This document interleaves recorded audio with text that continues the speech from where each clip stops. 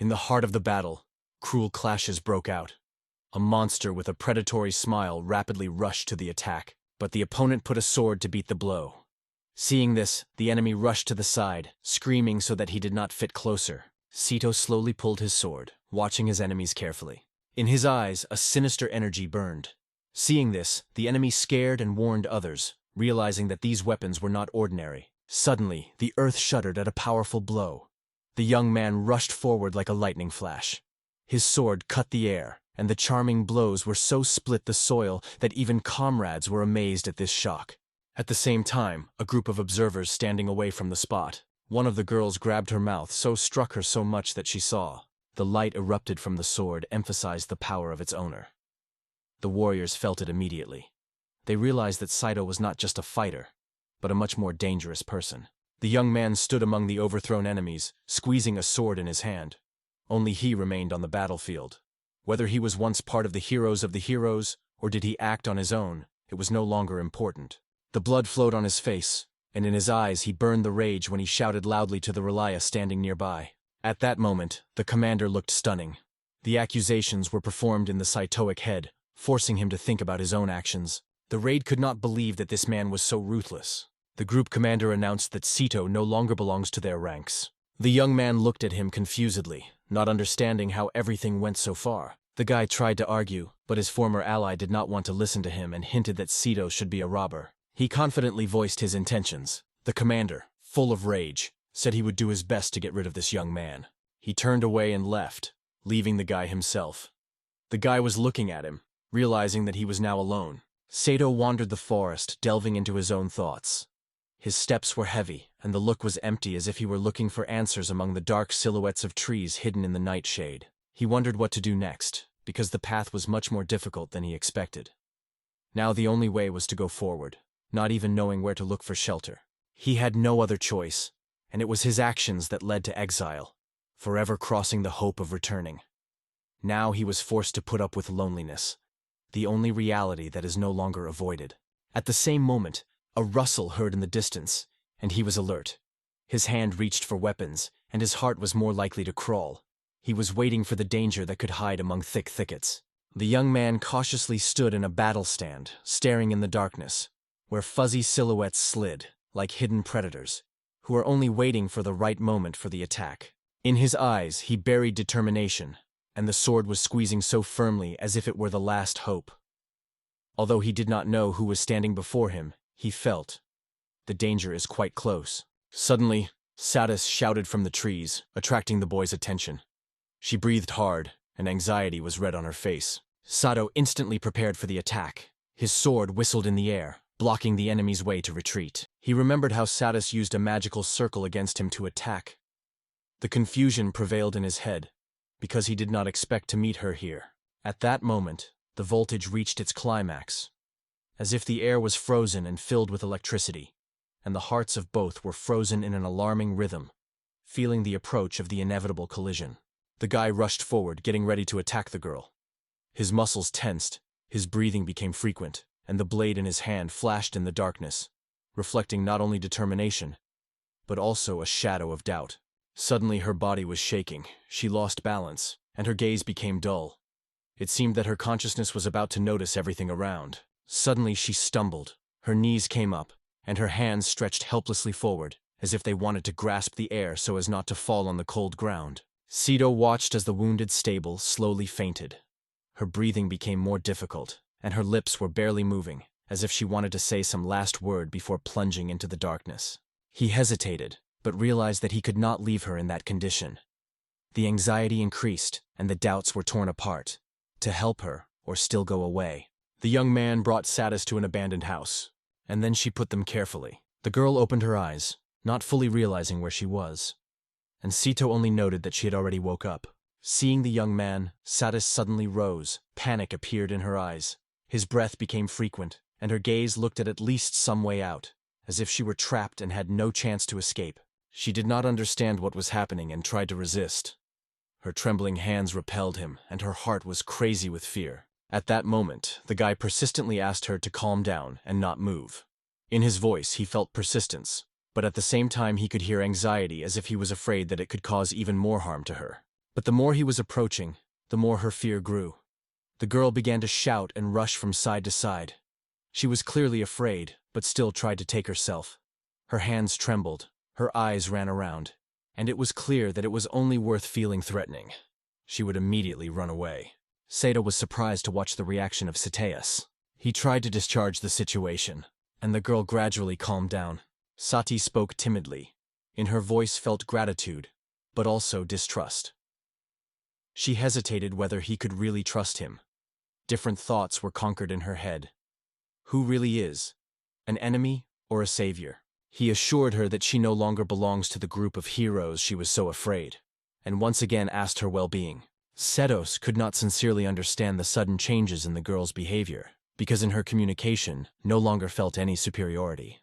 On this, the king of the demons acknowledged that the young man himself is guilty of everything. At that moment, the young man listened carefully to Satis. She confessed that she was hiding from the servants of the king of demons. The conversation remained tense, but gradually the confidence began to emerge between them. She said she had been expelled and lost everything through the king of demons. Her voice trembled, and in her eyes appeared the feelings that she has long hidden. The girl remembered her past path. He was full of pain, betrayal, and loss. She remembered her subordinates mercilessly attacked her, and how at that moment she lost everything she had. Her life was passed in constant suffering, and a continuous struggle for survival. At that moment, Satis realized that she had to look for another way to escape from the death sentence. She decided to escape. The girl with a gloomy look told how she ran, avoiding demons. She confessed to her own timidity. Satis listened carefully, although it was unclear why she decided to trust him. In response, he also wanted to share with her his history. He was clearly aware that he was essentially a murderer, and such a confession was surprised by the girl. Satis said that he had been left behind and used by adults since his childhood, forcing them to constantly obey their instructions. He noticed that the attitude towards him had improved significantly as soon as everyone learned that he was suitable for owning a magical sword. The young man was obsessed with wars, because it was on the battlefield that he could feel the approval of his family. Comrade reproached Satis that he has no sympathy in his heart. The genius was convinced that a real killer was in front of him. The leaders explained that their journey has one main purpose: to save humanity. But does not hide in these words another right? Doesn't it just survive, destroying everyone in your way? Satis replied to this. His actions had his own logic. If he stopped killing, one day he would be a victim. However, his leader still hoped that once in the actions of the guy there would be humanity, even if Satis himself did not believe it. The girl knew that in this country children were forbidden to participate in battles. She warned the guy that such a group could call him trouble. However, the guy was not worried at all, because for the whole country he was just an ordinary soldier who miraculously got a saber. Satis understood well. No one would worry about him. They continued the conversation, thinking about what trust and betrayal are. The young man wondered in confusion, because he was not enough for adults in such situations. He lowered his head and plunged into his own reflections. Satis, lying side by side, was silent, looking thoughtfully in the void. She was powerless to help him, because she did not know how to be on. Finally, the long-awaited morning light came. The young man has not yet stopped where he was, because his thoughts were still wandering in yesterday. Rising, he noticed a sleeping girl, and immediately realized that he had been expelled from the group. While Satis was asleep, he took the door gently to inspect the terrain. The boy came across a fruit tree, and he picked up some apples. He decided that they would be his breakfast. He looked around, noticed another fruit on the tree and tried to break it. However, stretching to him, he lost his balance and fell. Waking up after the fall, he saw a girl who radiated confidence and was surprisingly sophisticated. This spectacle simply struck him to the heart. He could not look away, watching the strange movements of his friend. She effortlessly lifted Satis up, as if he had not weighed anything at all. Talking about her discovery, she with a noticeable sarcasm noted his observation, and reproachfully joked over the rudeness of the young man. He tried to justify himself, but it was too late. The warrior suddenly wondered if he enjoys some fruit, which he puzzled him well. Then the warrior explained that he accidentally came across the apples when he investigated the surrounding area, and in fact just wanted to have breakfast. However, her reaction proved to be unexpectedly friendly. The girl could not hurt why he gave her help. Satis and Satis mentioned the events of the past.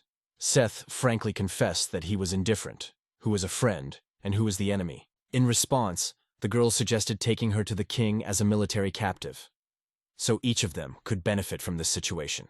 She listened closely to how Sato shared her thoughts and was surprised by his peace. He did not know the answer to this question, and in his head one by one flashed memories, leaving only a void that became more and more deeply and hopeless every moment. She thought about what was happening around and her look of the darkened. Everything was mixed in her head, as if a real battle between the past and the present unfolded inside her, from which it was not possible to hide. Satis saw his soul and realized all his losses. She felt his pain, so similar to her own, and realized how their destinies were intertwined. The girl realized that their destinies were very similar. Both were affected by suffering, which could no longer be healed. And both in the heart prevailed the same unhappy fear. Suddenly, a sharp and spooky sound came behind, so loud as the air trembled from tension. It was a warning. The danger was already close. Stoto tensed. His fists squeezed, his muscles were alert, and his gaze was quickly looking for a source of noise, ready for any development. And Saoti covered panic. It became difficult to breathe. Her body began to tremble. The memories returned immediately with renewed power. And the fear of the past cried it, not even letting them move. The enemies were approaching and she was panicked. The mind was desperate. That body remembered the horror she had to endure, and her heart was crazy with fear. A new opponent appeared in front of them, a whole flock of spooky monsters. Their silhouettes stretched long shadows on the ground, and their eyes burned rage and hatred, ready to break everyone into pieces. These monsters knew Satis well. They mocked her, reminiscent of her horrible past, the pain, humiliation, and suffering from which she so passionately tried to escape. They met a group of monsters who immediately recognized the girl, the former officer of the demon's army. Creating joyfully expressed its emotions about their meeting. Fong Demonstry decided to enjoy the moment first, and then to take food. Satis watched what was happening, anxiously feeling she was recognized. One of the monsters laughed, remembering how it once had to tease her.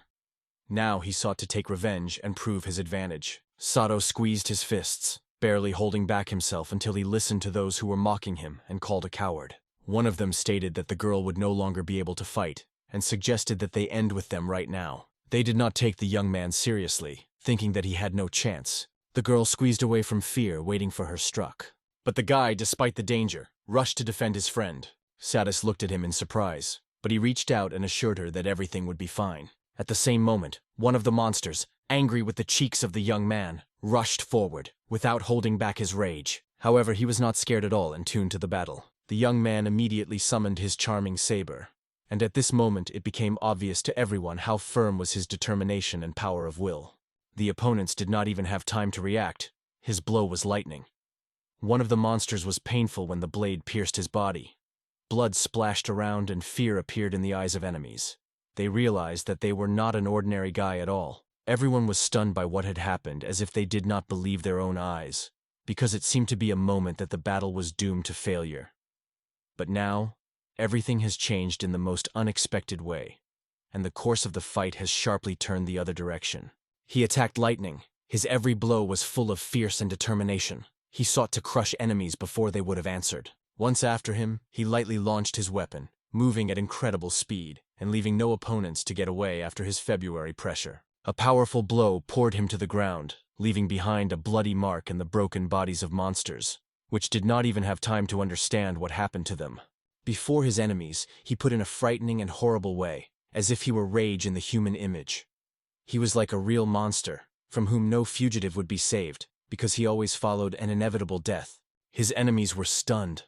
Their movements became uncertain, and the fear that pierced their bodies was shining and preventing them from acting quickly and harmoniously. Satis immediately realized that these monsters are far superior to the guy with experience and force, and he should make at least one mistake. The battle can end tragically for him. Monsters immediately rush into the attack, lifting around the fierce shouts. Their claws shine in the radiance of magic, and the crazy speed of movements is much exceeding the possibility of an ordinary person. During the attack, the young man noticed his opportunity. A chance to strike a decisive blow opened, because it was at the moment when the enemy throws all his forces into the attack, he accidentally shows his weaknesses. Suddenly, he rushed to them and skillfully, one decisive movement, spoke his stomach to one of the attackers. The power of his blows and thoughtful combat tactics allowed this boy to gain serious advantages over opponents. Thanks to agile and harmonious movements, he coped with the monsters in just a few seconds. At that moment, the girl looked at him, as if fascinated. She finally realized that the power that was gifted to him became more powerful with him. She realized that his abilities were really special. He realized that there would be no one who could compare him on the battlefield. Seeing the energy wrap Sito, Sati wondered what this young man could become, and how much it was hidden for future growth. The girl was convinced that for her enemies, Seth would be a real disaster. Because with every battle he became increasingly stronger, and the rage in his heart forced him to surpass his own opportunities. At the same moment, his eyes flashed even more brighter, as if something ancient had woke up in it, filling the whole body with unrestrained energy and unrestrained thirst for battle. All the enemies were overthrown, their bodies trembled with fear, and some have already started to flee. Because he realized, to rush to such an enemy was to doom themselves to death. A powerful blow threw him right beside her, lifting a cloud of dust and debris around her. The tension after a recent battle was still swelling in the air, and her heart was crazy. His eyes quickly became ordinary, and a shadow of fatigue appeared in his gaze, as if his former power left him, leaving only a devastated body. Finally, Sato sighed with relief. The tension gradually retreated, and the consciousness of reality returned to him. The battle finally ended. Waking up after the battle, the young man hurried to hide his sword. After a fierce battle, the young man approached Satis. She barely opened her eyes, still not believing that he had saved her. The young man approached the girl lying on the ground and asked if she was injured. At that moment her voice shuddered, but he clearly respected gratitude. The young man stood in front of her, focused and calm, but not at all indifferent. He was well aware. In this world, weaknesses do not forgive. At that moment Satis plunged into her own reflections. She could no longer forgive what she looked so pathetic. The girl never encountered like this, and now did not understand how to behave. Her past is a number of pain and cruelty. Satis couldn't believe it was so weak. The young man tried to reassure the girl and explained that her emotions were quite natural because he passed through the same. He confessed that he was also a monster, and this was what gave him an advantage over her. Sito noted that there was no difference between demons and people. The main thing is who is fighting with whom. He mentioned the dead comrades who he saw with his own eyes and said he would never be able to mock his enemies. Finally, the girl managed to get on her feet. Sati confessed that now a lot of this young man. She wanted to find out what a further plan of action he had, and the guy suggested that she try to travel. In his soul, the idea of his own home was increasingly rooted. Unexpectedly, he invited Satis to make him a company, making it clear that he would like to travel with her. She was surprised by his words, but she thought, because she knew, she could only bring him worries. He remembered past battles and realized that he was no longer part of his former group now, and Satis was no longer forced to play the role of his enemy. She was curious about what this young man thinks, and Satis decided that he did not mind being a little more. At the same moment, the partner is interested in the name of his ally. The guy said it aloud without hesitation or showing a little fear. In response, the girl told the boy the meanings of his name, and it caused a light smile on her face. She introduced herself again, and it was this moment that became an important milestone in their acquaintance. They fastened their decision by shaking their hands, finally agreeing to work together. Set smiled warmly and said that he was glad to get acquainted with him. It surprised it a little, but at the same time it looked satisfied. This is how their new journey began. The girl gladly plunged into a hot spring, thinking how often she has to swim. She seemed calm, although in her eyes she flashed.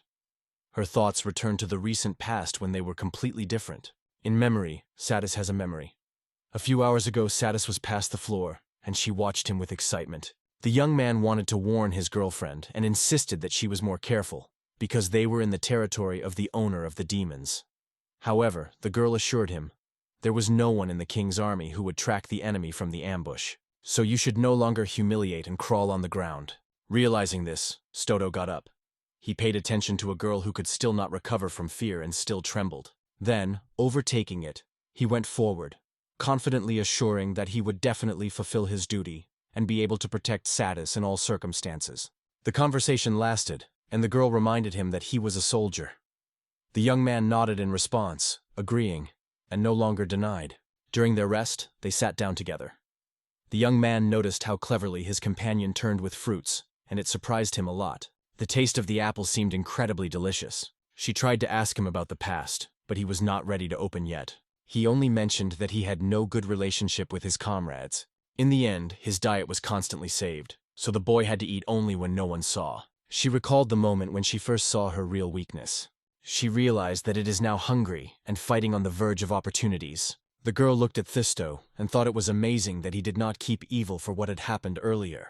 At that moment, the young man asked her if she wanted an apple, but Satis did not feel hungry at all, so she refused. Sato, with a cold smile, asked if it made sense to turn the baked apple. The girl also insisted that he was driving him to the end before saying something. And suddenly the guy apologized, as if he had just understood something very important.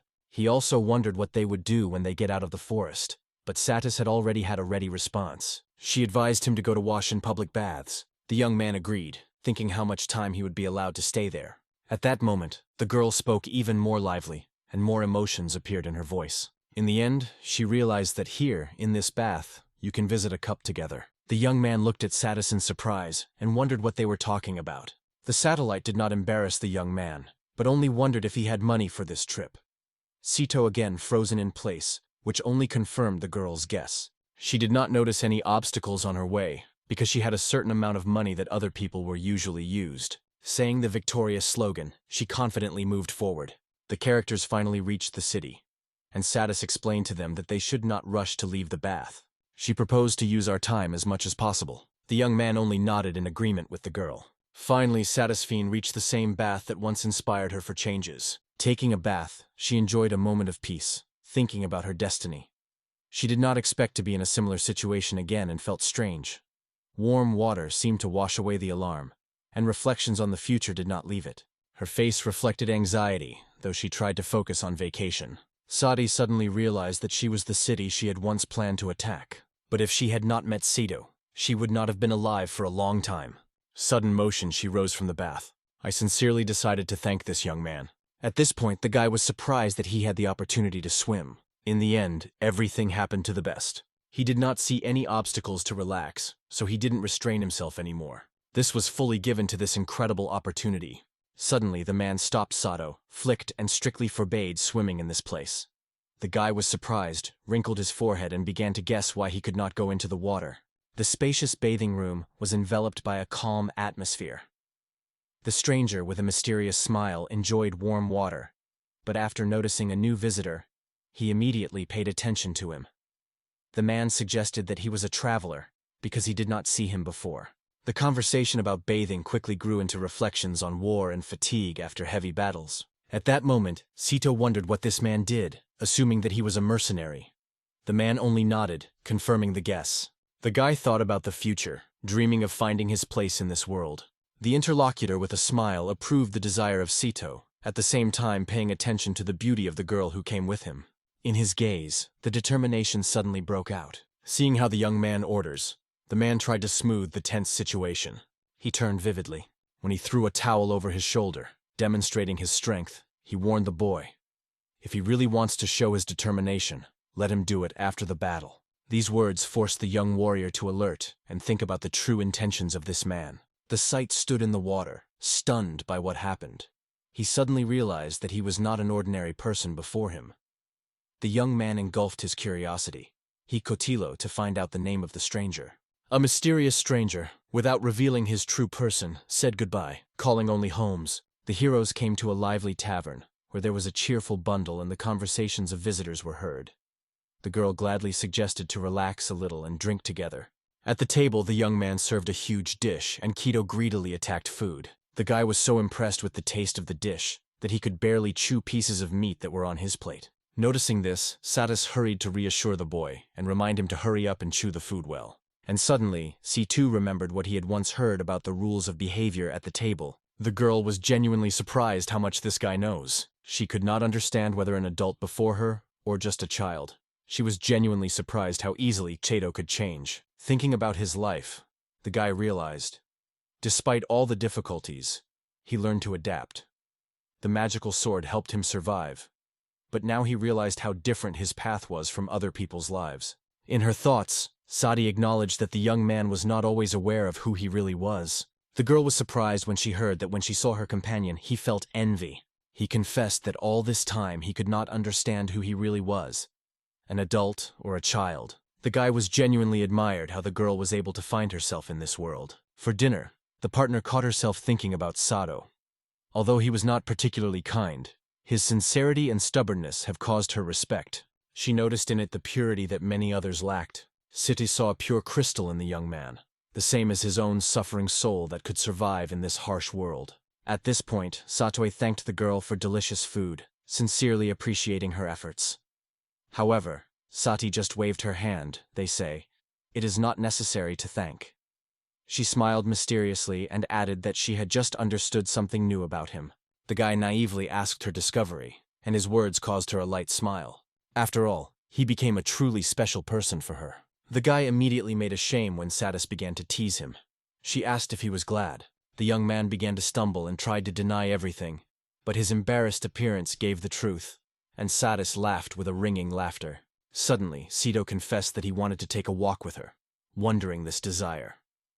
He realized that earlier in his ordinary life, he never felt such a genuine joy. The girl was suddenly surprised. She jokingly squeezed the young man again, not hiding his kindness. She smiled shyly and agreed to take a stroll with his night city. Satis smiled and reached out, inviting him to stroll with her. On this, the young man released his hand to shake her. Together they decided to stroll through the city at night, taking it as an unusual adventure. Sato looked at Satis in a new way, and in his heart there was a strange feeling that he had never felt before. They walked through the lit streets, among the burning lights that flashed around. His heart was beating faster, and he realized that for the first time in his life, he was feeling something really warm and exciting. Meanwhile, a group of heroes got into trouble. In a panic, they ran away from a mysterious danger that laughed mockingly in the dark. One of the warriors exclaimed in despair, not believing that their mission was a failure. Another, breathing hard, tried to convince himself that it could no longer be worse. The group of heroes came across wolves monsters, who suddenly jumped out of the darkness and attacked them. They were surrounded on all sides, and they suddenly realized that there were too many turning around. The detachment commander instantly ordered the order, not to panic and immediately go on the offensive.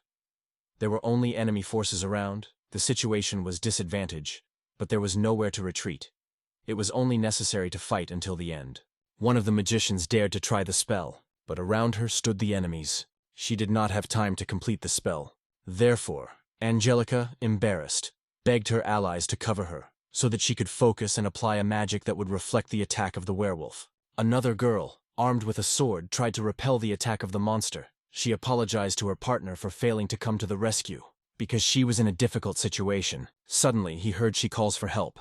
He caught the moment and killed one of the wolves with a quick and accurate movement. But the enemy float was too big. The whole group was in a difficult situation. Enemies completely surrounded them from all sides. The detachment commander suggested receiving, but Angelica denied. There are too many enemies, so it is impossible. Someone should stay and detain opponents so that others have a chance to save. Finally, the detachment reached a distant gorge that separated them from the possessions of the King of Demons. The genius realized how far they had departed from their native land. Angelica was on the verge. She could no longer tolerate what was happening, and eventually gave freedom to her emotions. She screamed that she was bored, and she was not going to endure it. Suddenly, a dispute broke out between the members of the group. Angelica accused others of what happened. When the words that this catastrophe could be avoided if they had turned the enemy's attention in time, the air tension increased. At that moment, Aster was simply told to silence. It was even more angry with the girl. At that moment, Angelica asked why they decided to expel one of their comrades right now. Her indignation was aimed at the leader of the group, who suddenly began to hesitate. In the end, the family realized that the conversation was about Sato, but Angelica continued to reproach the leader for expelling the boy. She insisted that after his departure, their fighting power had declined seriously, because the Exile had the power to influence the course of the battle. It was so angry and exhausted because it was tired of everyone in a group that she could no longer control herself. Meanwhile, their dispute was increasingly inflamed. Suddenly, the Hydra intervened and tried to stop the attack on Ri, reminding everyone that the decision to expel him was made by the whole group together. However, Angelica with a context was hinted that a girl with such humble abilities has no right to teach others. The arrogant warrior confidently approached the rival, forcing her to retreat. She hinted with ridicule that what was happening on her conscience. The tension between everyone was growing rapidly, and it seemed that the conflict was about to grow into something more seriously. Hydra, even despite his friendship, could not keep herself. She rushed to the attack. Her opponent clenched his fist, preparing to repel. The girl said loudly that she did not forgive the image, especially if she concerns her father. Another conflict began to gain momentum, but the man urged everyone to remain calm. He suggested waiting for a little rest, but Angelica insisted that they needed to move on. The girl wondered who would stand on guard now. She reminded the commander again that it was because of him that the guy was not with them now. The genus felt a sharp punishment of conscience because of what happened, so he decided to stay guard so that others could rest quietly. Hydra, getting out of its seat, looked around anxiously and cast her gaze on the raid again. Lying on the ground, he wondered how it could happen. Squeezing his fist, he could not believe he was defeated. He could not understand how that could happen. He was constantly heard inside him, which was whispered, "He may still be mistaken." Meanwhile, in another place, Satis and Satis were walking in the night city. The atmosphere was charming. The bright lights shone around, music was heard everywhere, and the beauty of the night landscape was fascinating. The girl was thinking, because she had never been in such a lively and charming place. Sito could not but admire the beauty of this girl. In the night glow of the cities, Satis looked incredible. At that moment, the girl noticed his confusion and asked what happened, but he only quickly looked, trying to hide his feelings. The young man was confused. It was difficult for him to believe that everything that was happening around is real. They entered the room, but there was only one bed. The girl apologized for it, and Sito wondered where he was sleeping now. She proposed to divide the bed, explaining that there should be nothing complicated. Because of this, the young man became more entangled. Satis has fun imagine how they could spend the night together. He was struck by her vigor, and he began to think about her words. So he asked what she meant, but her frozen look only confused him. The girl was quietly going to dress right in the eyes of Sito. It made him soften. He waved his hands, trying to explain that it was inappropriate. But in response, she just smiled mysteriously. Satis did not attach great importance to his anxiety, and when Sato tried to stop her, the girl only gently stuck his finger with his forehead. She jokingly warns, to touch it is strictly forbidden. Hei broke out in response without expecting such behavior.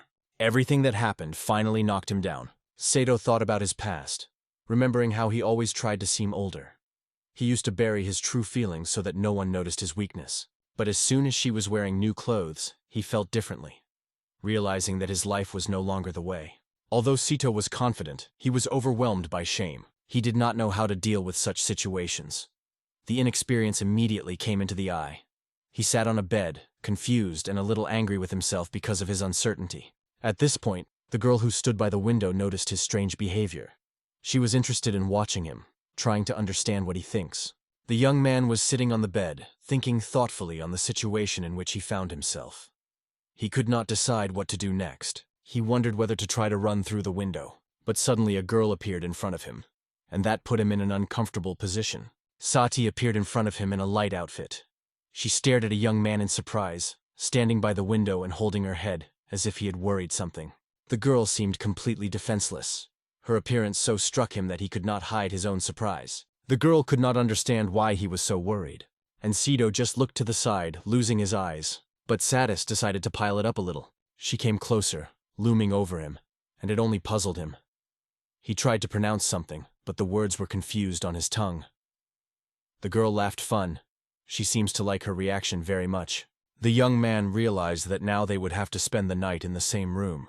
The idea that he would have to sleep next to Satis made him get lost in panic. He tried to keep calm, but in his head the real chaos prevailed while the girl sat next to him and sadly said that the young man did not even want to look in her direction. She approached and barely touched his palm. At that moment, Sito uncertainly asked her, which is usually done by adults in similar situations. His question completely knocked the girl from the panthalic. The guy lay next to Satis, feeling extremely embarrassed. He could not believe that he had got into this situation. Thoughts were rushing into the head, and the heart was crazy. He tried to convince himself that it was only a dream, but the reality was completely different. Sito could not close his eyes, feeling the warmth of Sati's body. Her breathing was equal, and light movements forced him to strain even more. He had to move barely, and he would have touched her. There was a real chaos in his head. Thoughts changed each other, creating confusion. The aroma of the flowers enveloped the young man, and he plunged into his own reflections. Sati's voice gently reminded him that it was time to rest. He felt confusion, but inside he knew she could be trusted. Satis lightly touched his hands, trying to reassure him. Her words sounded gentle, as if lullaby. She quietly reassured him, asked to relax and trust her. Sito could not resist this strange sense of security she gave him. Finally, Sato felt real peace. His thoughts subsided, and he gradually plunged into half. Sati, with a warm smile, watched him. Her voice heard gently, as if he had protected him from all anxieties. He was a good boy, and now he could finally relax. The girl lay next to Sato, gently hugging him and smiling quietly. She noticed how troubled the boy was, but it was in her arms that he finally was able to relax. Closing her eyes, she whispered quietly for a peaceful sleep, enjoying this rare moment of silence. The next morning, Sao woke up with an alarming feeling in the soul. He suddenly felt something strange. Memories of yesterday were missed in the head. He jumped sharply, struck by an unexpected shock. The awareness of what happened made him panic. He could not believe that everything was really going on. The guy tilted his head almost to the floor, and Satis watched him carefully, not understanding what was happening. In the end, she did not stay and with genuine curiosity asked what he was doing, but he just continued to stand in his arms. In the end, she suggested having a breakdown together. The guy and 2 words could not be tied. He was so lost so much that he could not speak. Satis was agitated because of his condition. She carefully put her hand to the guy's forehead, checking whether he has a temperature. The guy looked away, but stubbornly denied that something was wrong with him. He hurried to assure that he was feeling great, although his behavior testified to another. Sato suddenly felt a strange chest pain, and it prevented him from focusing. His body trembled and his hands were barely obeying. He felt it for the first time in his life and did not understand what was happening to him. This chest pain only gave him confusion. This has never happened. During his breakfast, he tried to focus on food, but everything seemed strange to him. Even the usual things looked different. The city raged with life, and his mind was quite busy with a new awareness of his state. It was the first time he saw so much food at the same time, but suddenly his attention was attracted by one image that struck him even more. He could not take his eyes off the garden. She ate calmly, and he looked at her only. He was confused, suddenly realizing that his feelings were becoming unmanaged. The girl noticed how he was embarrassing, and with a slight smile wondered what had happened. He hastily looked, trying to hide his confusion. But Satis has already understood everything. She just smiled noticeably, and taking advantage of the moment, she gently ran her finger on his lips. The condition of the complete stun of it was shining. He did not even know how to react. She had a finger on which the sauce remained, and lifted it to her mouth. And she was interested in her tongue. The young man could not believe what had just happened. The girl's act struck him to the depths of her heart. And then the East, with a joking tone, noted that it is not very honestly to look at women's breasts. He was completely shot down from the panther. She could not hide her admiration with him. Sito tried to get distracted, managing he was drinking water, but did not resist and stirred. Satis watched him with a happy smile, and he tried to persuade himself to remain calm. But the blush on his face gave embarrassment, which he could not get rid of. To change the topic of conversation, the guy began to talk about a walk in the city. He said he would like to look at the sights separately. However, Satis was surprised. She could not understand why he wanted to go without her. She asked him directly if he had ever wondered to admire the beauty of the city with her. His confusion only increased when she smiled noticeably, as if waiting for the answer. Satya tried to justify himself, but Satis only laughed, squeezing him. She noticed that such frankness was too straightforward for inexperienced Sato. The young man looked at Satis, who leaned to him through the table. She charily suggested to go where he pleased, transparently hint for a walk. It surprised him so much that he didn't even know how to react. The girl smiled and wished him an exciting walk. The young man continued to look at her, and in his eyes there was boundless confusion. Still, she could not let go of the young man without receiving a promise from him. Settle walked the streets of the city, thinking about changes in his life. For the first time, he walked like that, not hiding, but feeling true freedom. The thoughts of Satis did not leave him, because from the moment they met, he knew so much new. Thinking, Sato accidentally encountered a stranger. He wanted to apologize. However, to his own surprise, he recognized the man standing before him. It was Holmes, an acquaintance whom he did not expect to meet in this place. The man smiled and greeted him. Returning to Satis, he remembered how he listened carefully to the girl when she talked about magical blades. He tried to understand why she so persistently asked him not to fight. But the girl explained that the charming weapon was much more powerful than the usual. After all, no one in the city could even imagine that such a formidable weapon would be in the hands of a young child, and none of these people should see how the young man uses this magic sword. Otherwise, they will be afraid of this guy, considering him a real monster, which will only add new problems and dangers. Satis gently stroked his head, making it clear that he understood it correctly. She reminded him that the path of war was always full of dangers, and now that a peaceful, ordinary life has opened before him, it is worth leaving past battles behind. In response, Sito promised her that he would try to do her best. While the young man plunged into his thoughts, he accidentally encountered a man. At this point, Holmes had already joked about a young man with a cheerful smile. From time to time, he was covered with questions about that beauty. The young man was red and lost because he didn't know what to answer, while Holmes remained embarrassed because of the unspoken things that happened between them. Hugging the young man, he no longer asked him. Holmes only offered to take a walk together, and although he hesitated a little, he still agreed to the idea. They strolled slowly past crowded passages. The young man asked the man if he had some job. Holmes explained that alchemists cleanse magical materials so that they can be used in battle. Sid listened carefully, knowing how little he knew about this world. He said that all the caught monsters were sent to the city where different materials are collected. Holmes continued the excursion, showing how useful artifacts create from the parts of magical creatures. Udo was impressed with the scale of this production. He realized that knowledge of weapons and magic was of great importance in the life of the city. The young man confessed that he had heard about such masters, but never saw their products with his own eyes. Holmes informed with a smile that in this city you can watch their work absolutely free of charge, and it is even a great place for a date. Sito boiled with indignation. He categorically denied his involvement in such things. Holmes just smiled under his nose and paid attention to how the guy's behavior changed. He noted that the young man became bolder. Meanwhile, Sito was thinking, not understanding what it was about. The man patted the young man on his shoulder and assured him that the light softness next to the girl's beauty is a common occurrence. Suddenly, the boy's gaze attracted a strange object. Then he turned to his friend and asked what it was. A giant monster harnessed in a heavy chariot put in front of the heroes. Huge sizes struck Sato so much that he's simply frozen in place without taking his gaze. Holmes explained that this creature is used to transport goods, because its strength and endurance are simply striking. Sato tried to hide his condition, but Holmes immediately noticed his strange behavior. He gently stroked the boy on his head, soothing him, but the thoughts of the young man have already wandered somewhere far away. The guy was thinking about Satis, who was still afraid of such monsters. Holmes said goodbye to the young man, because he had to go on the road. The young man asked Holmes to name his name, but he refused because he did not seek to be recognized. After all, he did not want to burden himself with memorizing someone's names. This was followed by Holmes and then moved on her way. His steps were accelerating and he gradually switched to running. Suddenly, he was engulfed by a disturbing feeling for Satis. Noticing something suspicious, he worried and realized that he could not leave her alone. At that moment, he felt something horrible. In the heart of the city, an alarming cry suddenly sounded. People rushed to the side, shouting that a monster appeared on the square. A giant monster emerged in front of Sito.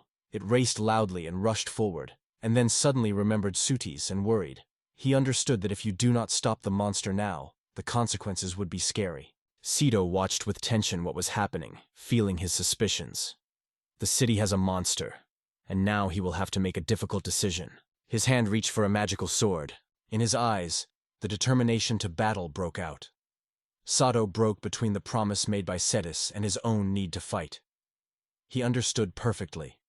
If you use a magic sword, it can cause serious trouble, especially among the residents of the city. He also mentioned Satis, who could be in danger if he used a magical sword, and therefore began to ask passers-by about her. One of them was delighted with her beauty, and the other tried to convince the young man to leave this dangerous place. Local residents assured him that the girl is somewhere in the square. He looked around carefully. All his thoughts were about her. This awareness made him move faster. Grasping his fist, Sato gathered all his determination to save Satis. He did not want to break his promise, but he could not leave her in trouble. His gaze glowed with unwavering determination, and his heart was crazy in his chest. Sato stopped for a moment, thinking about what to do next. He listened carefully to everything around, realizing that a new chance could be used in front of him. Earlier, Satis questioned people in the crowd, and locals watched her with admiration. She had the opportunity to witness a spectacular show, where they dissected an extremely rare monster, while the workers cut the body of the fallen monster, choosing the right resources. Satis watched the process closely, knowing how important it is.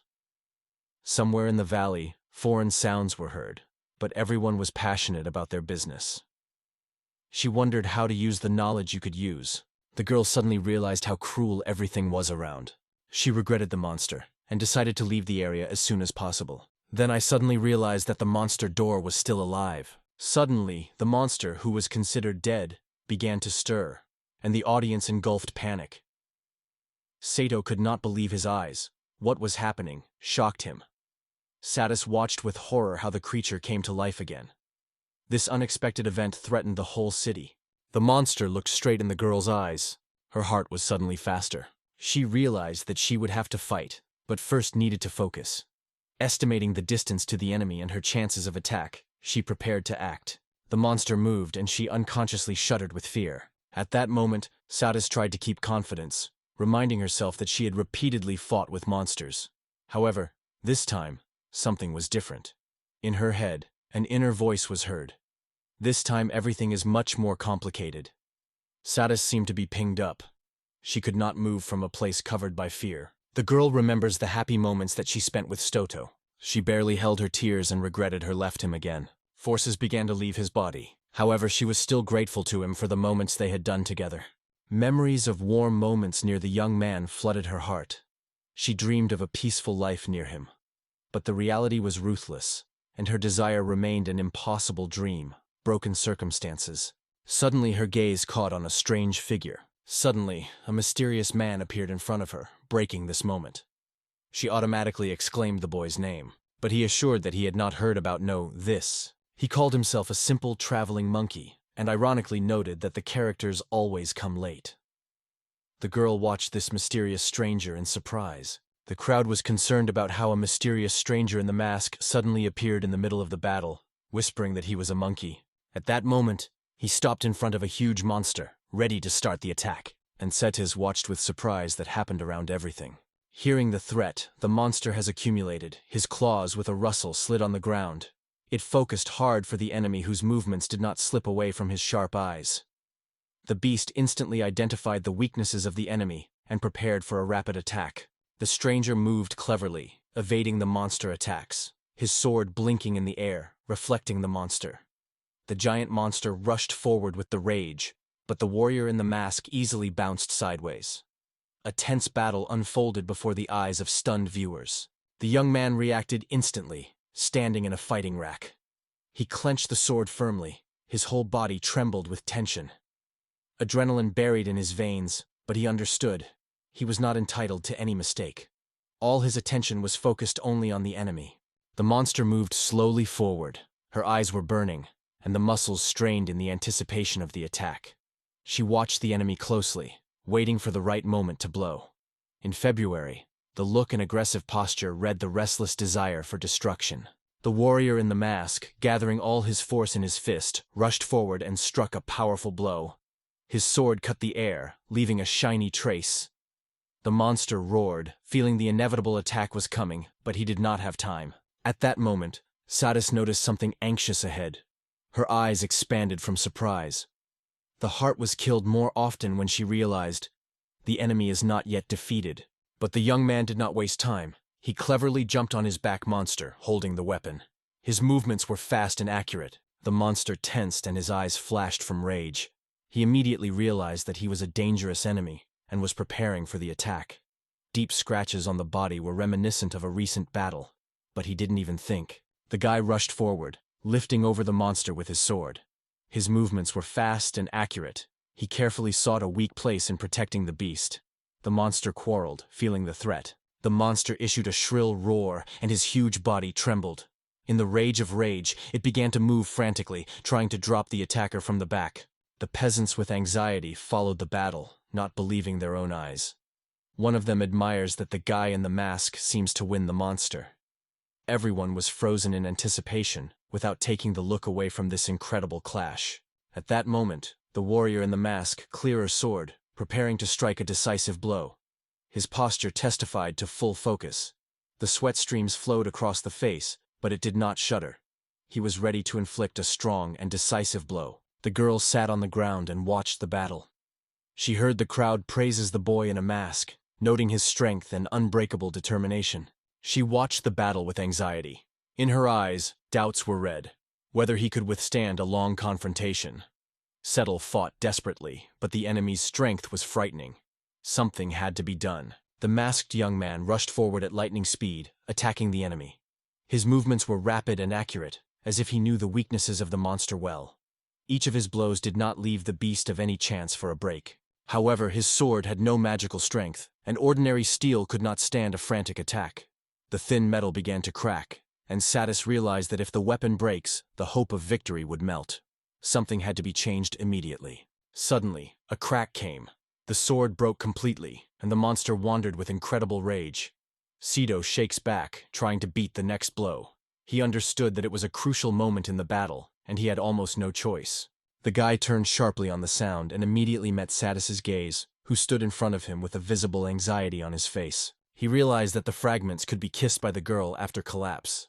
The guy jumped to her, and all the wreckage fell on his head, forcing him to shake a little.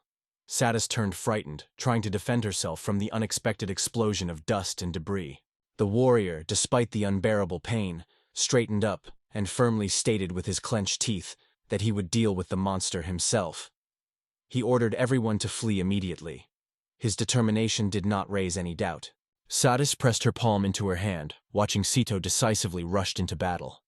In her eyes there was anxiety, but she realized that she should now rely on him. At the same moment, she felt a strange trembling throughout her body.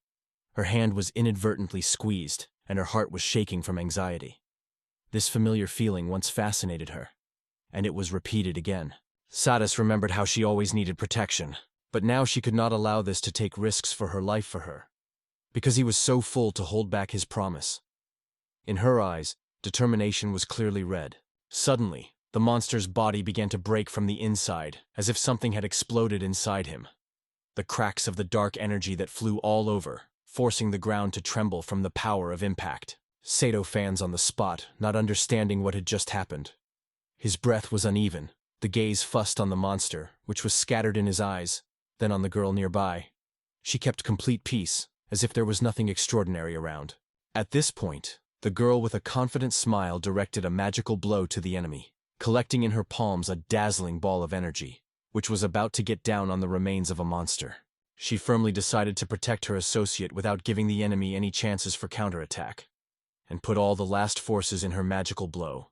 The bright flashes of fire illuminated the battlefield, tightening it with a thick curtain of smoke, through which the silhouettes of the soldiers were barely laid.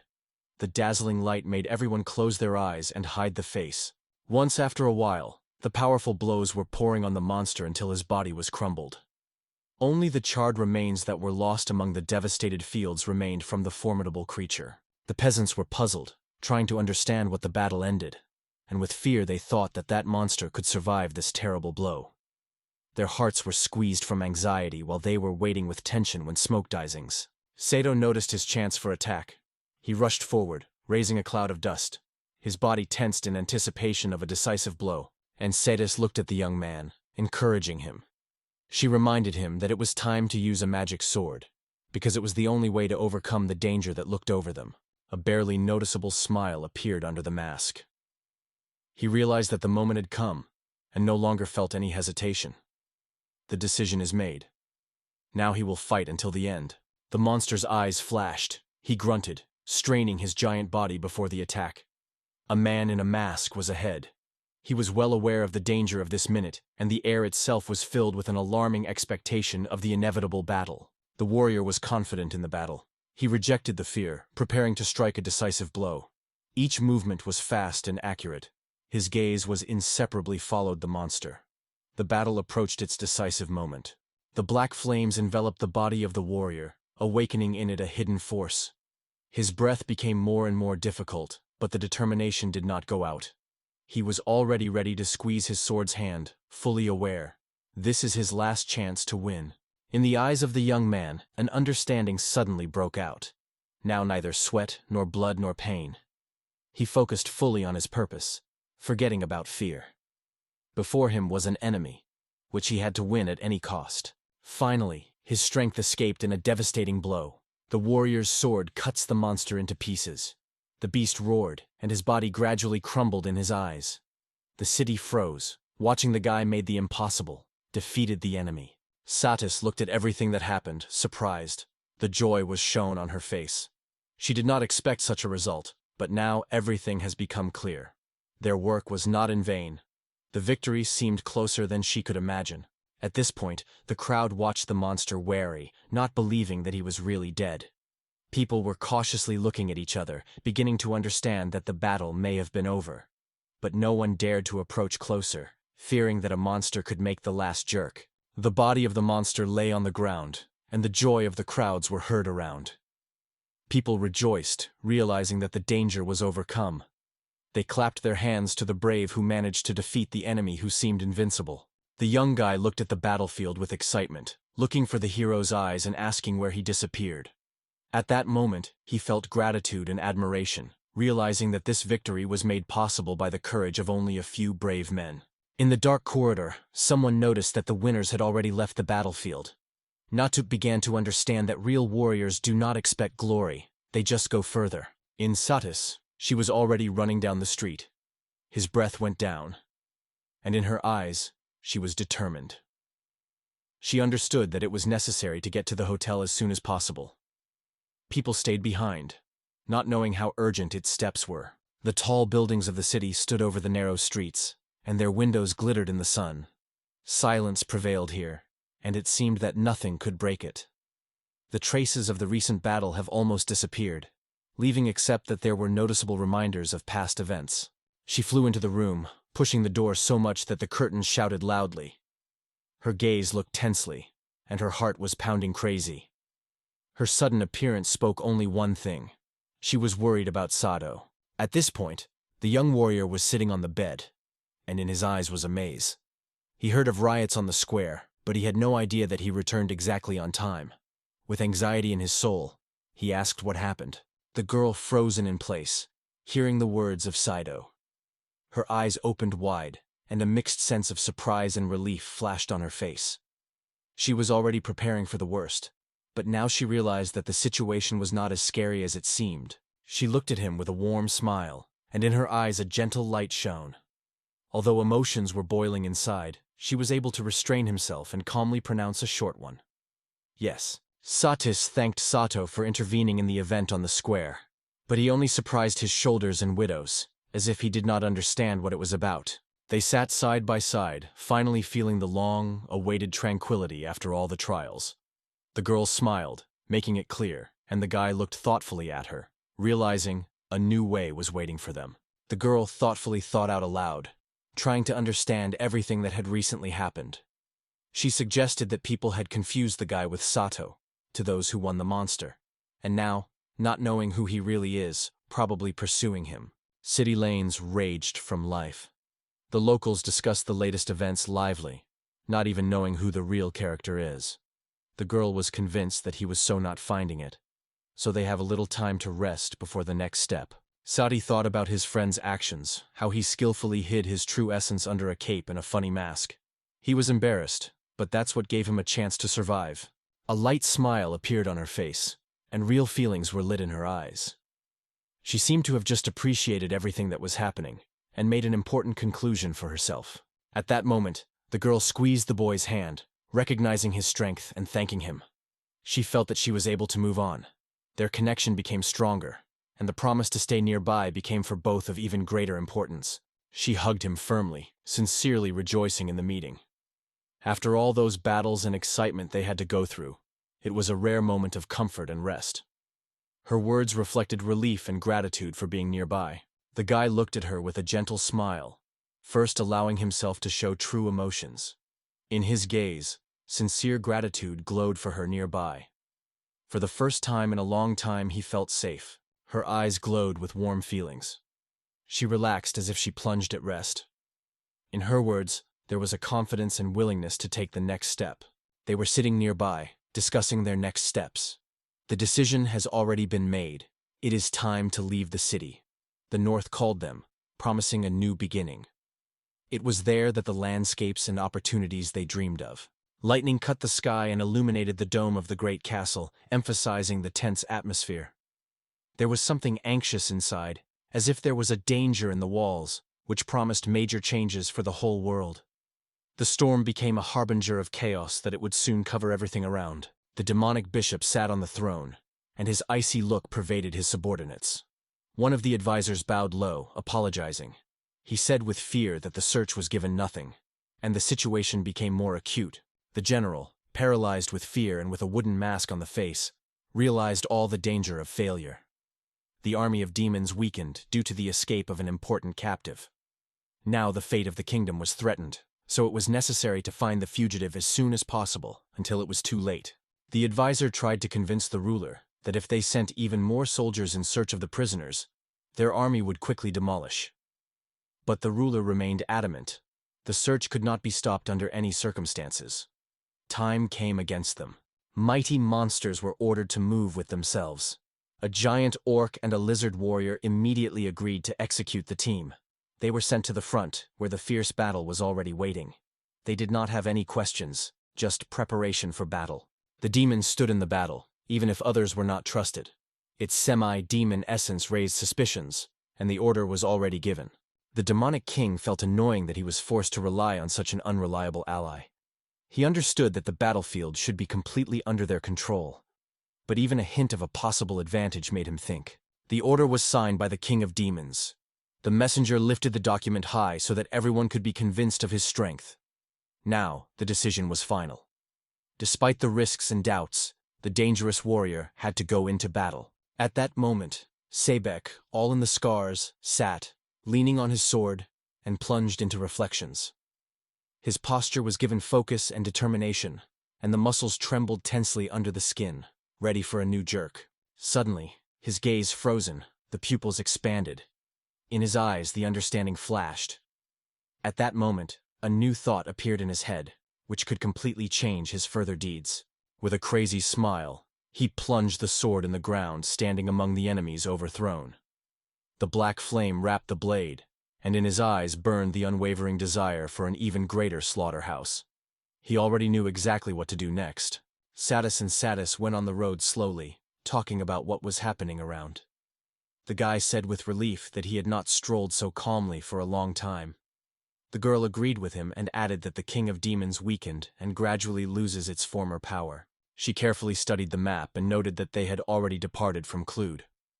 The girl told the partner that the village would soon appear on the way, and this could be a great opportunity to relax a little. Suddenly, the guy, hearing something ahead, broke sharply and rushed forward. His friend was surprised to look at him, still holding the card in his hands. They went out to the open lawn, from which the picturesque view of the mountains opened. The guy showed the snow that covered the peaks, and the girl noted that there is probably very cold there. And this is the case that can explain such a difference in temperature. Going further on their way, they talked about the future. Satis, dreaming dreamily, suggested that if the war is over and peace comes, they will have the opportunity to choose different ways for travel. Her interlocutor listened carefully to these words and reflected on them. He smiled frozenly, sincerely striving for peace to come as soon as possible. In his voice, hope sounded, and in his eyes there was a belief that a peaceful future without war and suffering awaits them ahead. Sato suddenly froze, catching something unusual. His gaze was alert, and a replacement of dreaminess in the eyes came focus. In the air, the tension was hanging while he listened carefully to the barely audible sound. The boy's eyes were wide open, and he suddenly exclaimed that it was. She turned her head to the boy, noticing how carefully he was looking forward. In her look, anxiety and confusion were reflected. One of them raised his hand and pointed to the object lying in the middle of the road. It was a fixed figure that seemed completely lifeless. They were surprised to look at, realizing that they could not just walk past and pretend that nothing had happened. On the side of the road lay a man wrapped in a cloak. His long hair was scattered on the ground, and the body looked extremely exhausted. Some of the audience said it was anxious that it seems to be a person, and it became clear. It is necessary to immediately understand what happened. Sato, tired forward, preparing for the attack. He immediately decided that his enemy was in front of him, but his partner remained calm. Sato's glasses carefully noted. It was not enough time for the ambush, only 2 weeks, so there is probably some other reason why they were blocked. They came together to the body lying on the ground, keeping alert. Each step was careful, and anxiety was read in the look. The stranger remained stationary, which only strengthened their suspicion, and they wanted to make sure that it was dangerous. When they came closer, it became clear. It was an ordinary human girl. Its appearance was weak, breathing heavy. Saudi confidently said that he was an ordinary person, not an enemy and not a trap. Seeing that the stranger was still breathing, she called the boy to bring water. Barely finding the strength, The girl whispered with a request to give her water and food. Her body trembled, and hunger burned in her eyes. She confessed that she had not tasted anything for 3 days, and it clearly showed how difficult her situation was. Sato asked if she was okay with a stranger. But she tried to get up, but the body was not obeyed at all. Sighing, she honestly confessed that she was not even in order, making it clear that her condition was much worse than it could seem at first glance. Suddenly, the stranger exploded with a sharp cry and rushed forward. Her eyes were madly burning from unbearable thirst, and saliva flowed from her mouth. She shouted, wildly demanding food. Her movements were chaotic, and at the same time incredibly fast and frightened to trembling. The young man evaded but immediately realized their opponent is moving at incredible speed. It was not a tired traveler at all. In her movements there was experience, and the attack was lightning. The stranger, twisting her face in tension, rushed forward with the stretched, like claws, fingers. All her posture was filled with aggression, and tense muscles barely held back a small tremor. In her eyes, she burned a fierce determination. This time she was not going to retreat until she got what she came. However, her opponent clenched his fist, preparing for battle. His eyes became confident, and he mentally reminded himself that he would handle the attacker. His hand tensed, ready to take the initiative before the situation gets out of control. He immediately reacted and pressed the lost stranger to the ground. She tried desperately to escape, but she did not have strength. Her gaze was still anger, but the body could no longer withstand the strong hands of the attacker. The stranger was breathing hard, trying to escape, but her head was pressed hard to the ground. Her hands trembled from tension, and drops of sweat flowed on her face. Someone's strong grasping compressed her hair so that the escape could not even be discussed. The atmosphere discharged a little when it whispered softly. In her words, aggression was no longer felt, only fatigue and exhaustion. Satis watched her with alert, and Sato froze from surprise. Suddenly, the stranger clung to the nearest piece of bread with despair and began to eat eagerly like a wild animal. Her body trembled, and the famine fully filled his thoughts, forcing them to act on the instincts themselves. She was not lost. She quickly raised the flask to the dry mouth. The stranger first shuddered, and then began to drink eagerly, and the water rolled down on her chin. Gradually, her look clear. Finally, the stranger quenched his thirst and exhaled lightly. With a smile, she happily declared that she was saved, and then sincerely apologized for her behavior, confessing that the famine made her unmanaged. In her voice, there was a real repentance for unexpected aggression. The girl called the Keelam and explained that she was sent to the village, but she got lost. Despite the recent events, she behaved welcome and asked who saved her, rejoicing in dating. Satis and Sato were politely response. The girl watched everyone calmly, while the young man with his appetite caught the bread he was given. They said they were traveling together, and Keelam listened carefully to their words. The soldier thought for a moment, trying to remember where she had already heard these names. The shadow of confusion flashed on her face, because she could not confidently say where they were familiar to her. Mention from the past for a minute fully filled her thoughts. Hearing that the boys are heading to the same village and invited it with them, Keelan immediately came to life. Her eyes shone with joy, and without hiding the admiration, she asked if it was true. Her voice sounded relief because she had satellites now.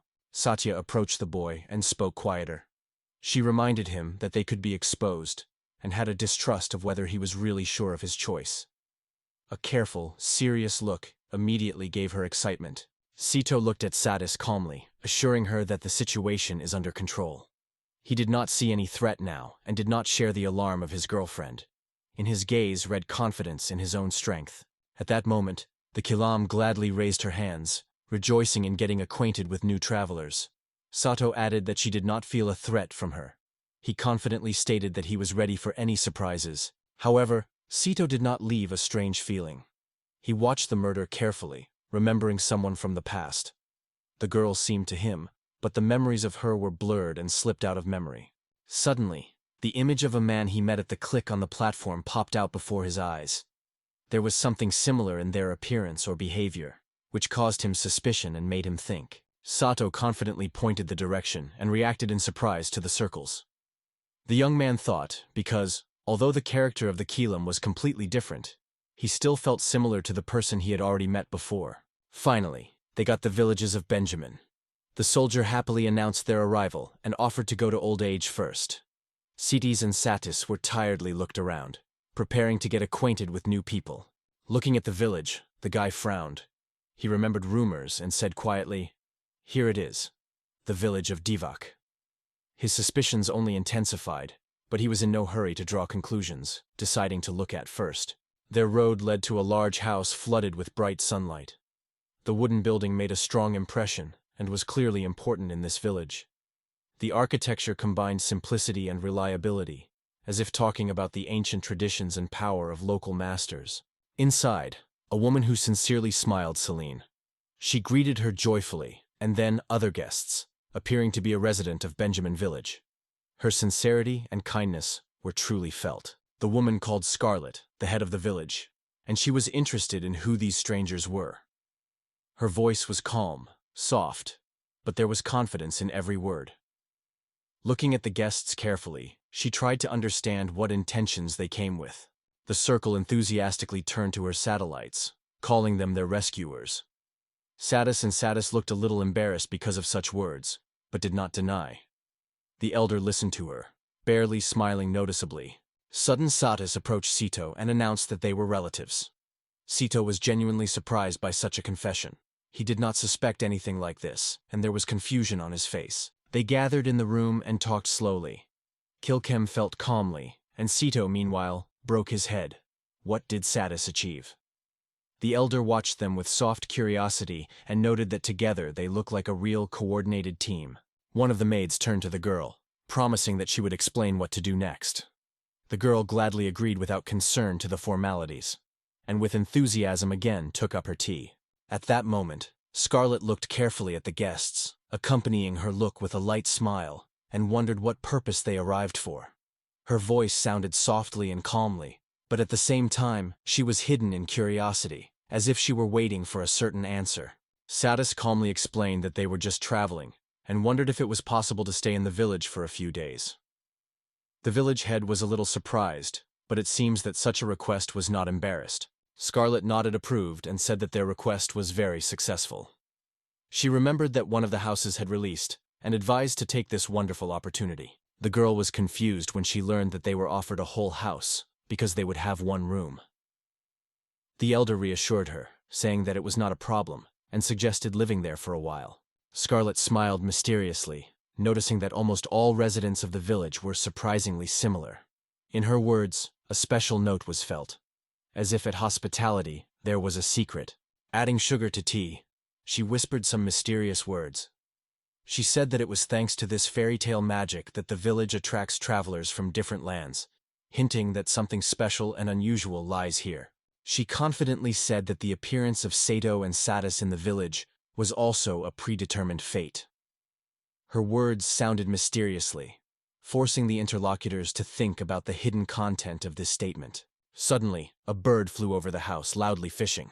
He flew confidently, as if he knew his goal, and those who noticed him experienced mild concern. The bird sat on the windowsill, and Scarlet looked at her. However, she quickly mastered herself, welcomed guests to look at their home, and carefully hid her fatigue. Opening the window, the elder took the letter that the bird brought. She looked at the message carefully and said calmly that it was an urgent message, an event that happened in the village extremely rare. The woman looked at the letter carefully and then turned to the guests. She reminded them that at first they were about to stay for a few days, but now may be staying longer, hinting at something important. Hearing the wary tone in the voice of the interlocutor, Satis was immediately alert. She got up sharply and asked what happened. In her voice, anxiety sounded, and in her eyes the determination to understand the situation. Scarlet sighed heavily and lowered her hand. She reported that the king of the demons again went on the offensive, this time with renewed force. After her words, the mood in the room immediately changed. The map marked the fortifications and the roads blocked. The elder explained that there would be more supervision in neighboring towns, and the borders and pledge would be closed, so it will become much more difficult to get out of the village or just travel. Scarlet was already going to go to tell Kyomi all the truth, and the guests, meanwhile, remained in a lot of expectation. Everyone was waiting for a response that could clarify this confusing situation. Sato and Satis sat on the couch, who were relying in thought about what they just heard. The tense faces and silence between them testified to the seriousness of the situation. They understood that the news of the offensive of demons is not something that could be ignored. The young man swelled his eyes, wary of thinking a strange coincidence. He asked a direct question, suspecting someone knew something in advance. The demonstration of the army of demons at this point looked too suspicious. At that moment, the girl thought about what was happening. She realized that in the current circumstances, this attack is almost impossible. Its alertness has increased because everything that was around was not invested in the usual logic. Suddenly it came to her. Thoughts were sorted in her head, creating a holistic picture, and she realized something was wrong here. Satis smiled restrained, made a conclusion, and suggested listening to the advice while staying in the village. Saying this, she hid her anxiety, because she felt that something unexpected was waiting for them. Sato and Satis quietly drank tea, discussing recent events. Sato suspected that everything that happens around could be associated with one particular person. The thoughts of her did not give him rest, because she reminded him of someone very important from the past. At this point, the tension reached its peak on the battlefield. Suddenly, one of the soldiers exclaimed that the enemy rows were significantly soaked. The detachment understood that they had the opportunity to win. The captain did not hesitate, and ordered the fight immediately until the favorable time passed. At the epicenter of the battle, there was a genius, firmly squeezing the sword in his hands. His breath was difficult and frequent, but he was not going to give up. Once upon a time, he served in the capital and was an excellent warrior. And now his determination did not fade for a moment. In spite of fatigue, he urged his comrades to stay a little more. He understood that everything would solve the last jerk in this battle. At the same time, determination and exhaustion were read on his face. One of the enemies closely followed him from the shadow. The stranger disrespectfully threw that these soldiers still had the strength to resist.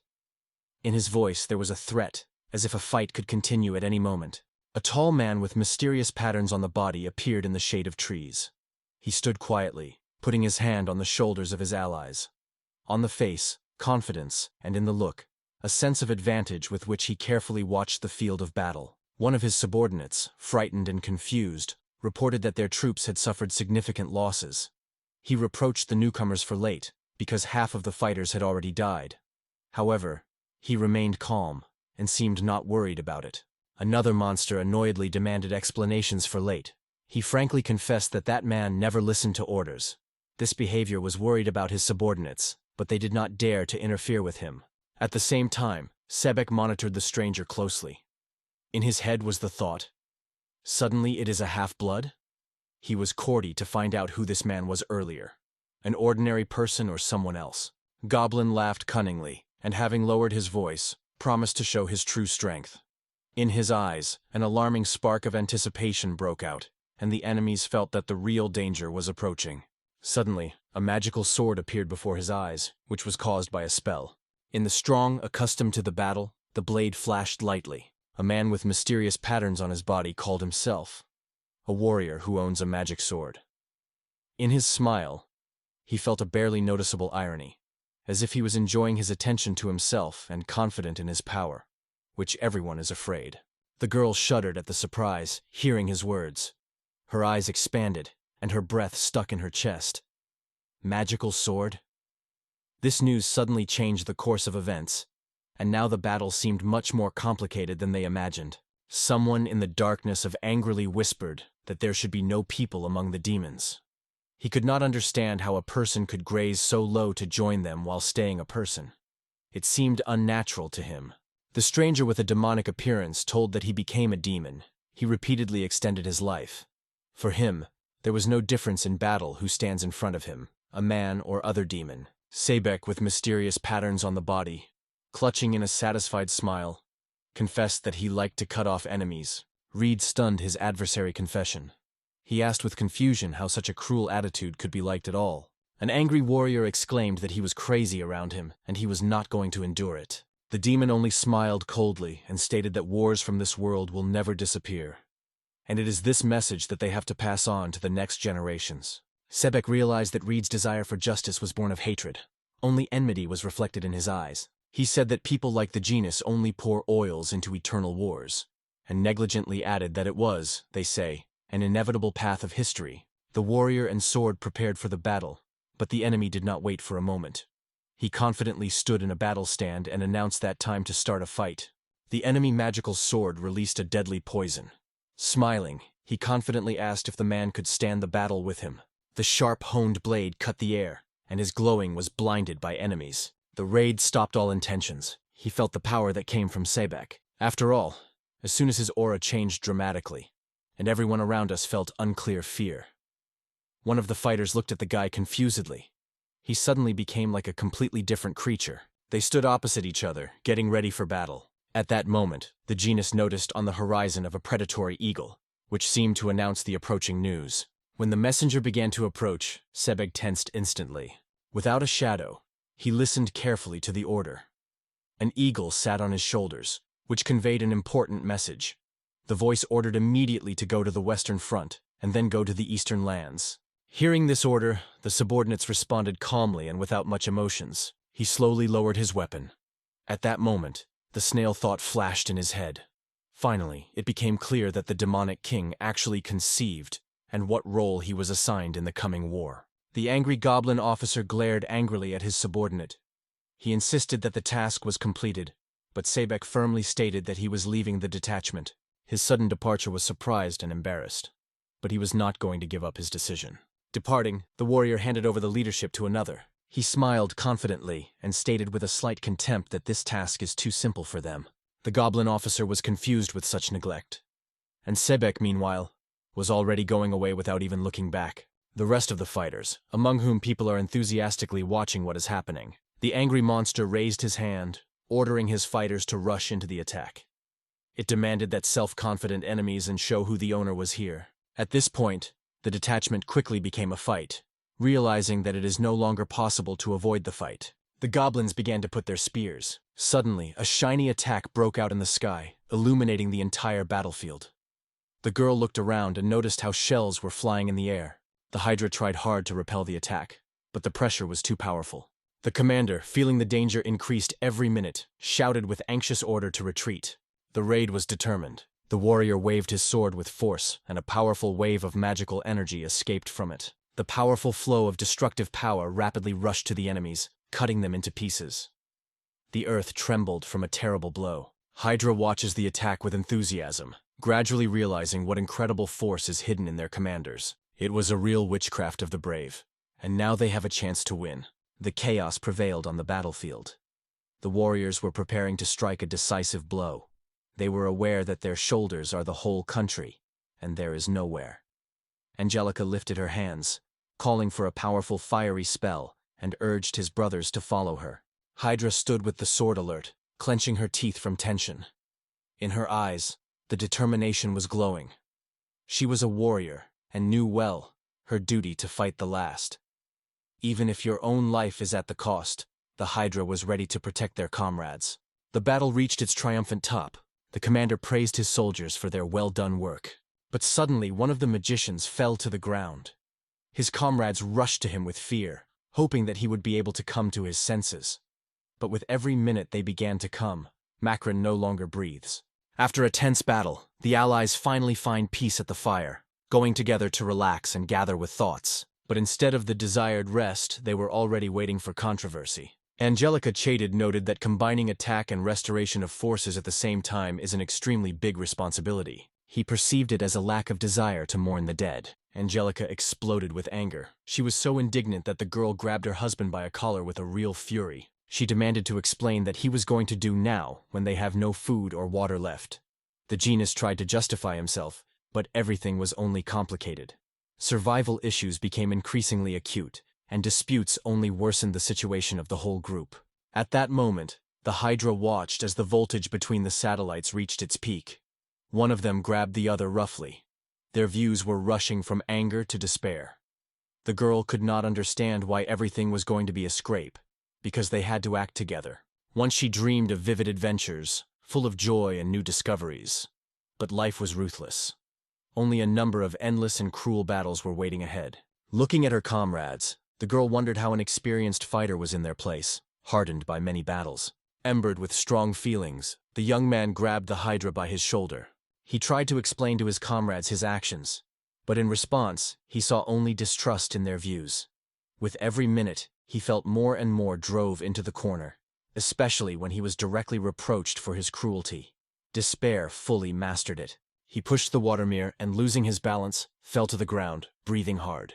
His gaze was anger, and the accusations were disrupted from his mouth. He could not understand how she, who always spoke about humanity and morality, now betrayed her beliefs. Their trust broke up straight in the eyes. The Hydra only burst into tears and asked him to calm down. Angelica only smiled cunningly, casting her gaze on the interlocutor. She noticed how the commander shouted at a defenseless girl, and immediately she realized how to use this situation in favor. And then Angelica Gayson decided to seek the help of Hydra. She began to influence the girl, carefully managing her thoughts and actions. He was rapidly approaching her. The tension between these women has only increased every moment. Angelica recognized the power of her interlocutors, but emphasized that her skills were still not enough to fight the demons. Something devil broke out in the eyes of the blondes, and the smile on her face became even wider. She looked at the rival with mockery, picking up the preschool words. For her, all this situation has become a fun game. Reading, he acknowledged her ambition, but at the same time noticed that she was lacking. He doubted whether she could survive without magic. The girl wanted to deny, but she understood deeply in her soul. He was right. Her gaze expressed her weakness, but she did not intend to give up. Water was overwhelmed, because she realized that she was here for the sake of others. In her imagination, there was a fear. If she was expelled, as a set, she would be a shame for her clan. These thoughts pressed on her, causing excitement. Her lips trembled. Her voice trembled from despair when she begged for help. Genus and Angelica stood in front of her, and in their views many contradictory feelings were reflected. Despair covered it completely. She kneeled down, begged not to leave her. She was ready to execute any order, only to stay in the team. Another girl, on the contrary, kept calm and did not give any emotions. Angelica only barely smiled, looking at her interlocutor. Her gaze radiated calm confidence and hidden intentions. The girl with a wicked smile approached Hydra, enjoying her helplessness, and confidently stated that she would now give her an order. Her face became even more threatening, and a true fear appeared in the eyes of the subordinate Hydra. The order was unambiguous: to find Seth and bring it here. The cold fingers tightened her face, forcing them to obey without the slightest objection. At the same moment Angelica struck, and then she struck the girl on his cheek. She ordered her to go and find Seth immediately. The girl barely held her fear, but she had a good idea that she had no choice. She was forced to obey, because the refusal would mean complete loss of her own will. Angelica rejoiced in her advantage over others. She watched as the Hydra disappeared in the dark, moving after the guy. Angelica straightened to full height and stretched slowly, showing that she was feeling quite casually. She noted that she even liked the unexpected sense of loneliness. Her gaze lingered on the ally, and she decided to take advantage of this moment. The conversation between them was becoming more confusing, as if something were hiding between the lines, but Angelica was in no hurry to discover her true intentions. They stopped at Makrenda's grave. The man confessed that he was sorry that their friend was no longer with them, and if he was alive, everything could be different. But Angelica just smiled cunningly, not showing special sadness. She hinted that maybe their current situation was even better than it could be. The Genus looked at her, carefully hiding his feelings. He was still not sure how much it could be trusted. Everything that happened around seemed too convenient for Angelica. However, now he had no choice. He had to go forward. At this time, Hydra was confused and excited about the forest, and thoughts were one in her head. She rushed between fear and hope. She realized that her allies were no longer the same, but she still believed. If the set came back, maybe everything would change. Tears flowed on her cheeks, and the whole body trembled from emotions. Having realized her determination, the girl lifted her head and clenched his fists. In her eyes, a fire of confidence fires. She promised herself that no matter what, she would turn everything back. The heart was killed faster, and there was no more doubt left. In the middle of the lake stood herons, quietly dozing under the warm sun. At this point, Anarcher watched them closely at them, aiming and choosing his victims. Seth easily released the arrow and hit the bird unmistakably. His ability to hunt struck everyone who was around. He quietly kept the prey in his hands, and behind someone said a few words. Arioto examined the catch carefully, evaluating its cost and quality. He realized that this would be enough to buy food. They lived in the village for several days, and this catch has become a great complement to their food. Seth gratefully noted the concern for them. Sitting at the table, Rudd and Seth continued the conversation. The young man noted that he was well remembered, although he believed that it was more merit of explanations of his interlocutor. The man warned the guy carefully with fragile things.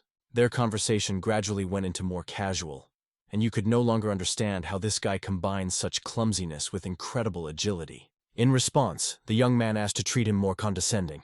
Ryudo with reproach looked at the Seth, who drank a lot, and the plates were about to fly off the table. He was not put in his head as such an experienced warrior could be so awkward in everyday affairs. Suddenly, Seth asked an unexpected question. He became interested in how he had to meet a person in such a place. After all, this man was a legendary sniper, whose name was known on the battlefield, and the young man was genuinely admired by him. The sniper in response insisted that he was not as good a person as told of him. His past was full of darkness, and his own essence always seemed unacceptable to him. But the young man saw something more in it. But the man decided to stop everything, suddenly interrupting their plans. He strictly explained to the young man the main rule of the village. Do not interfere in other people's affairs. Then she gently stroked him on her head. He clearly made it clear that it belongs to this world. The guy agreed to it. The set left the house and moved further into the village. Added on top, incredible beauty opened before the eyes. Cozy houses, a mountain range on the horizon, and a life that seemed far from all wars. While the boy was watching the sheep, he plunged into thought. In the end, how many more such places are in the world? He sat down on the hill slope and thought. He was peaceful here, but at heart he sought something more. Lifting his gaze, he realized that he was not here. Someone turned to him in their name. He heard someone calling him. During patrolling, Kill accidentally met with the Moto. She met him with a smile and wondered if he finished his work. The young man replied that he even received a lunch as a gift, which was a lot of surprise to the girl. Kill Gim stared at the Seth with the warmth in her gaze, noting his kindness. However, she was not abandoned by anxious thoughts. Every conversation with Oryudu has caused him only a cold reaction. She sought to be closer to the hero, but the young man replied that he liked people for his peaceful good fortune. She was indignant and turned to him again with the same question. And so suddenly she stopped and turned away. The young man never understood her hints. At that moment, the girl plunged into the memories of the past and confessed. Once she fell in love with a person who may have been very similar to the set. Killam hinted that her current feelings are closely related to her past. She remembered how much she did for this man, but in the end, he just escaped. In her voice, sadness sounded, and disappointment was read in the eyes. But the wound in her heart was still hurting. Selim shared with her that she fell in love with her husband when she was a commander of the army, but he eventually left her. While she told this story, Seth suddenly realized that both of them had been defeated in something important to themselves. However, she still noted his outstanding combat skills, and immediately the young man caught fire with the desire to get acquainted with a man who made such an impression even on the keel. She assured herself that her former lover had many good human qualities. The girl exclaimed happily, calling the name of the one who considered her fate, Goms. The young man noticed a striking resemblance between these two people. Then, jumping sharply, she disappeared as quickly as she appeared. Her words were quite surprised by the interlocutor. At the same time she thought, maybe the rumors may be true. Then the young man finally got to the guest house. With pleasure, he bit in a piece of the newly baked cake. And at that moment, Satis proudly stated that it was Mr. Scarlet who had taught it. The cake was prepared with candied fruits. The girl confessed that this pie was even delicious than the desserts she had to taste in restaurants. The conversation switched to the capture of Satis fruit.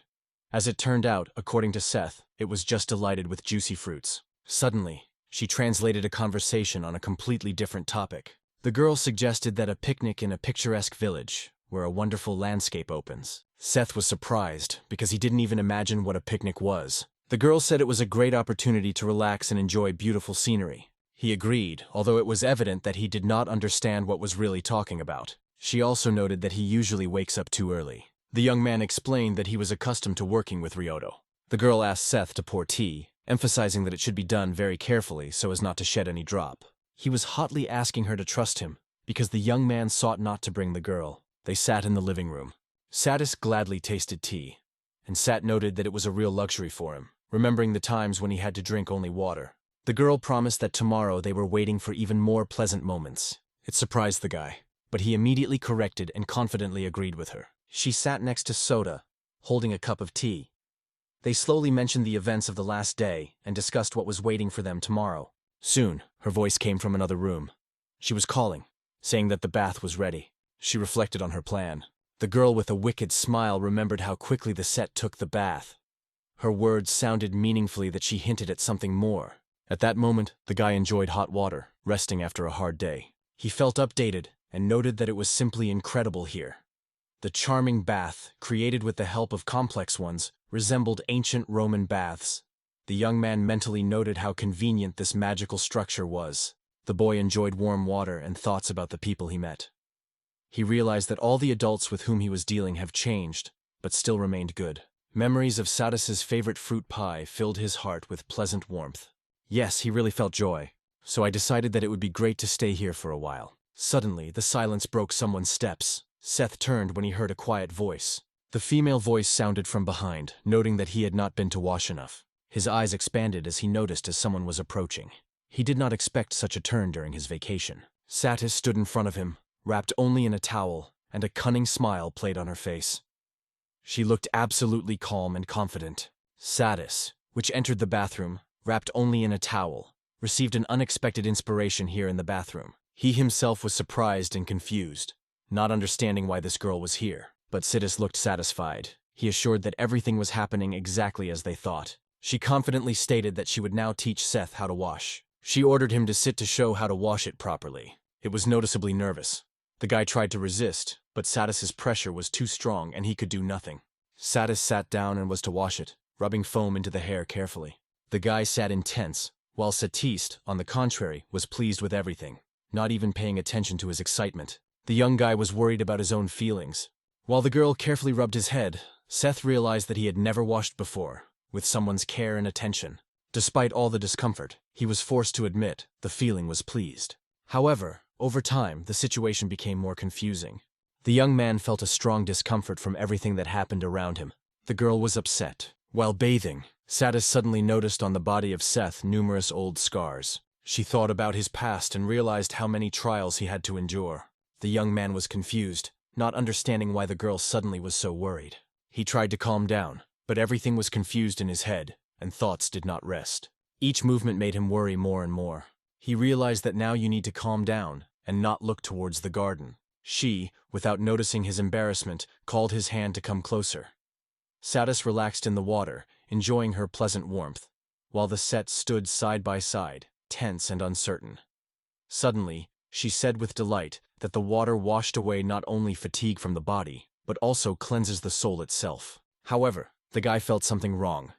Intuition told him that the situation was out of control, and he instantly disappeared, like lightning, flew into the sky. Satis finally realized her mistake. Meanwhile, the young man could barely breathe after everything that had happened to him. You wanted to dress right away. I noticed a basket with cleaning products in the corner. He noticed that the garment was lying on the spot. But, gathering all his force in his fist, he tightened and tried to master himself again. At this point, the girl was alert. Suspicious sounds came to her. Seth turned sharply to Satis's alarming voice. The girl, wrapped only in a towel, ran out of the room and persistently demanded explanations. He convinced her that everything is under control. But her anxiety did not disappear. And he, as if completely exhausted, fell on the sofa. I thought about what was happening, trying to understand this situation. At that moment, Satis carefully came closer, noticing how tired it looks. She wondered if everything was fine, and he nodded, explaining that the dizziness may have caused hot water. She handed him a glass of water and supported him, advising to relax a little. Seth, still confused, realized that it was time to go to bed soon. When Satis reminded him of it, he froze heaven. His face was ablush when he realized that they would spend the night again. However, the girl just smiled, assuring him that he just exaggerates.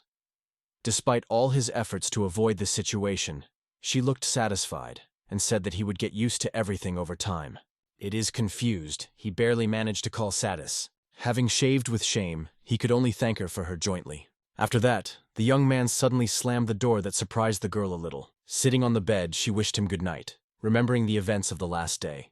In his room, he lay on the bed, his back to the wall, trying to fall asleep. There was a morning sun. Sat and Satis walked the path, enjoying the beauty of nature. Smiling, the girl admired a wonderful landscape and Seth eagerly shared her admiration. Birds sang around, filling the air with comfort and calm.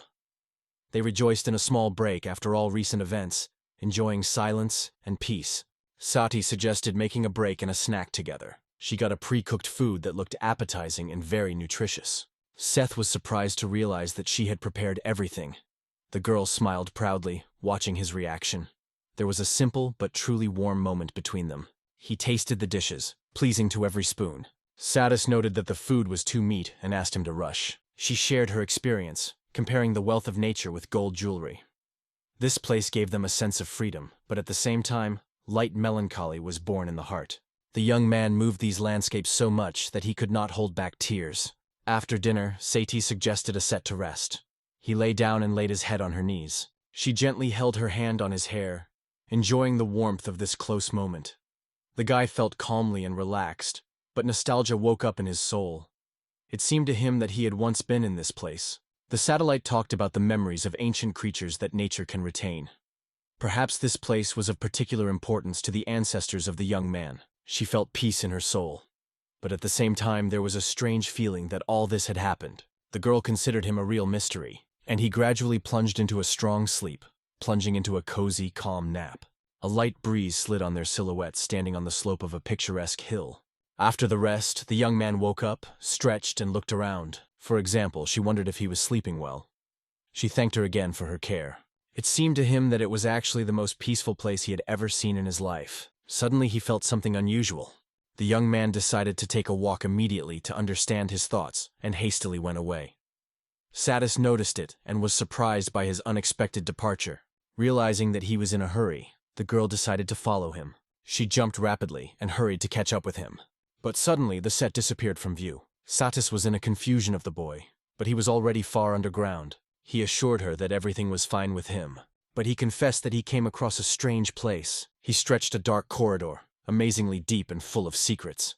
He stopped, thinking about whether to step on. Satis plunged even deeper into the underground ruins, affected by their grandeur. She stepped carefully on the stone floor, looking carefully at her feet. The girl could not believe her eyes when the ruins opened in front of her. Exploring the surroundings, they noticed how strange totems disappear one by one. Satis was surprised when she saw these ruins, and decided to illuminate the way with magic. Seth and Satis continued to explore the terrain and came across new totems. Their figures stood as if they were frozen in some strange ritual pose, which caused travelers anxiety. The group approached one of the totems. The girl recalled that such structures were erected by ancient tribes to honor the spirits of their ancestors. But according to her knowledge, the classic totem should have a face, and this was something else, without him. Exploring the material of totem, Satis drew attention to their age and strange composition. On all grounds, they were not like a tree, but rather a mineral. She wondered what these structures needed, and why they are so different from everyone she saw earlier. Suddenly, the young man noticed something strange. The mysterious object attracted his attention. In the middle of the room, the ancient altar stood. Satis carefully came closer, staring at this mysterious place. Satis guessed is the beginning of history. Seth carefully wondered if she knew something else about these ruins, and in response he heard that they could be related to the legends about the monster. The girl told him that many years ago the demons were divided into different categories, but over time they all united under the leadership of the king of demons and became the only army. However, there was one group that did not obey the king. They were called the Ghosts of Wendy. It was believed that these are living spirits created by nature itself. The young man suggested that this was the same altar on which the spirits of Wendigo worshipped. Satis agreed, and added that these creatures live in this world since its creation. After looking at ancient records, she discovered a lot of new ones, and finally understood everything. It seemed to the girl that this land was the house in which they live. The young man stunned her stories. It seemed to him that she knew a lot of interesting things. But even despite the calm atmosphere, Seth still asked if there was an opportunity to go back. The girl did not hear his question, so he had to voice him again. Satis denied this with passion and immediately expressed her desire to see this place in more detail. Sat was only patient to sit and wait for her return. Looking at her, he noticed how much the girl is passionate about their joint discovery, and noted that such curiosity appeared only in his presence. His thoughts attributed him to a dream, and he tried to bring himself back as soon as possible. When he gotten in, his gaze fell on something amazing at the altar. It seemed to him that something more was hidden behind this find. Indeed, a strange picture opened behind the altar. The unexpected picture stunned the young man. Seth suddenly woke up, hearing the voice of Satis. She was surprised when she noticed that she had tried several times to reach him, but there was no answer. He apologized and confessed that he just died into his thoughts. However, Satis looked at him tiredly, not understanding why he was so deep into his thoughts. Looking around, she saw nothing suspicious. She asked in surprise what this guy was looking so carefully. The time passed, and the young man finally managed to turn it away. In the memory of the man, the memories of the altar of Wendigo, the same place where, according to ancient legends, worshipped the spirits. The realization that Seth was right caused a strange feeling. The man also advised the young man to turn to a man named Jean. It was a priest of Ela tribe, a weird grandfather who lived in the western part of the village. The advice warned that his master could reveal several secrets. The young man went on a road, full of determination and hope for new adventures. I was in front of a strange house. She seemed strange and abandoned. Seth hesitated but still dared to knock. Suddenly, a mysterious man appeared in front of him in the headdress of a shaman, who seemed to know about his arrival. The mysterious shaman turned out to be the same whom Genda was called. He invited Seth to go inside. While the young man stood on the doorstep of the house, he was confused and amazed at what he heard. The old man reached out a cup of tea, assuring that he clarified his thoughts. Seth froze with surprise. It seemed that this man knows much more about him than he should know.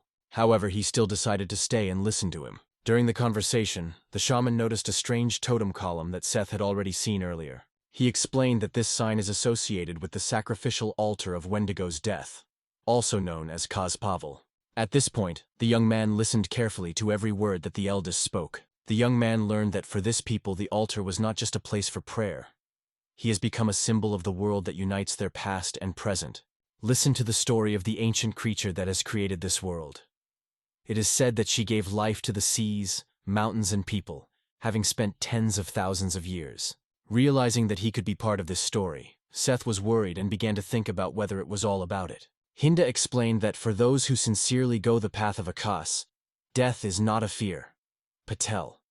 Their bodies become part of the earth, supporting the eternal roundabout of life. The guy realized that the figure he saw at the altar could be the embodiment of ancient power. The old man was impressed by hearing these words. He asked the young man once again whether he really saw it. The young man replied that he had not seen anything like that, and suggested that his friend may just be mistaken. Jenger was convinced that it was not accidental. He argued that the statue disappeared many years ago, but this man saw her as a child. He thought, realizing that this set was of particular importance, and began to suspect that the young man was associated with ancient forces. However, the guy himself was not aware of it yet. Involuntary questions began to appear in the young man's head. He was worried.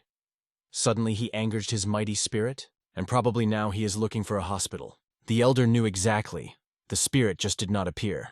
He thought that the spirit was simply watching him, checking whether he was worthy of seeing a little more. At that moment the guy thoughtfully listened to the words of the old man, silently thinking about them in his head. Both were lost without realizing what was happening. Finally, taking his gaze from heavy thoughts, Genda lifted his eyes and looked closer at the young man. He noticed that Seth had a heavy fate and numerous trials in the eyes. On this, the young man just answered. They say. He was always happy to stay on the hair from death. Suddenly, his grandfather decided to share an important advice with the guy. He warned him of the guests approaching. He tensed without understanding who was talking about. At that moment, it seemed to him that he became part of ancient history, older than he could imagine. He told about a woman who was burning with wild madness, as if she were a real ghost. When the blessing was completed, he warned that the threat is still nearby. In these words, they said goodbye, and the young man returned to the house. My grandfather noted that the guy does not cause fear at all and looks like the most ordinary soldier. It seemed to me that these guys were simply not verbose. At night, a wild breath sounded on the forest path. Someone's shadow lightly slipped between the trees. The distorted voice shouting someone's name as if calling a spell. A spooky girl with a frantic smile on her face appeared from the darkness. Her eyes glowed with troubled joy. He settled on the bed, but the dream never came. Looking out the window, he listened carefully to the quiet sounds of the night village. Somewhere in the moon, mysterious voices continued, anxiously spilling across the valley. The young man is confused by the excerpts of recent events in his head. He recalls Wendo, a mysterious temple, that woman with a crazy look. She appeared in the village. And who was looking for? Satis, or maybe him. The tension inside him increased, and suddenly he realized that he did not want to stay alone now. Not able to fall asleep, the state went outside. The moon that night shone especially brightly. He looked up to the sky and enjoyed silence around. It seemed to him that the thoughts had subsided, and in his soul he reigned again. It seemed to him that now he would be able to sleep again, and the moment came back. Suddenly, the moonlight shifted and distorted. In the Seth, ants ran on the back, the hair on the nape of the neck was stuck. From there, a barely audible voice came, and then something sharply moved in the darkness. He turned sharply, instinctively stretching to the weapon. The heart was crazy. He felt that someone else was here. There was a Hydra in front of him, a girl with a crazy smile on his face. She turned to him in the name, confessing that she tried to live for the sake of rest, but did not feel comfortable in the village. Her appearance seemed vigorous, and in words there was a threat of something wrong. Seth could not believe his own eyes. He could not understand where this girl came from, but she just smiled mysteriously, and noted that it was quite easy to find him. She also shared with the young man with what they had to face on the way to this place. Seth noticed that she had changed, looked thin and exhausted. At that moment, the girl reached out, inviting Seth to go with her. She said she needed his strength now. However, anxiety was heard in her voice, and a touch of madness shone in her eyes. Hydra asked if she liked the boy to kill. In her eyes, a strange fire burned.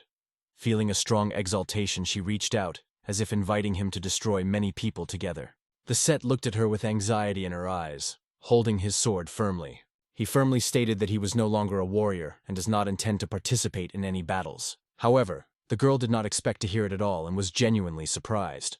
The young man again apologized to her for having spoiled her plans. The girl swung his fist with all his strength and struck Seth right in her face. Angry, she screamed as it was not easy for her to reach him. She insisted that he listen to the elders. She orders him to fulfill her request, but the Set just apologized, not wanting to get into conflict. Hydra became more angry. She threatened him with his death if he did not agree to go with her. The movement of her sword clearly showed. She is determined and is not going to ceremony with a young man. Another girl appeared between them at this moment. She became ahead, protecting the Set and reflecting the Hydra attack. She recognized the girl who stood up for this boy.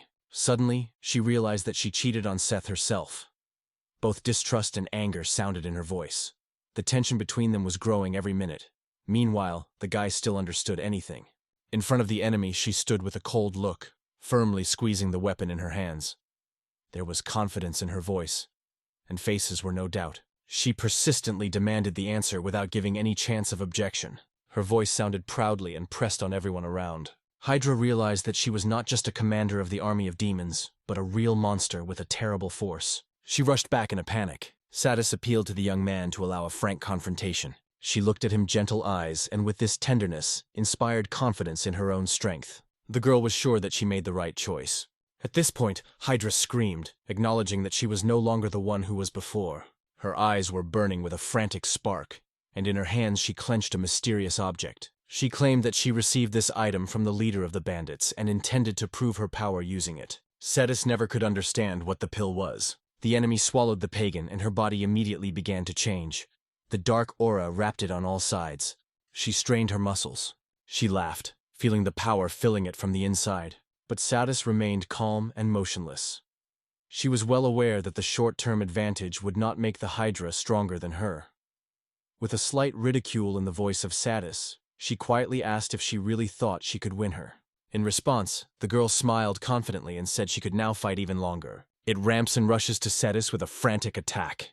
And so without spending time, she rapidly rushed to her. Satis and Hydra came together in a fierce duel. The enemies shouted, accusing Satis of conquering Sat. The anger of her face was distorted, and the actions became even more fierce. Satis looked at her with a cold determination, squeezing his fists.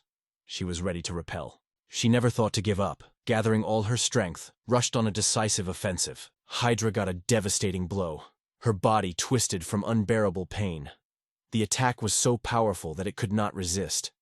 The air whistled around, and the battle tension reached its climax. Her face was skewed, sweat flowed on the skin, and wide-open eyes reflected a mixture of suffering and shock. She was breathing hard, the whole body trembled, but in her eyes the determination did not give up. Meanwhile, Satis raised her leg, preparing to strike another powerful blow. She moved quickly and accurately, Each step was weighed. She was not going to give the opponent a chance to recover. The girl tried to evade, and the enemy has almost caught up with her. The attacks were lightning. She barely had time to respond. I had to collect all the strength to hold on to somehow and not lose in this uneven battle. Her face reflected fear and fatigue, but the flame flared in her gaze. She understood that it was impossible to concede. It is necessary to find a way to repel. At that moment, Satis boldly stated that people with a spoiled heart have no right to live in this world. So she decided to fight until the end. A powerful blow made the enemy bend in pain. Recovering, the Hydra gathered all her forces and began to respond. Two fighters faced in a fierce duel. Their blows met just in the air, and from this collision, there was a loud explosion of force. Satis did not lose his determination, but her opponent was also not going to give up. They looked into each other's eyes, knowing that the real battle is just beginning. The rival's face was surprised. Her eyes opened wide. She felt something unusual. The next moment, the course of the battle could change radically. The rival used the right moment and struck.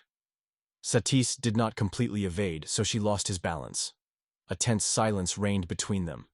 They both realized that even the slightest mistake would decide the fate of the match. Hydra went on a rapid offensive and has accelerated its attacks significantly. It utters the letter T especially clearly. When Sato saw it, he did not resist and shouted.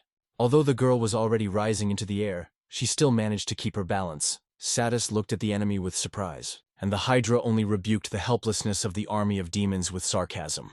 Seti gasped, turning his breath. She confessed that she no longer served as a king of demons, just like a Set. Her interlocutor lifted his eyebrows in surprise. He did not expect such a confession. She was not even going to explain anything, because she was sure that now no one would understand her. In her voice, both hesitation and determination were heard at the same time. Suddenly, the girl rushed into the attack. Her screaming, along with a powerful blow, directed directly at the enemy. In her eyes, the morale burned, and the movements were incredibly fast and accurate. Hydra screamed loudly, calling for battle. Her pupils expanded, and emotions boiled in her heart. She prepared for the battle. She clenched his fists and rushed forward. The guy watched the battle closely. His only eye was widely revealed from surprise. He did not interfere, but it was evident that the events around him were quite striking. Two girls encountered a fierce duel. One of them struck a powerful stroke, and the other clenched his fists, trying to defend herself. Their tense bodies gave how hard this fight was. Satis smiled with cunning. Her eyes were gambling. She tensed, preparing for the next attack, and she felt the strength of the blow. In her look, adamant confidence was read. The intention was obvious. She was not going to retreat, but went forward, ready to continue the fight. At that moment, Hydra, along with Seth, rushed forward. Her movements were rapid and decisive, filled with aggression. Crossing forces was inevitable. In the air, the tension was hanging. The Hydra did not think to give up in this fight.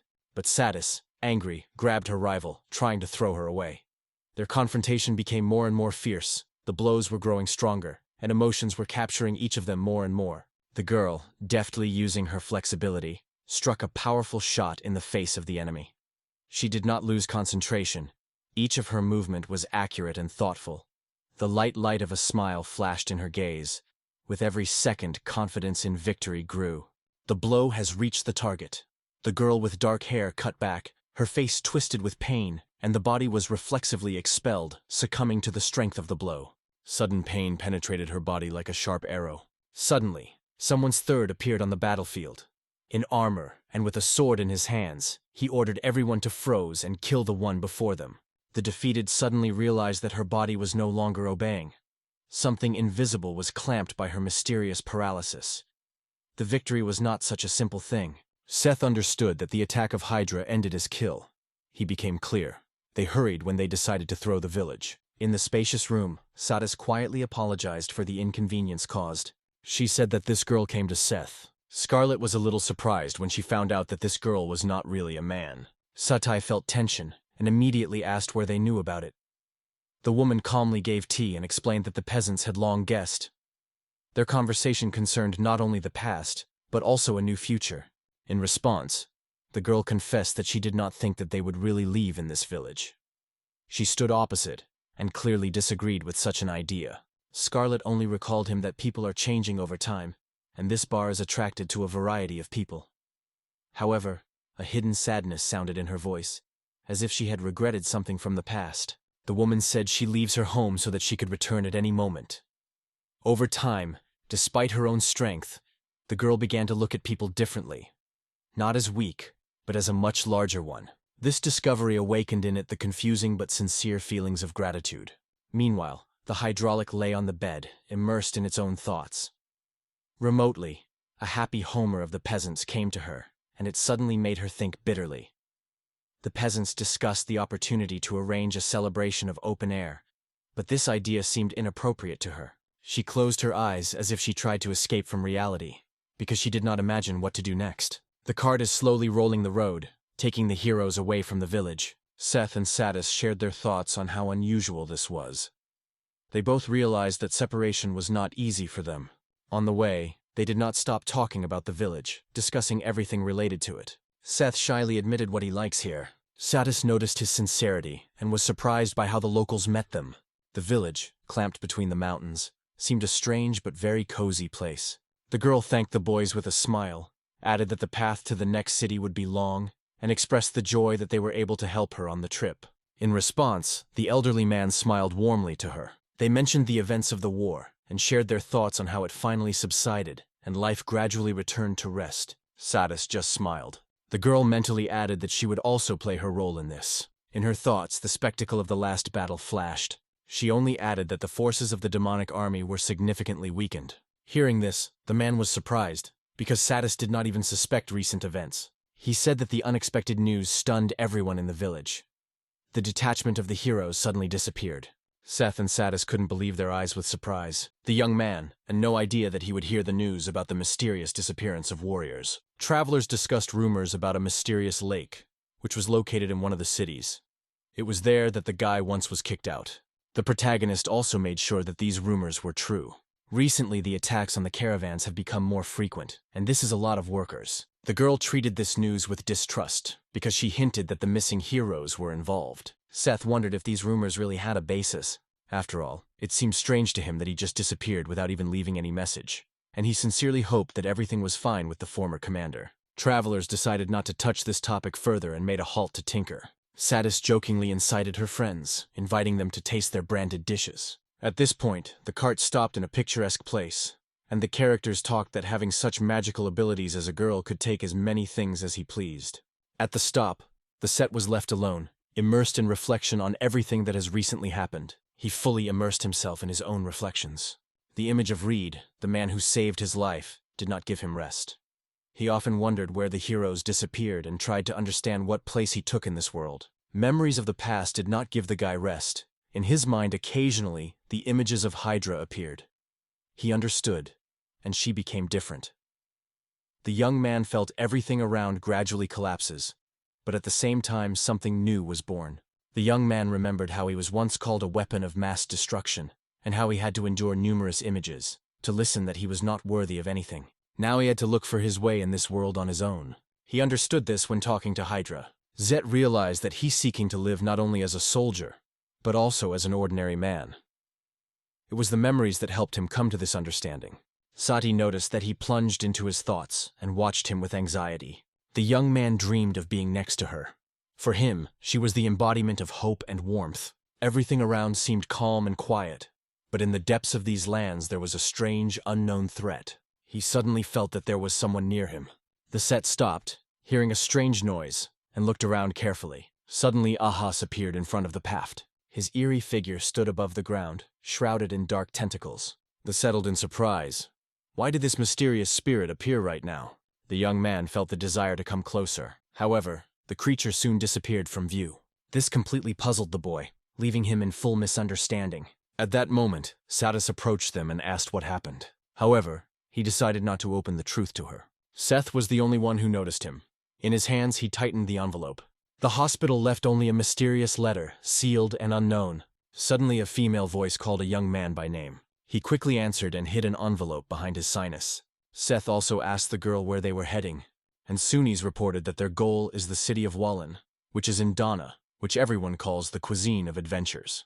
On the other side of the world, the warriors retreated after a fierce battle. One of them gladly greeted Sebek, so he proved that he remained unharmed. Judging by his appearance, Goblin was not at all full of optimism.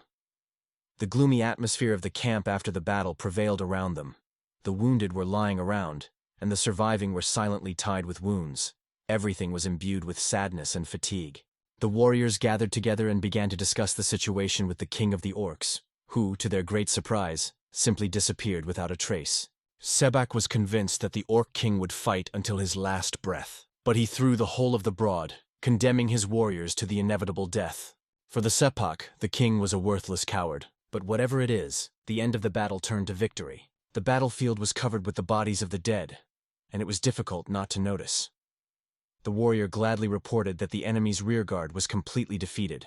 However, the interlocutor looked confused, realizing how difficult this victory was. When they got the camp of the king orc, it turned out that he had already won, and when he saw a defeated army, Sebek felt a real pleasure. The warrior entered the battle alone against thousands of enemies, striking everyone with his incredible combat skills. He managed to completely break the resistance of the enemy rearguard, catching the horror of those who watched this fight. But one of the soldiers looked at all of it with distrust, realizing that he was faced with an incredibly dangerous enemy. Goblin asked, interested, that a warrior thought of all this. The demon was thinking about what the future of the king of demons should be. He began to doubt her honesty. After Captain Satis has expelled, their status and influence have changed significantly. Sebek did not worry at all. He had no reason to worry. However, the demon believed that through strict orders, the discipline among the soldiers weakened, and the first signs of discord began to appear in the army. He feared that if nothing changed, the army would fall apart from the inside, and they needed Captain Satis as ever. In this conversation, Sebek unexpectedly and grossly interrupted Goblin. He did not consider it necessary to listen to all these complaints, so he advised Demon to turn with his dissatisfaction with just the king.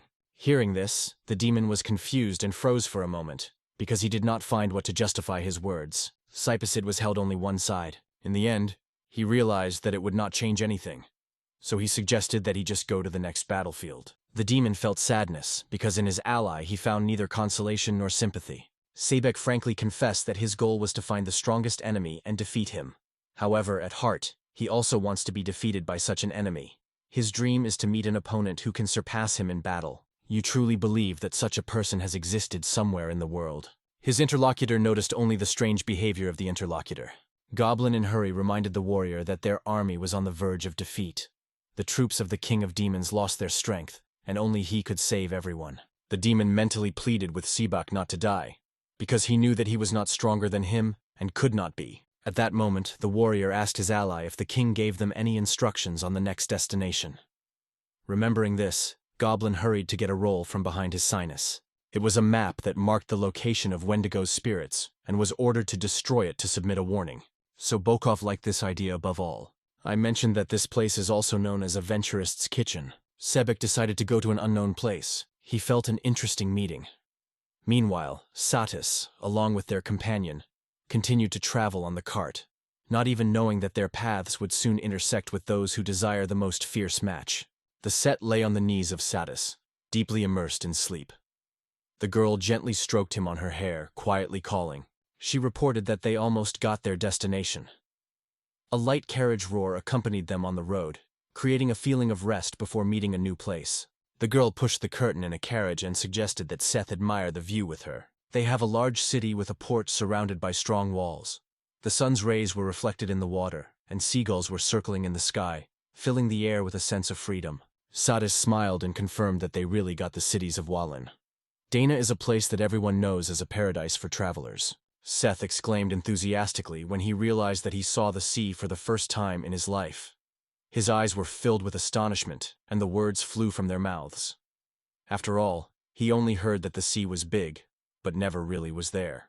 The girl with a slight curiosity wondered what the guy meant when talking about fishing. The young man shared that he had once heard rumors about this dish. The topic of conversation was about sushi, a mysterious dish that has become popular around the world due to its special taste. Seth confessed that he heard many rumors about seafood, and now wants to make sure that it is true. He doubted whether to taste raw fish, but he admitted that he could still try for curiosity. Satis thought, and began to remember whether there was some place in the city where you could taste such local delicacies. They moved on, and new adventures and unexpected discoveries were waiting for them. They agree that, as soon as they arrive, they will first find where to stay at night, and even then, they will go to taste the mysterious dish that they heard so much strange. There are probably many interesting places in this city that you want to know more about. Travelers reach the noisy city of Ulain in dawn. Walking through the streets, they immediately noticed that life was raging here full. Suddenly, Seth noticed a familiar sign and gladly showed it, deciding that they needed there. Someone knocked on the door. When they entered the restaurant, they were welcomed. They sat down at the table right in front of the cook. Seeing the finished table, the chef immediately began to ask. The man asked the young man what kind of sushi he would like to taste. The girl was first confused and did not immediately realize what he was in mind, but still remained alert. The feeling of uncertainty gradually appeared around, and the place in which they were became more and more strange. At that moment, the girl hurried to explain everything and suggested that they taste sashimi. For the first time, Set heard about this dish. In the spoken language, it was usually called a simple raw fish, sliced with strips. They were put beautifully decorated sushi, which looked simply unsurpassed. They caused travelers in surprise and sincere admiration. The waitress explained in detail how to use these dishes to make everything according to the rules. The guy could not imagine that such a dish was eaten with wooden sticks. He barely held his figure, lifting it with great effort. They were stunned by this incredible taste. It left a strong impression. Both could not believe how incredibly delicious this dish was. The girl carefully took the sushi to her hands. Overcoming my doubts, I still dared to try. She barely managed to put a piece in her mouth, as her mind immediately flooded the bright tastes, which amazingly combined delicate rice and fresh fish. She was amazed at how harmonious this simple dish was.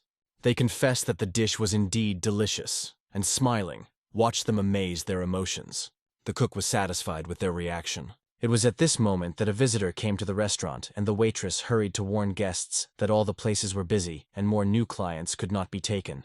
Unknown guests were loud and cheeky men. The man was stunned by how they reacted to a defenseless worker.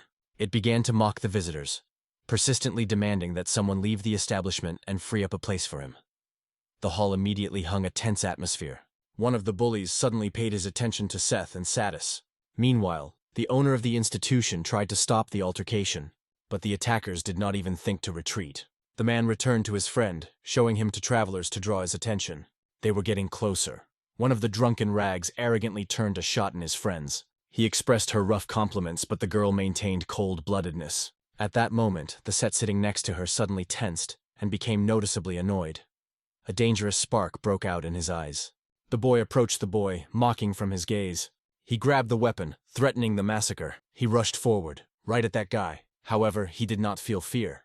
The hero was completely ready to accept this challenge. His shout cut the air when the liquid was splinting him on his face. The enemies clearly did not appreciate all its abilities. The attacker did not even have time to understand how he found himself on the ground. The young man grabbed his hand lightly, leaving no chance of resistance.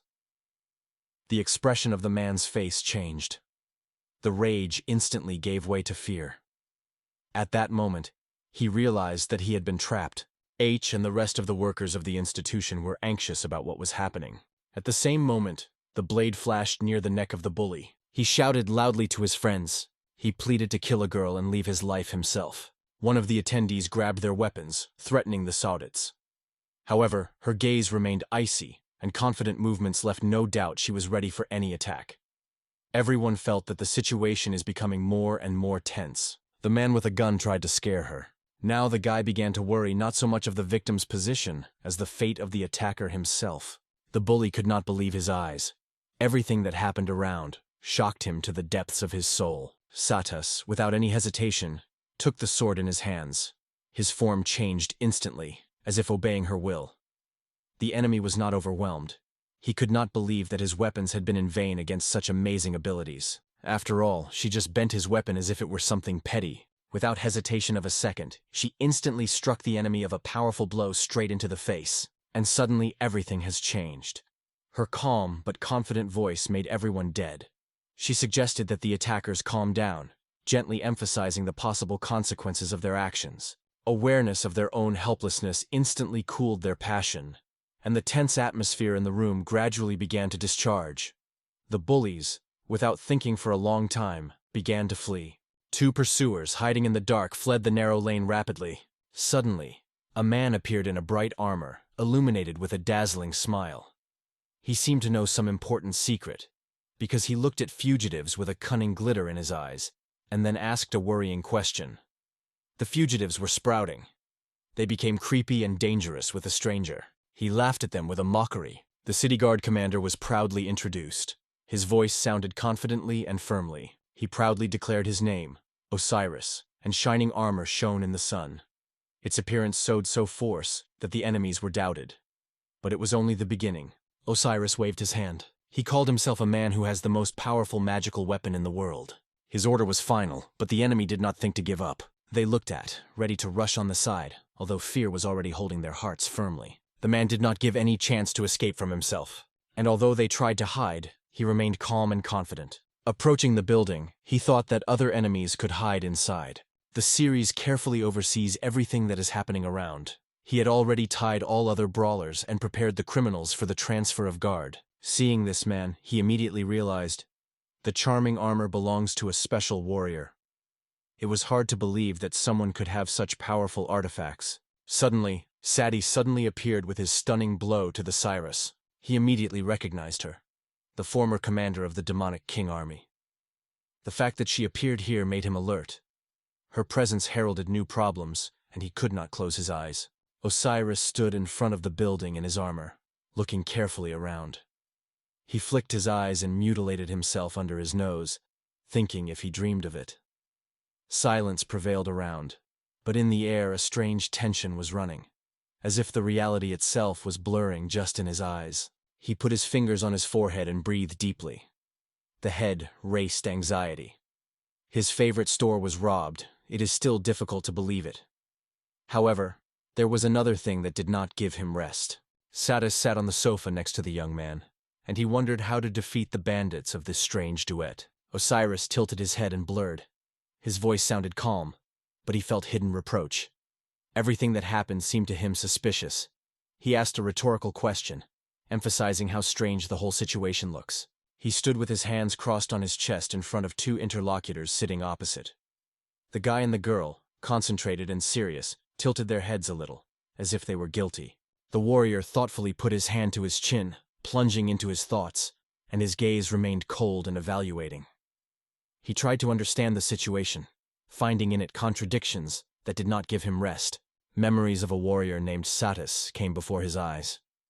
He watched her skill in the battle, but the appearance of a young guy next to her raised many questions.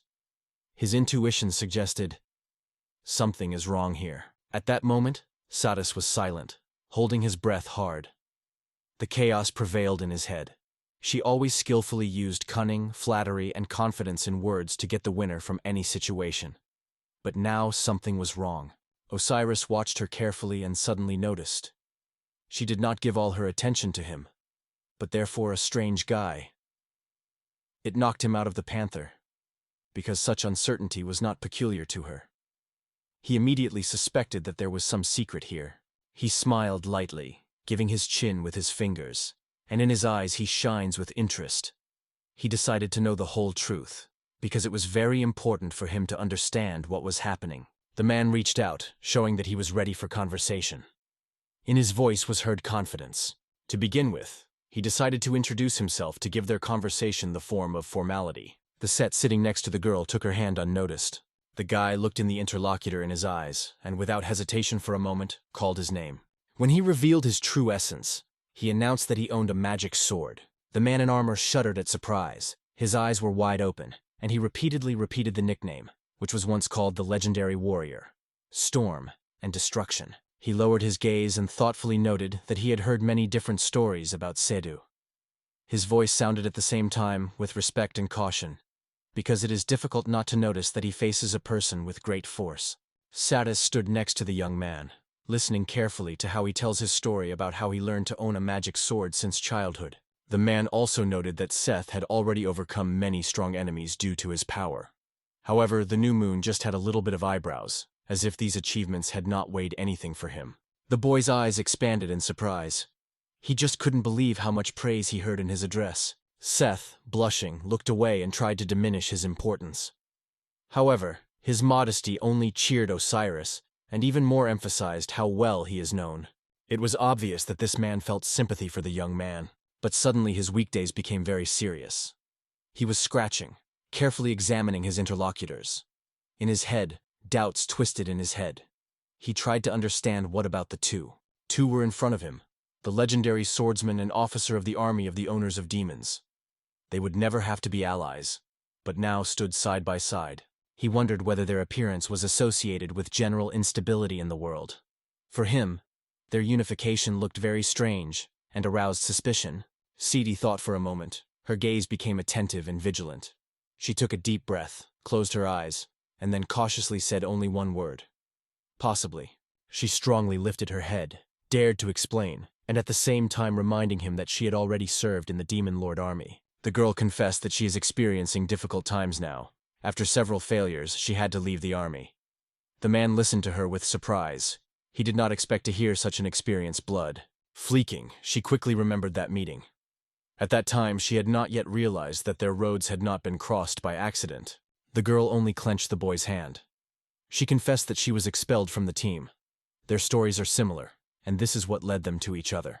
Osiris looked at them thoughtfully, crossing his arms on his chest. He nodded as if he had just made a decision. After all, it was clear to him. These people do not pose a danger and only want to live quietly. He mockingly wandering and with a theatrical gesture raised his hand to his face. In his voice he heard of sarcasm. He called them in love fugitives, frankly laughing. Satis had only one request for him. She asked him just to forget about them. In her voice there was a fatigue. At this point, the man, turning away, confessed that he had some influence, but fully subordinate to the organization. His voice sounded uncertainly as if he understood that he could not just close his eyes on everything that was happening.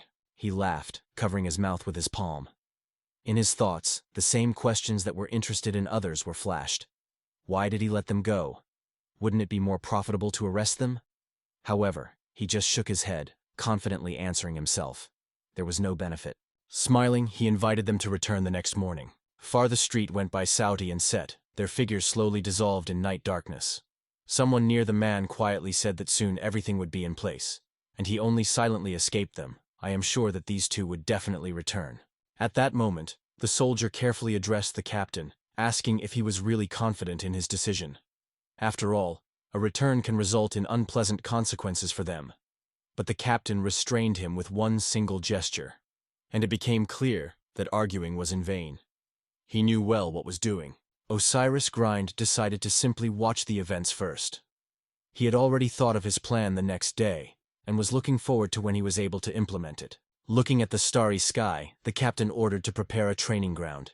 He confessed that the meeting with the owner of the magic sword was ignited in it. Now he sought to find out which one is stronger and to try his own power in battle. The man in armor smiled confidently, raising his hand up. The lights of the excitement were burning in his eyes. He announced loudly and clearly that a duel would take place tomorrow. It was noticeable how much he wanted to check the power of the legendary sword. Meanwhile, at the other end of the world, a feeling of anxiety prevailed in the air. The genius with pain in his voice asked himself, why did this happen? The warriors squeezed their weapons in their hands, and in his eyes, the focus was red.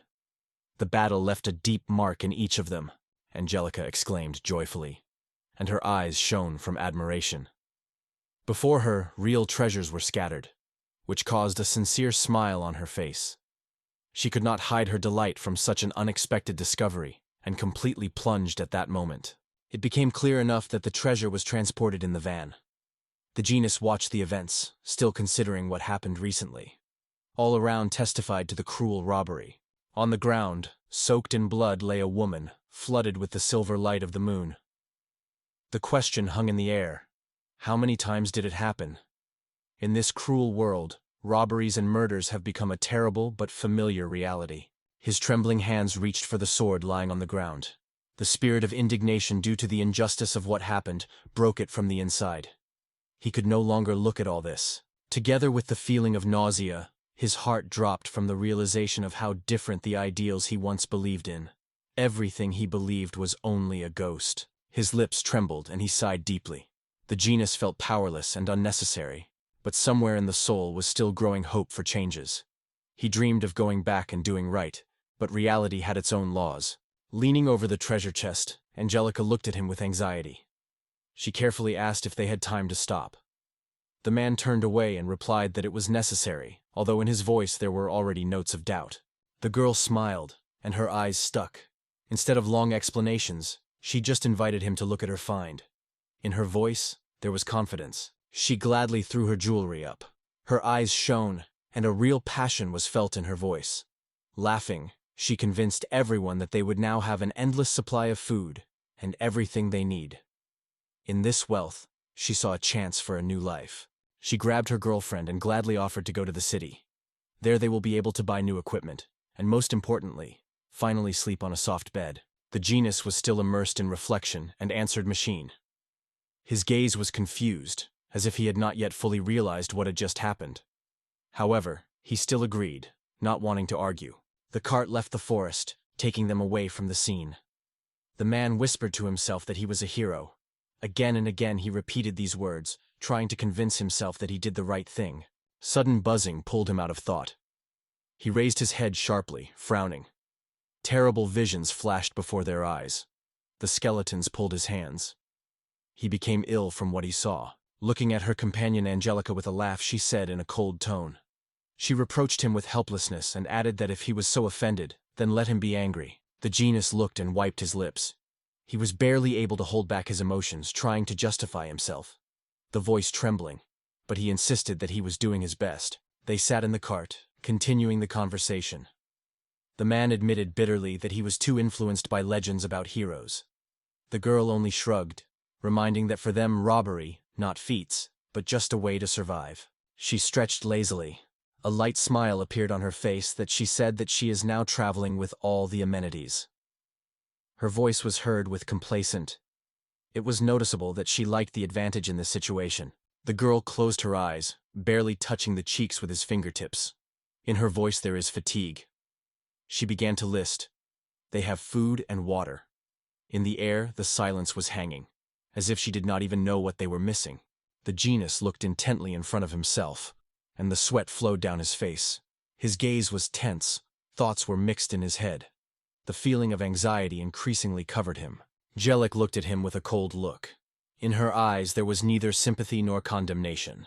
They left the crew, leaving it to rest in the cool shade of trees. The girl offered to take a walk and talk, but something elusive was hiding in her voice. The guy reluctantly agreed, realizing that he had not changed anything. He lifted his head to the night sky, staring at the moon. The actions he committed did not give him rest. But every time he convinced himself that the moonlight washes away all sins and purifies the thoughts even in those whose hands were already tainted with blood.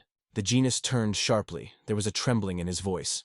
He called the girl, trying not to interrupt the conversation. In his view, uncertainty was red. At that moment, she stretched her hands, and without a word, pushed him out of the break. His eyes were widely revealed from horror when he realized that she had got rid of him without any hesitation. He shouted, and, based on the instinct, reached out, trying to grasp something. The heart was crazy, and the wind whistled in the ears. Everything happened too rapidly. He still did not believe that it really happened. But at the last moment he managed to cling to the edge of the abyss. His fingers pressed deep into the stone, keeping the body from falling down. The breath was beaten and the hands trembled from tension. He understood that now literally hanged between life and death. The sudden blow selected the last forces from him. Her boots pressed his fingers strongly, forcing him to let go. The girl shuddered. Her face was distorted by surprise. She quickly turned, shouted confusedly. Something went wrong, and now she did not understand who actually managed the situation. Angelica said these words with a cry. Her face was distorted by anger. She could no longer tolerate his weakness and helplessness. Without resting, she squeezed the heel selection into his hand, as if she wanted him to disappear. In her look, she buried relentless determination. But the genius clung to life, well realizing that he had almost no chance. Despite the betrayal, he stated that he would not stop and continue his way, even if he had to go himself. Meanwhile, the girl laughed carelessly, throwing her hair back. She was not going to regret something. At first, even before the search for a new partner, she wanted to enjoy urban entertainment, a warm bath and delicious food. This was the main thing for her. Her eyes glowed with admiration when she declared her whole voice. She knew that it would not be alone anymore. A new team of brave adventurers, stronger and better than ever before. The girl sincerely believed that a wonderful future was waiting for her. At that moment, the genius squeezes his teeth and, gathering the remains of strength, exclaims, he can't let her just go and leave him behind. Despite the pain and betrayal, the genius is not going to give up without a fight. Angelica came to his hand with fury. Her face twisted from anger and she screamed, demanding that he disappear immediately. Her patience was finally exhausted, and now she acted decisively without hesitation of a second. With fear in her heart, he listened to her telling her plans for the future. After reading the news, I realized that it was not Angelica Hino. He was not going to give up so simple. He shouted, not allowing her to finally break the connection between them.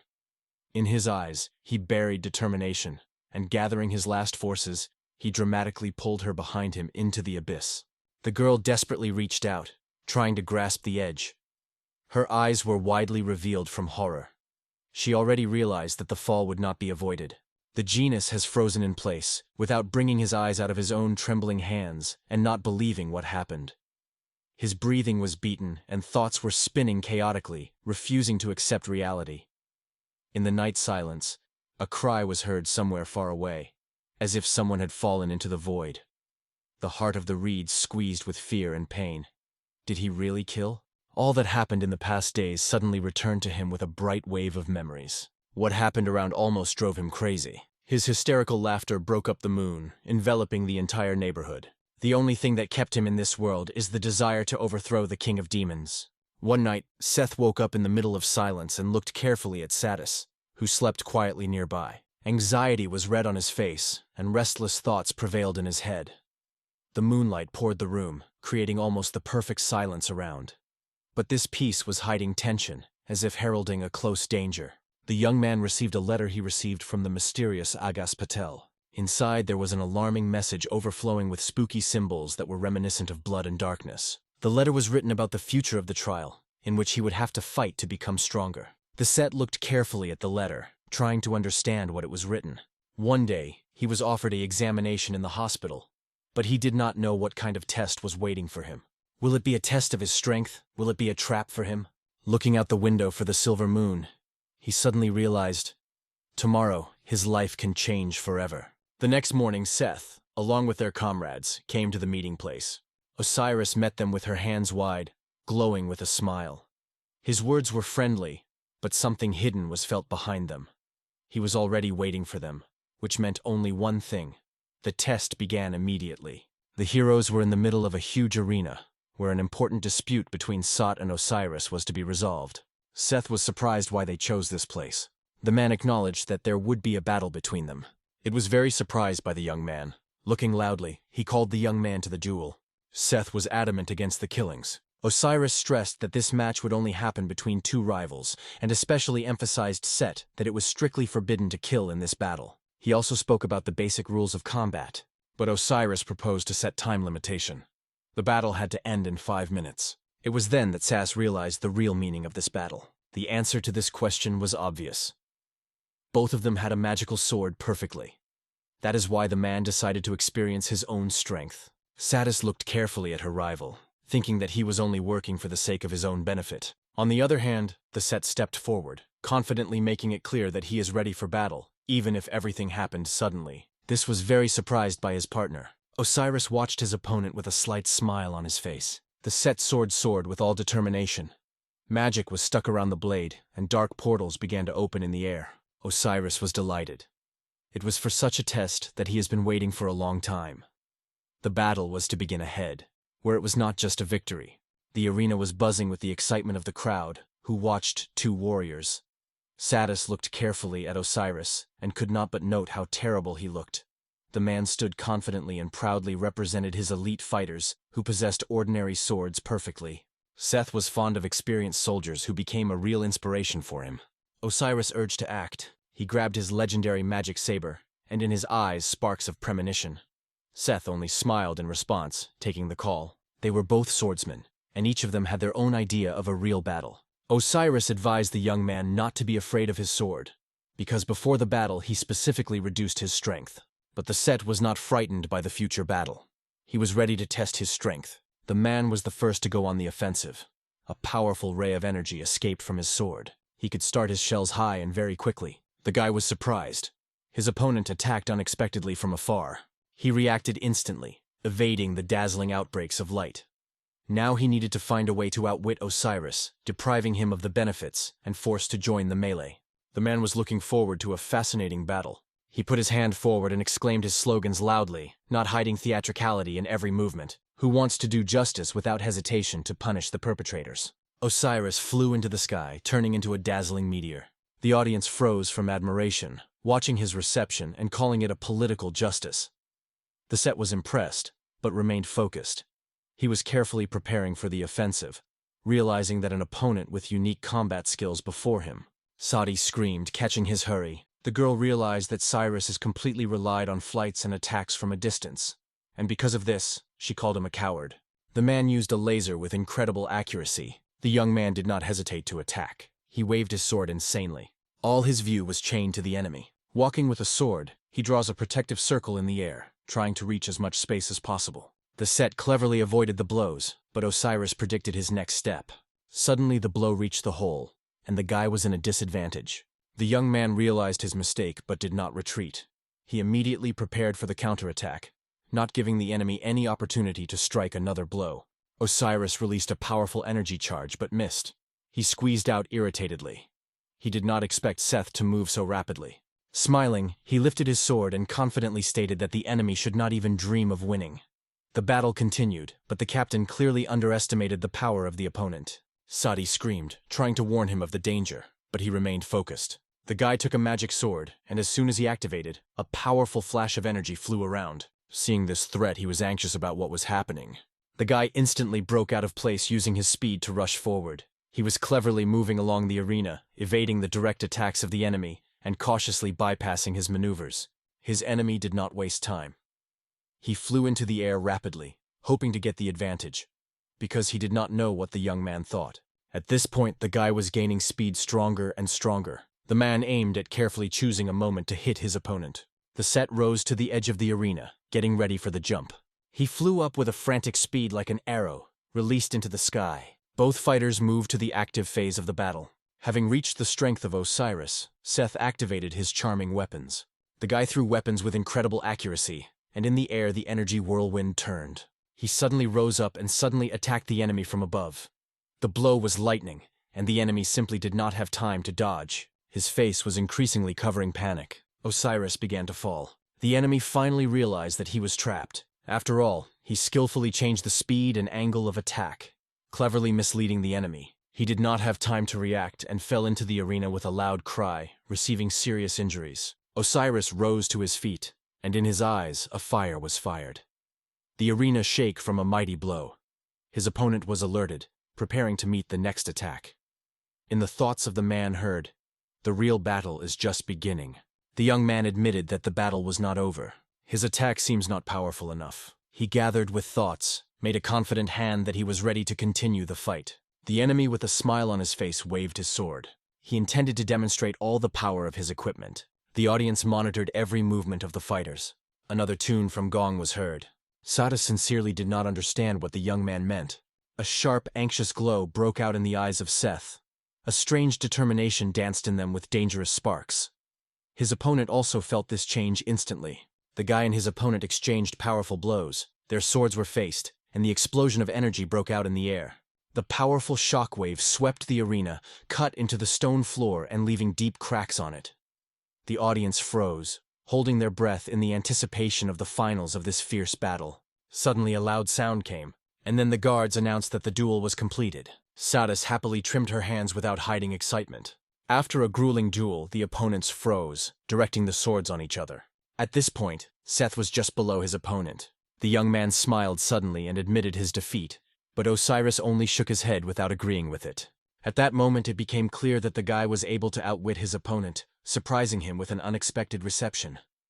The man acknowledged that Seth had cut his rays with a sword, and it was a real miracle. He watched his skills with admiration, not understanding how a young warrior expects the trajectory of his blows. In response, the young man calmly said that he just looked through the rays through, and his eyes struck the opponent. Osiris tilted his head, struck by the skill of the young man. He reached out to him, expressing his respect. The warriors shook their hands, recognizing the strength and skill of the opponent. Despite the fierce battle between them, there was respect. It was the end of the battle, but perhaps only the beginning of a new story. At the same moment, Satis hurried to the set, worrying about his condition.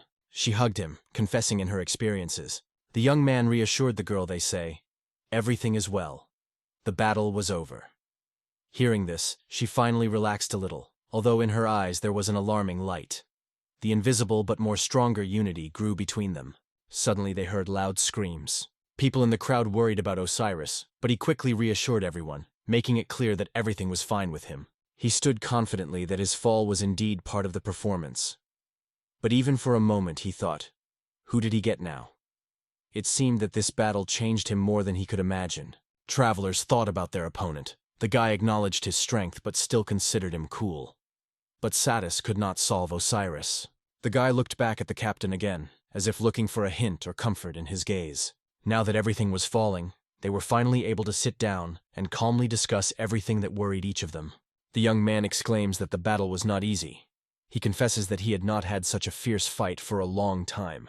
The former warrior wondered where they purchased this flying armor, but the man replied that such a thing was not sold. He says that the magicians created it at his request. And now this thing not only enhances its power, but also pleases a sense of justice. The protagonist returns to his girlfriend as if going to say something, but at the last moment he suddenly changed his mind. The heroine jokingly asks whether he wants himself the same armor. At the same time, she is well aware that she does not have enough strength to spend them on creating another such armor. The hero goes into the room. Here immediately becomes quiet, as if everyone was holding his breath. The man is thinking. He notes that if you look closely, the characters are very similar to each other, as if a real brother and sister. He returns to Seth. He recalled that the characters came to talk to him, and asked to tell them that they had led them. The main character is interested in what demons are doing now. He became interested in learning more about Achas Patel's letter, because having this information about demons would be able to avoid unnecessary clashes. He explained that it is important to stay together now, but if the demon or someone else will get here, it will turn into a disaster for everyone.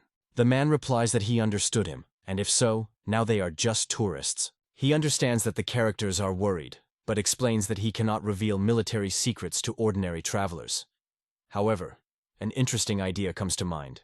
The man laughs and assures the heroes that you do not need to worry.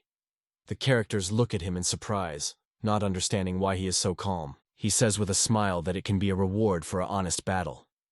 The man promises to tell them everything he knows. He unfolds the map on the table. The army of the owner of the demons began to step even faster, and now more actively gives rise. It will be difficult for people to change the course of the battle in their favor. He notes that since the girl left his army, the command has become weaker. She asks, surprised by his words. Satis claims that even without it, the army has a significant advantage. However, the man denies that troops are defeated one by one in different countries. If so continues, the defeat is just a matter of time. He thought he would also be called to the war, but it seemed like a chance on the battlefield he did not have. The girl with sadness replies that she is already clear. None of the intelligence officers have seen demons yet, so all the excitement seems in vain. The protagonist agrees with this and feels some relief. The girl suddenly interrupts the main character. She notes that the owner of the demons of patience may have little, but he never takes time. She says that these creatures are usually just guests, and advises not to worry about war. The heroine understands that she cannot confidently say that she understands the actions of the owners of demons. But the protagonist should not think about it now. She dreams of only one thing, to be near him every day. That's all that the girl wants. The man who observed all this noted that they perceived the situation very seriously. He confidently promised that he should not doubt for a moment. He would be able to defeat the army of the owner of the demons. He laughs smugly, and it seems that she considers him too self-confident. However, thinking about it, the girl remembers another.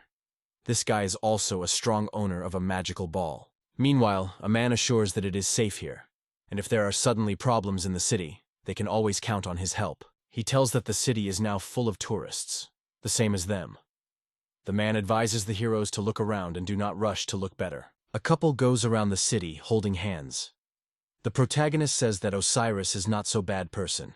His girl is silent without answering anything in response. She decides to speak and asks whether he still considers himself cool. The hero replies that he is convinced. He promises that once the girl will understand everything, she agrees with him. Satis says that they have almost reached the peaks of the hill, from which the magnificent view of the mountains and the sea opens. Lovers hang from the bridge and look carefully at the panorama that opens before them. The guy with the girl admire the beauty of the city, which is spread below. The protagonist turns to Satis and says that it is incredibly cool here. He says he first sees such a beautiful panorama from such a height. The former commander of the King of the Demons with a smile noted that the real beauty would not run away, even if you sit down for a moment. The main character squats next to her on the bench. The young man significantly lowers his eyes. Suddenly he notices something unusual. The guy looks around and notices that the couples are sitting nearby. The protagonist notices that only adults gathered around him. The interlocutor is interested in why the hero is so nervous. He again raises the question and then begins to justify himself. The girl gently takes his hand and assures that it is not necessary to worry. The girl sincerely assures the main character. In her opinion, he is also an extraordinary person. The guy, getting rid of such words, looks at the heroine in surprise. He understands that he is too worried. People have already noticed this couple. Girls cannot believe that the heroine meets such a handsome man. At the same time, the boys look at his companion with delight, wondering her beauty. Meanwhile, the outside is getting hotter, although there is noticeably cooler inside. Satis jokes that they would now be very agreed by an umbrella. She notices that the boy had a sweat at the head. The young man agrees, really hot. Then he is interested in how the girl feels. She invites him to come closer and see. The protagonist unbuttons the blouse and shows how sweaty she is. The protagonist is now incredible. The young man feverishly asks water, as if his life depends on it. The girl, a little surprised, asks, "Are you sure you really want to drink?" It extends him a bottle of water. The hero opens the vessel and pours the nutrient moisture on his head. The girl is amazed and exclaims from surprise. She asks if everything is fine for the main character. Seth thanks her for the care. He cannot understand what happened to him, because he always looked calmly at his friend. The protagonist was convinced that he would remain unmoved, but was probably wrong. A sudden girl understands what happened. She smiles warmly to the main character. Satis approaches him and offers to go to the sea after lunch. The young man is surprised by such a proposal. The girl asks, does he not want to fish? With this thought, Seth imagines how they will sunbathe in the sun. The protagonist's friend laughs fun and notes that it is really great. The events are transferred to the sea. The protagonist decides that he can rent a fishing rod. He remembered how Sadie asked him not to wait for her. When he asked why he needed, she just smiled mysteriously and said it was a secret. The protagonist sits on a fishing bridge and slowly throws his fishing room into the water. He looks thoughtfully into the far horizon. Seth rejoices from what is here. In the meantime, someone calls him. He rotates and asks whether Satis has just appeared.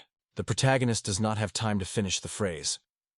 Suddenly he fades, seeing in front of him a stunningly beautiful girl. The former associate of the ruler of the demons runs to him and sincerely asks for forcing him to wait so long. She sits next to him and says she thought, once they are by the sea, it would be worth swimming. The protagonist is lost in shame. The girl jokes with him, advising to enjoy this moment. The protagonist got out of his friend, sincerely surprised. Can you remain calm in such a tense situation? The sea finally quenched its thirst. The former leader of the King of the Demons notices the underwater glow. It emerges on the surface of the water and inhales deeply. Splays fly around. The girl lifts the shell over herself. She holds her in her hands and looks carefully in the sun. The heroine turns to the main character, urging him to approach her.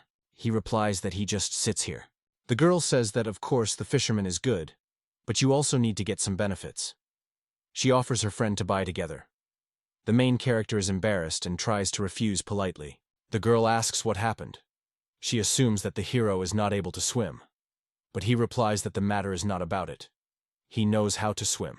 There are just other reasons. By the way, she looks carefully at the young man, filled with readiness to listen to him and accept any answer he will give. The young man stops, hesitates, and shyly says he doesn't want to swim. The girl looks at him in surprise and asks, why? She reassures him, saying that there is no reason to worry. A protective spell is imposed on this place. In addition, how can other men be allowed here if she was specially prepared for this swimsuit for him? So the girl asks him to calm down. She suddenly rushes forward and leaps against the main character. The young man does not hide his astonishment. The girl laughs quietly, clearly pleased with her joke. She reminds the protagonist that he is forbidden to touch her. She also warns him not to do strange things. The young man tries to hold back. Again, sweat at the forehead, and he asks why the girl is so often touched. She carelessly replies that she is allowed. The main character with a smile says that only disobedient children ignore adults. She flirts with him and adds that it looks like this brawler will have to be punished.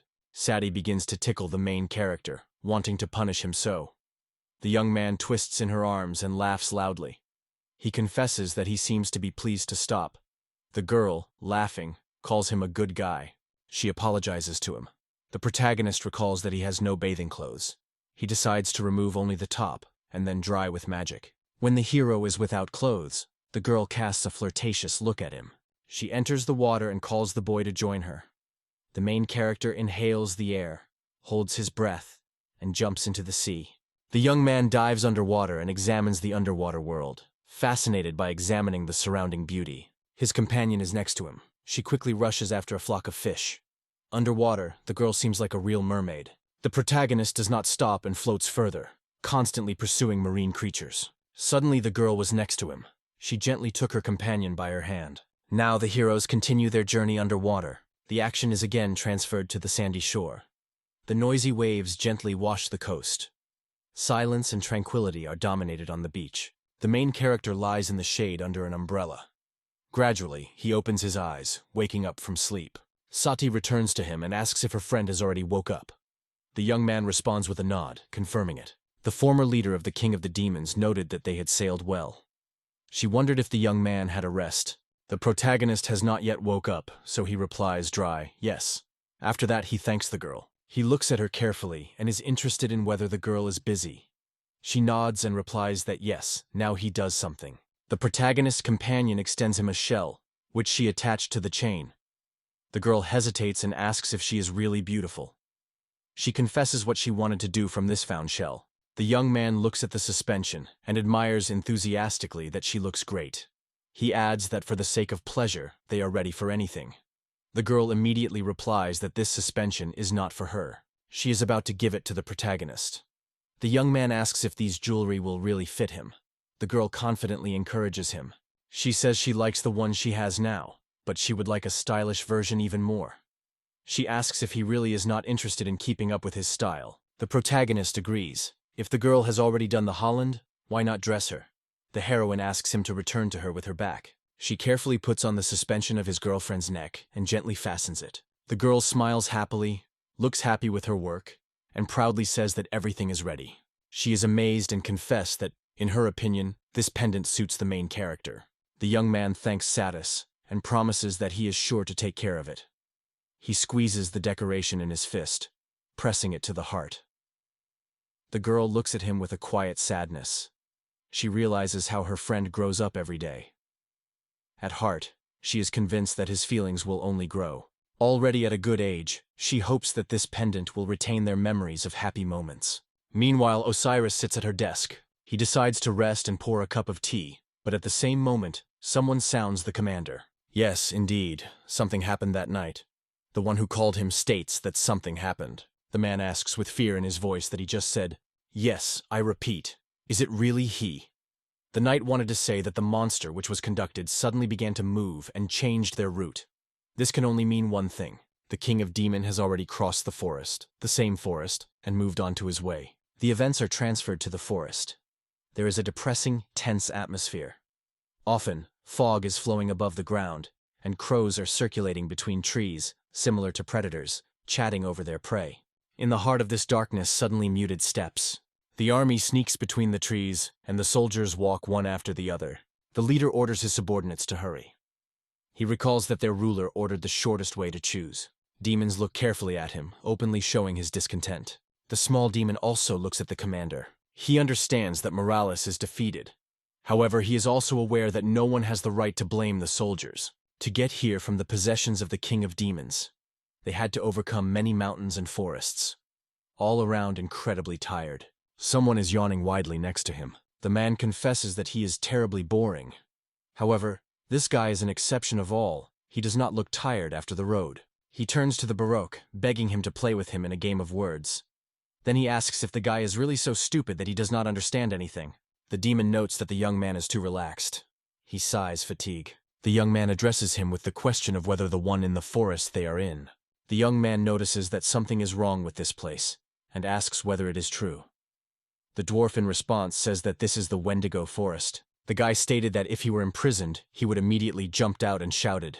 The demon rotates with horror without believing its own eyes. He offends the boy in rude words and demands that he immediately stop his jokes. He remembers well when to go. The demon knows that they exist, but never saw any. The young man assures his friend who does not joke. He explains. Every time he appears, when to go, it is a sign. Someone has to live very little. A person already stands on the threshold of death. When the goals do not leave their lands themselves, it means that neither humans nor animals should enter their territory. Long ago, people tried to burn other people's lands from afar, and their attempts ended in failure. The burnings disappeared without any trace, as if they were not at all. The young man continues that no monster or a person is capable of similar. He says it does not matter what they are dealing with monsters or with something else. Everyone here become aggressive to anyone who tries to invade their territory. Perhaps those who get lost, eat, and may be taken to some other dimension. In any case, these people are considered dead. The demon listens to these words. It is apparent that he is surprised. Nervously calculating everything, he understands. Even monsters are afraid of these creatures. If this is true, then they must already be in the King of Demons. Aravoan watches the travelers closely. From the top of the tree on which he sits, the impressive landscape opens. The hero does not stop and confidently continues his journey. His Majesty ordered them to capture the city of Jland, and in these parts, screws together with people live in harmony with nature. The dwarf understands that the order was precisely through this city, although everyone knew about the features of the local community. This thought gives him a headache. Suddenly, the young man stops and looks closely. Hobarok turns to him in his name. He asks, "What happened?" The hero notices something unusual and looks at his find. The demon is wondering what it is. The young man replies that they are in front of them. He tells that it was created as a reservation for all. His companion does not hide his surprise and asks, "Does this young man say that there is a sacred land ahead? Where to go?" He screams loudly that everyone needs to be warned. It is dangerous to go. It is necessary to find a safe trail. At this time, the man considers his find carefully. He concentrated every step. Then the hero goes up and continues to move forward. His companion sounds with horror. He cooked the new moon. Demons do not understand what a strange haze suddenly wrapped them on all sides. The commander warns his subordinates so that they remain ready. At this point, a strange expression appears on the face of one of his assistants. The demon is convincingly grabbing the throat. It begins to choke. A frantic cough attack that fully covers it breaks out of the breast. Suddenly, his body begins to change, and it turns into a strange, incomprehensible creature. His comrades fade away from horror and start screaming. They run in a panic. Several such creatures are already chasing the army. Demons understand that their time to get out of here. Among them were those whom their opponents were torn into parts. Suddenly, their attention is attracted by fog. They ask you the question, where did these monsters go? The commander falls on his knees, screaming with pain and horror. It is difficult for him to believe that his unit and people have suffered such terrible losses. Only half of the detachment remained. The commander noted that even if it took more time, they would still have to bypass this bypass. He tears his hair, murmuring that nothing would happen. At this time, the young man watches carefully. He looked at the soldiers and sadly realized how many they lost. His friend came closer and asked, "What is it at all?" The young man replied that if they got out of such minor losses, then it could still be considered a good result. However, he was denied. There is nothing good.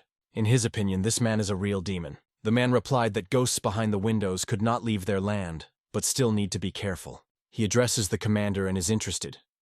What if he left that place? He replies that he understands well what to do, and will no longer indicate him how to act. One of the crows stopped for a moment, watching the exhausted soldiers slowly moving the road. Without hesitation, he left his post and disappeared quietly in the dense thickets of the forest. The action is transferred to Yulandana, to the barracks. The characters gather in the office of Osiris. The man apologizes to everyone for a sudden call. In his opinion, the reason is so important that he immediately decided to call the heroes to negotiate. The former head of the King of the Demons thanked her for it. The man says the Wendigo forest is a forbidden, sacred territory. Even the strongest monsters do not dare to go so far. He shows on the map as the enemy crosses the forest and goes straight to this city. He adds that, on all grounds, a person has really noticed in the army of demons. The protagonist does not restrain and asks, Is there a person among the army of the King of Demons? Osiris replies that he has already heard about this demon in the previous report. There was a magic sword that was in the hands of the demons of the demons. The demon's army always wins when it appears on the battlefield, so the man is not sure if they can win if he suddenly comes here. The girl replied that she knew only one person who reminds her of the sword. The former head of the King of the Demons, who was considered the strongest magical swordsman in the king's army, was a hybrid of a demon and a man known as a fierce crocodile. She never met him personally, but she was sure of one thing. He was incredibly strong. She says he may be even stronger than her. Osiris is thinking. He tries to realize what has learned about the magical moon that exceeds the usual. The girl tells that almost nothing is known about the special abilities of his magic sword, but she knows exactly the name that this sword wears. In her opinion, this blade is called Paupus, so in their people is called snake poison. The protagonist thinks that the Paupus, or more precisely the snake venom, which Sebek possesses, is very similar to the drawing of the angry crocodile, which he saw in a letter from the hospital. The hero sits in the room for a while. He tries to convince himself that he does not lose. But this battle not only applies to himself. Evaluating the local forces, he realizes that a heavy fight is ahead. Sighs with sadness and anxiety. He says that according to his calculations, they will appear no earlier than afternoon in 2 days. The man leaves the room and thanks the heroes for the important information. He realizes that they came here just to take a walk and relax a little, but to admit their fate. Heroes should leave the city immediately. The main characters shout in surprise. The young man returns to them and smiles slightly. He says it is indifferent to how strong the enemy is. Osiris is not so slight as to seek salvation from a defenseless child who is resting. The young man smiles well. He demands that the case be completed and invite representatives from their soldiers. The subordinates agree to talk to him, as it will make it possible to declare the mobilization of all adventure seekers. The main character leaves the hall and the events are carried outside. The protagonist silently watches everything that is happening by standing by the window. He does not rest the expression of the man's face when he looked in their direction. The young man finally realizes that the man sought to fight with him, side by side in battle. Satis returns to his friend. The main character immediately responds to him. He apologizes to think and closes the window. The girl looks at the boy. The heroine is wondering whether the main character is worried about Osiris and his choice.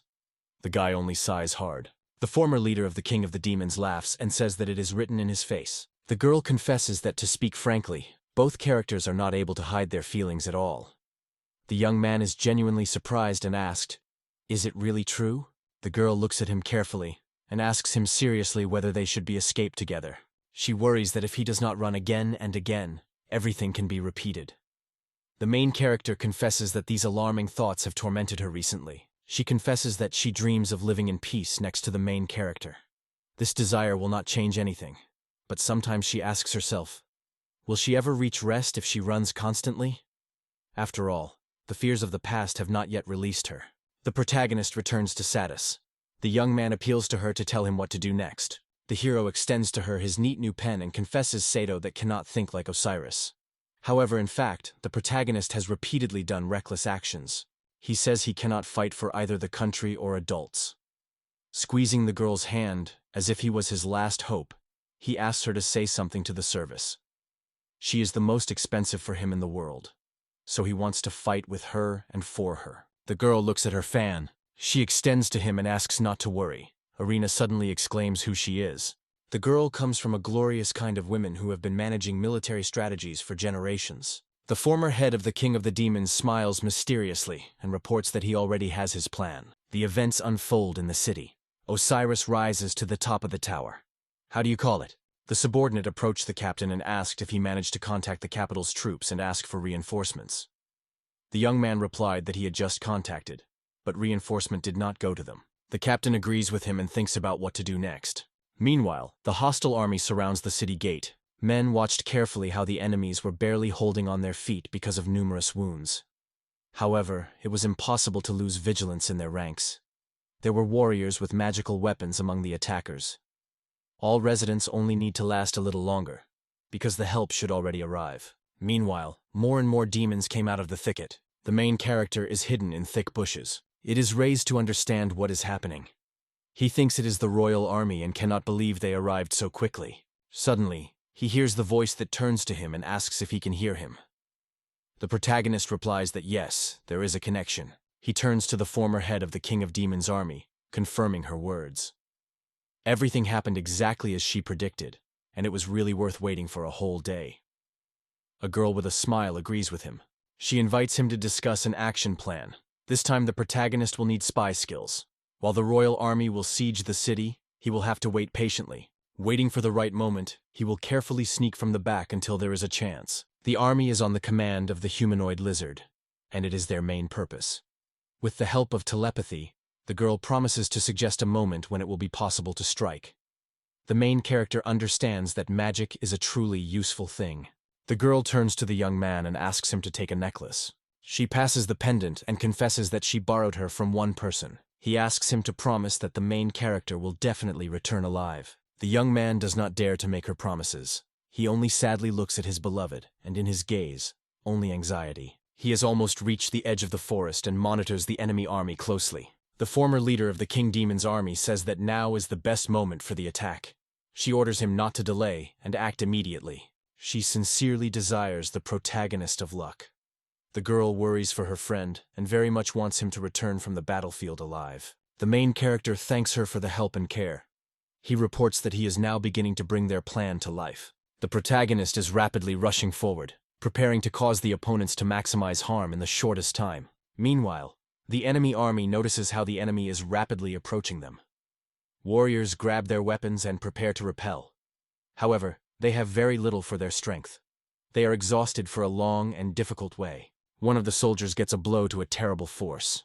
The man who struck this blow is sure that his sword leaves no victims of any chance to escape. This formidable warrior is Osiris.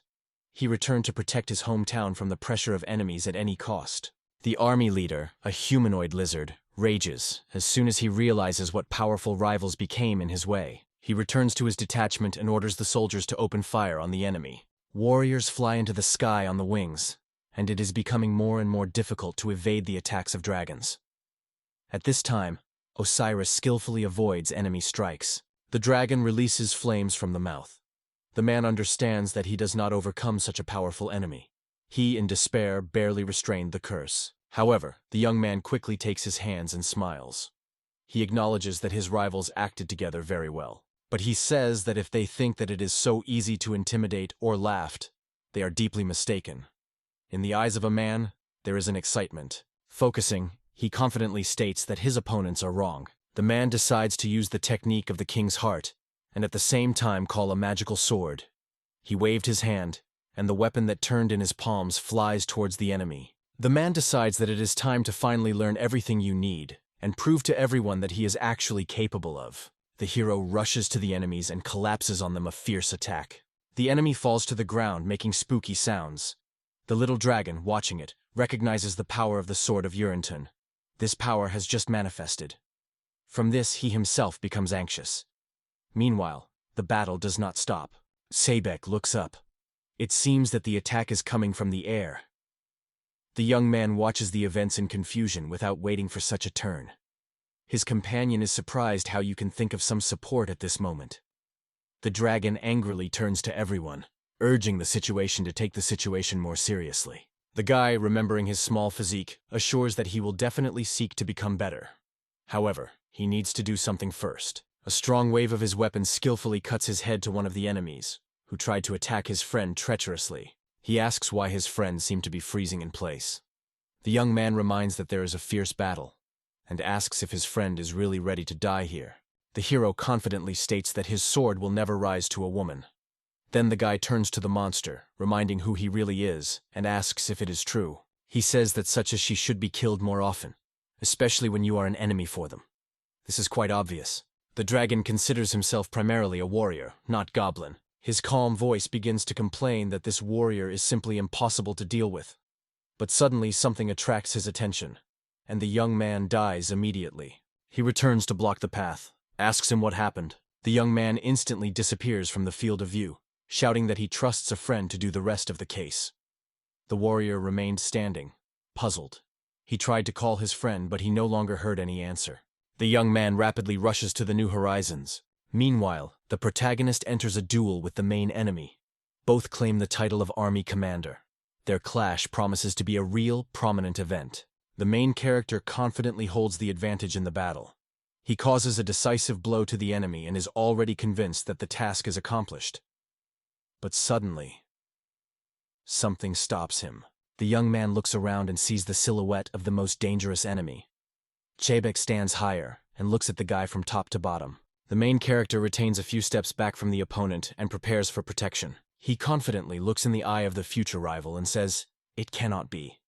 The young man laughs in response and notes that they are already familiar. The protagonist looks closely at his opponent. Unlike an opponent, he is very tense and is ready to attack at any moment. The young man looks at him with some disdain. He turns to the main character and asks whether he really came here. This is a real act for such a little guy as he is. Then the man adds that the main character reminds him of his own childhood. He was once desperate as Sedo. The young man turns to our hero and is interested in his name. He politely asks a good-natured uncle to name his name. He seems and says that his name is, for example, Sebek. But men laugh at him, throwing ridiculous remarks and claiming, in fact, he has never had such a name, like a real name in general. The protagonist looks at the opponent in confusion, not understanding what is happening to him. He keeps track of everything that is happening. Then the new moon reports that his name is Stoto, and he is a regular traveler. Stoto confesses that she is grateful to the residents of this city for many things, so he came to the world for them. The young man laughed several times, repeating the name of the protagonist. He proudly says that he has a good name, and is wondering why the young man is here. He also asks whose orders obey. But the young man calmly replies that he came here at his own request, and does not listen to other people's orders. The man pretended that he was good, and as if by the way he asked if it became difficult if the main character would not like to talk to Dobriak a little more. Meanwhile, the young man was already inviting his opponent. However, he flies forward, attacking a rival at a frantic speed. However, a man manages to evade his blow. In the jump, he lifts his sword, getting ready to strike. His sword is almost involved in the protagonist, but he has time to jump at the last moment. At the point of impact, the earth cracks. The characters met again on the battlefield. The young man retains complete peace and confidence. His fencing skill is simply astounding. The protagonist began to panic, though he tried carefully not to show it. The young man realizes that his rival has suddenly changed his way. The unpredictability of his brother knocks him out of the track and even frightens him. Meanwhile, the man extends his saber to the protagonist and injures him. The young man bounces a safe distance. Although the hero's wound is not too serious, he understands well. The forces are too uneven. The man becomes a protective position. He looks at his sword in surprise, from which blood flows slowly. The sab inserts the nose to the blood, draws smell, and it seems to bring him real pleasure. The man notes that the smell of blood is just wonderful. It is especially attracted by the fact that it is the blood of a young guy. It has a barely noticeable acid, and this aroma is much more enjoyable than the stench of all the scoundrels he had killed earlier. The protagonist watches closely at his opponent, and understands that this man does not know fatigue. He does not stop for a moment. Meanwhile, his partner is coming next to him. She is interested in the protagonist, which is happening now on the battlefield. The young man replies that he had a clash with a warrior named Shabeko. He heard of his power, but did not even imagine how serious everything is. The girl looks at the battlefield with horror and cannot realize how the village and Sebek happened against each other. She persistently demands from the main character to flee from here immediately, because he cannot cope with such a strong opponent. But he replies that he would have disappeared for a long time if he could. The enemy is too powerful and will not let him leave the battlefield alive. In addition, the main character cannot just leave him here. The young man decides that he should defeat the opponent at any cost. The heroes stand opposite each other, watching closely who will dare to take the first step. The protagonist feels excitement, but tries to hide his emotions. He was told that his opponent was a semi-human, a half-life. However, rumors could not convey what its speed was, which exceeded the limits of human capabilities, and the power that frightened even the boldest. But most importantly, it turned out to be much stronger than the young man imagined, even more skillful in possession of weapons. His sword was moving like a hunting dog that he was chasing his prey without giving her any chance to escape or revenge. We are a retired killer who has no obligations and encumbrances. How much blood had to be shed to become like that? The man notes that the main character has an unusual sword. In the battlefield, they look like each other. Even it seems that they are the same. The protagonist is surprised to ask what his opponent implies. He replies that the essence is that there are deep differences between them, and he understood it only when they came together. For example, the protagonist always worries about others, but does not appreciate himself. The protagonist again asks what it means and why he has no respect for himself. The man replies that he repeats himself all the time, as if he is worthless and no one needs. He tries to love and respect everyone around himself. Being such a person is a futile and boring business, because it is impossible to win here. The protagonist must learn to love himself more and appreciate his own life. The man reaches out his hand and says to listen. He invites the main character to go with him to the battlefield and destroy the wrong ones. He reminds her that he has already said, they are equal in battles. And if she is able to love the battle and clashes just as the man loves him, then she will be able to love herself. He says life is created for others, not for himself. Whether it will be long or short, it does not matter if everything ends with a void and a sense of meaninglessness. The protagonist himself is amazed at what sincerity he utters these words. But the young man suddenly changes on his face and asks sharply, when the enemy finally silences. His affectionate speeches do not impress, so a man is in vain to discharge the atmosphere. He smiles and says he heard very bad words in his address. Then she is surprised, like such a strong guy as the main character can communicate so ineptly with his good uncle. He finally confesses that he liked this young man. The conversation quickly turns into a real fight. Both rivals, armed, rush to each other. They cross their sticks, preparing to make a death sentence. On the battlefield, the wreckage flew in all sides. Both heroes come into battle and desperately compete with each other. None of them won and was defeated. They are equal. The protagonist reflects the attack of the man and quickly retreats at a safe distance. They approach each other again. Their faces almost touch. The man smiles and laughs treacherously. At heart he understands that this young man, whom he first underestimated, is in fact a skilled fighter. The atmosphere is tense to the limit, and only one mistake is enough, and the guy will end with him without hesitation right now. Meanwhile, the protagonist reflects how much power of his opponent. He reflects every blow lightly, as if twice as fast as it was expected. The young man is intensely looking for at least one weak side of the enemy, but does not notice any. They diverge for a while.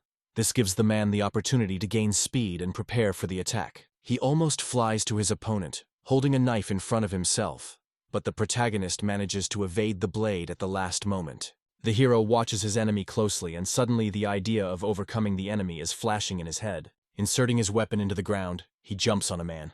In response, he tries to speed up the movement to evade the attack. The young man quickly pulls the knife and strikes the opponent directly into the stomach. He, in confusion, grabs his hands for the wound, and suddenly realizes that blood flows from it. The main character again raises his sword. He is already ready to strike and destroy the enemy. It seems that his opponent is almost exhausted. At that moment, the man sharply returns to the main character and with a smile notes that his opponent is too predictable. He easily reflects the attack of the main character. It is unclear where he had this blade from. The man decides to study his opponent, proving, if he wanted to finish everything here and now, he would have made it much more elegant. The young man smiles broadly and notes that his opponent is half a person, half a monster. He jokingly asks whether the only thing he knows is to sway, and then laughs and adds that he behaves exactly as the main character of history. The young guy exclaims that his opponent perceives him as a joker. They came together in a fierce battle, failing the swords in a passionate duel. The man says they will not go so far. He laughs and suggests that he will already get his magic balls and we will solve the problem in the adult. The protagonist agrees with him, recognizing that it is time to do it for a long time. But he also states that he wants the enemy to realize that even if his sword and very powerful, it will not save him. He will still break him into small pieces. The heroes diverge in different directions, preparing for the battle of truly concentrated and serious. Sebek gets his magic sword. The protagonist notices that his stable is quite unusual, but it does not bother him too much. One moment everything will be resolved. The result of their battle will be obvious. At this time, arrows from the air are directed to the hero and his opponent. The protagonist does not hide the surprise. The barrier forced the hail of arrows to crumble on chips just in the air. The men laughed with pleasure and asked who dared to reveal the secrets of focus before the show began. The protagonist realizes that he did his lover. Crumbs are heard everywhere, and then the young man understands. Apparently the help from the capital has already arrived, so victory for them. But this is not the end. The victory has already been won, but the young man will still have to face his opponent. Meanwhile, Sit is hastily turning to the protagonist and begs him to stay until she comes. She assures that she is already in a hurry to help. The young man exclaims to her, begging to stop and not to do so. Conrad, Sakek also refers to him and reports that they retreat.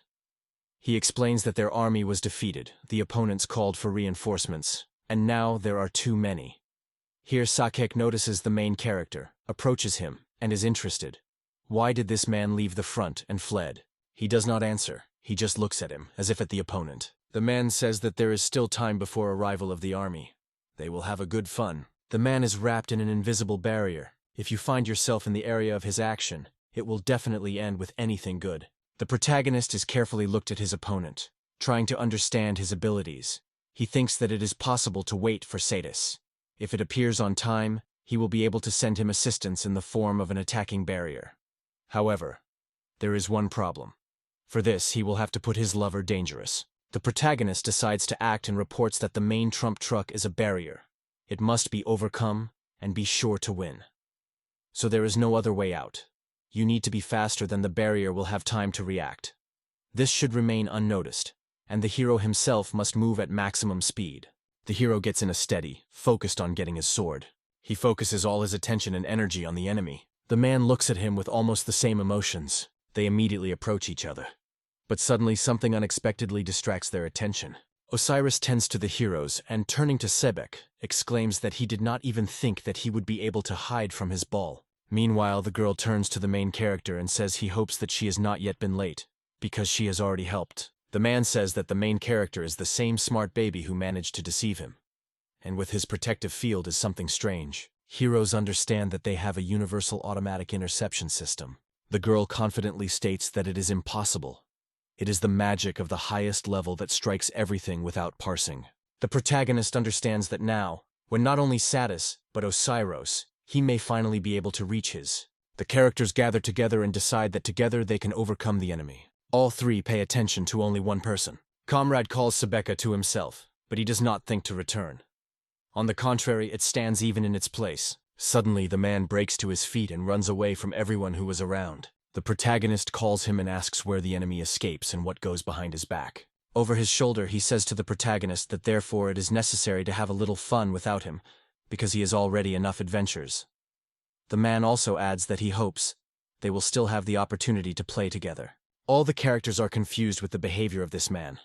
His friend does not even hesitate. He instantly grabs his things and runs after a friend. The protagonist watches with surprise how his opponent is moving further. He does not understand why Sebek behaved so strangely. The hero confesses that he had no idea that a person would simply disappear from his field of view. Osiris approaches the young man. The man strongly hit him on the top. The guy asks what that means, and confesses that he really hurts him. The man in response notes that he has long suspected. Something was wrong with the enemy army. The man returns to the boy and asks what the protagonist conceived.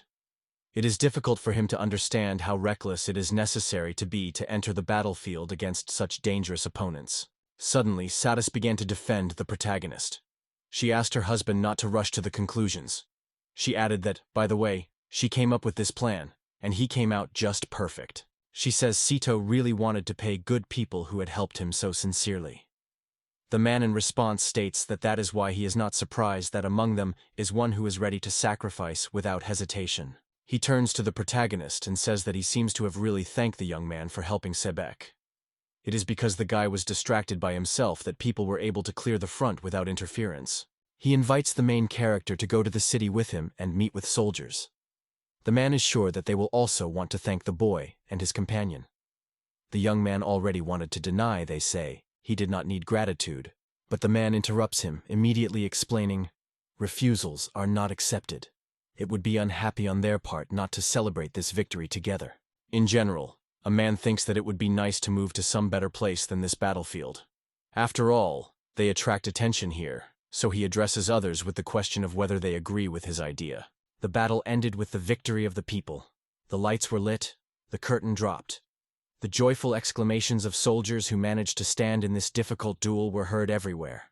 But, as is often the case, none of them even mentioned Stoto, although his contribution to the victory won was not minor. The main character did not bother it at all. He never sought to become a hero. His only desire was to support friends in a difficult moment and protect those who are the most expensive. And the main character for happiness was no longer needed. The protagonist insists that he cannot accept it. His interlocutor in response states that he will not calm down until he does it. The young man will load the most important thing for them. The city is no longer threatened, but they did not take care of all, and not for the sake of money. They answer him that no matter how it may be, the rescue of the city is to a large extent their merit. Whatever others say, the man says that their contribution is quite small. The former king of the demon's army commander appeals to the protagonist not to rest and accept what he is now sincerely given. If it were uncomfortable, the man would not persuade them. There is nothing wrong with that. The hero agrees. Osiris asks him to go. He says that since the money is already accepted, he has another offer for him. He invites the heroes to join their business and work together. Then she is wondering if they agree to try. The man is genuinely admired by their abilities and offers to imagine how many people could help with such skills. He is interested in their opinion about this and asks if they would like to join the army and stand up for the city. Heroes are viewed with each other. They understand that in other circumstances they would agree, but now everyone has good reasons. The girl sadly says that their roads will now disperse. She sincerely apologizes for it. Of course, if they have to fight again, she promises to come to the rescue. But this time they will not fight for the sake of the country or society, but for themselves. The man apologizes and says he is very sorry, but maybe it will be better for everyone. He notes that the conversation was a little delayed, but still sincerely thanks both for their work. He thanks them not only for getting rid of the army commander, but also for the fact that their perseverance forced the enemy to retreat. And because of this, they managed to win. The protagonist remembers his opponent. Perhaps if he came across that invisible wall, she would simply scatter it on the pieces. The protagonist has never encountered such a strange obstacle as such a magic weapon or mysterious stand. The young man quickly understands. It will not be so easy to defeat his opponent. If he wants to master an unknown force, he will have to take a test. The letter comes in memory, and he thinks, if he does everything she has written there, can he really become stronger? He is not sure of the answer. You may be more experienced. He turns to his interlocutors and says he would like to show them both of one letter. The man in response confesses that he had long dreamed of talking to him about something important. He says he has a letter addressed to the head hero. He took it for storage. A letter from a man named Gendel from the village of Benjamin. The girls are surprised, not understanding what letter is about and what is meant. The letter is written. If this letter gets a storm of destruction to the child, it will mean that a barrier appeared on her life road. If she got lost, she has lost the right path and now fights difficulties, sincerely looking for a way out. Then she should use a hint that is marked on the map instead of the one she chose. A man listens to a surprise that is written in the letter. The snake and crocodile symbol is Sebek, and that is why the content of this phrase, which asks for immediate verification, becomes quite clear. Not everyone has a chance to get a letter with a message when you go. The man suggests that they may be trying to warn the main character from something. The protagonist thinks of his fate and understands. It seems that he was destined to fight again with his former opponent, especially if he wants to stay with the girl. For this, he just needs to defeat this man. The man replies that the place marked on the map is very far. He assures that everything is fine, promises to replenish food and water, and at dawn they will go on the road. He also advises to taste the local delicacies, because if they do not try, then regret with friends. The main character delays his eyes on Satis. The girl grabbed her head and asked with pain why the main character did not tell her all before. She suggested that he probably needed something special, but at the same time began to blame herself. Perhaps because of her it was so difficult for him to confess everything. The young man replies that she does not need to apologize. He should apologize because he simply could not find the courage to tell her everything at once. She denies, they say, on the contrary. She should think about how difficult he lives with such a heavy burden. In addition, the content of the letter really testifies the hero will have to fight the enemy. But now she is with him, and the girl promises to do her best to help the head hero. The young man with a grateful smile thanks Mr. He asks if Satis can ask one question. The girl is wondering what kind of question is. He asks how she perceives herself, or loves herself. She is also interested in what she sees herself at all. The main character is surprised. Why does he suddenly ask such questions? The young man replies that he has never particularly thought about it before the battle. But now the enemy's words emerge in his memory. He always cares for others, but does not value himself at all. The protagonist confesses that if he has already started to understand what it is to love others, then why you need to love yourself, and how to do it at all, it remains a mystery for him. He asks Satis what she thinks about it. The girl is thinking about the question. She says she supports the main character. It is quite surprising, because he did not expect such an answer. I do not claim that she has finally felt that love was like, but if someone asks if she loves herself, she will not be able to give a clear answer. The bag turns to the main character and asks if he will allow him to ask a question. She is wondering that the hero really felt when Sebek said they were the same in battle. The girl asks if the hero agrees with the idea that you can love yourself if you like the struggle itself. The young man replies that he never considered the battle of the meaning of his life, and does not believe that he would once be able to enjoy the battle. The only thing he or she likes is to travel with a partner, to open new horizons and get acquainted with interesting people. The girl hugs him, gently clinging, as if in these arms hidden all the meaning of her world. She says that it is in such a situation that he understands perfectly what means to appreciate himself and his life. She confesses that she really likes the main character of this story. The guy is embarrassed and filled with a blush. The girl confesses that she would like to learn to appreciate herself as much as he does. She jokes that he can fall in love with him. The protagonist supports her and proposes to go this way together. He sincerely believes that together they will be able to overcome any difficulties. The girl smiles and notes that they seem to think the same. The in-love couple decided to go to the city, stock up on everything you need, and visit a few bars to eat. Still, they will have to leave early tomorrow, so why not have fun now? The main character asks if they will go together. The girl nods and agrees. She asks if Osiris is here. Amanda approaches them. The hero asks if he came to hold them. He replies, "Of course it has come. It is a pity only that you still refused." He says that not every day there is an opportunity to fight side by side with such prominent people. He turns to the main characters. The man sincerely thanks them for everything they did for him, and with warmth in his voice confesses, it is thanks to them that he can now sleep peacefully. The protagonist assures that if someone has difficulties, you can always turn to him as a lawyer of the law and justice, and he will certainly come to the rescue. And if he himself needs support, he will not hesitate to ask the man. He replies that, of course, he will protect him. There is simply no different choice here. The man recalls that he, Osiris, is a warrior who fights for justice. The main character was very surprised. The girl did not even suspect that the young man liked it. The man says goodbye, waving his hand. The characters also turn to say goodbye to him. The girl suddenly stops and says that she almost forgot something important. She extends the protagonist amulet and asks him to put on it. Again, she puts on his neck, and the young man looks at the girl in confusion without understanding her act. The main character notes that it really suits him. The young man thanked her, smiling warmly and sincerely. And yet it turns out fun.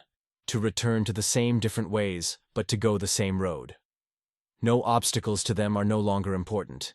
It is only necessary to think about it, as her heart begins to beat faster. The protagonist confesses that he has no less than his heart. The events are transferred to a small village. The girl sits on the bed, looking thoughtfully at the window with bars, behind which the birds will fussily. Suddenly, she hears someone calling her named. The guard opens the door and reports that the visitor has come to her. To get Hervind out of the prison chamber, she is put on a wrist. The girl sadly looks at her shaken hands and realizes that she is treated with caution. Walking the corridor, she stops by the window and looks out. Town for weirdos. Now she is one of them. Perhaps this fate has brought the girl here in search of the main character. Earlier it seemed that it was moving in the right way. She obeyed her father's instructions and lived as he taught. In her heart, she once lived hatred of evil and respect for good. So where did she give rise to? When the girl goes to the next room, a loud roar suddenly sounds. The heroine no longer pays attention to these sounds. Several men and one woman sat in front of her.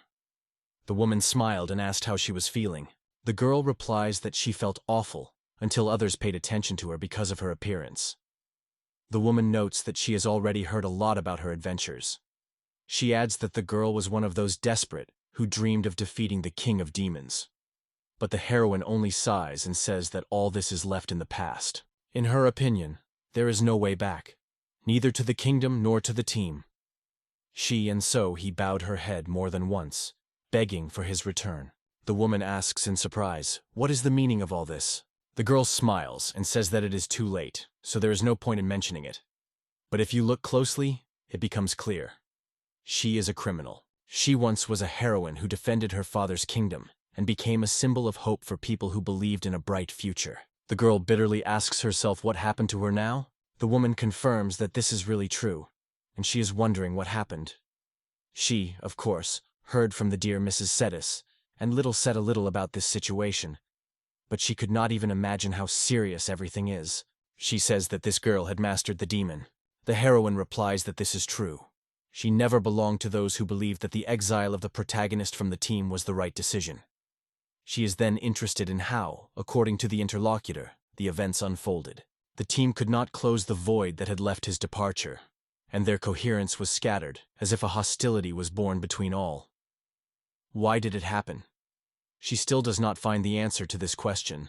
The heroine, with tears in her eyes, confesses that at the very end she believed everything they did was right. Of course, it was a real loss of getting rid of such a skillful fighter on the battlefield, a person who was always given the battle of her last in life.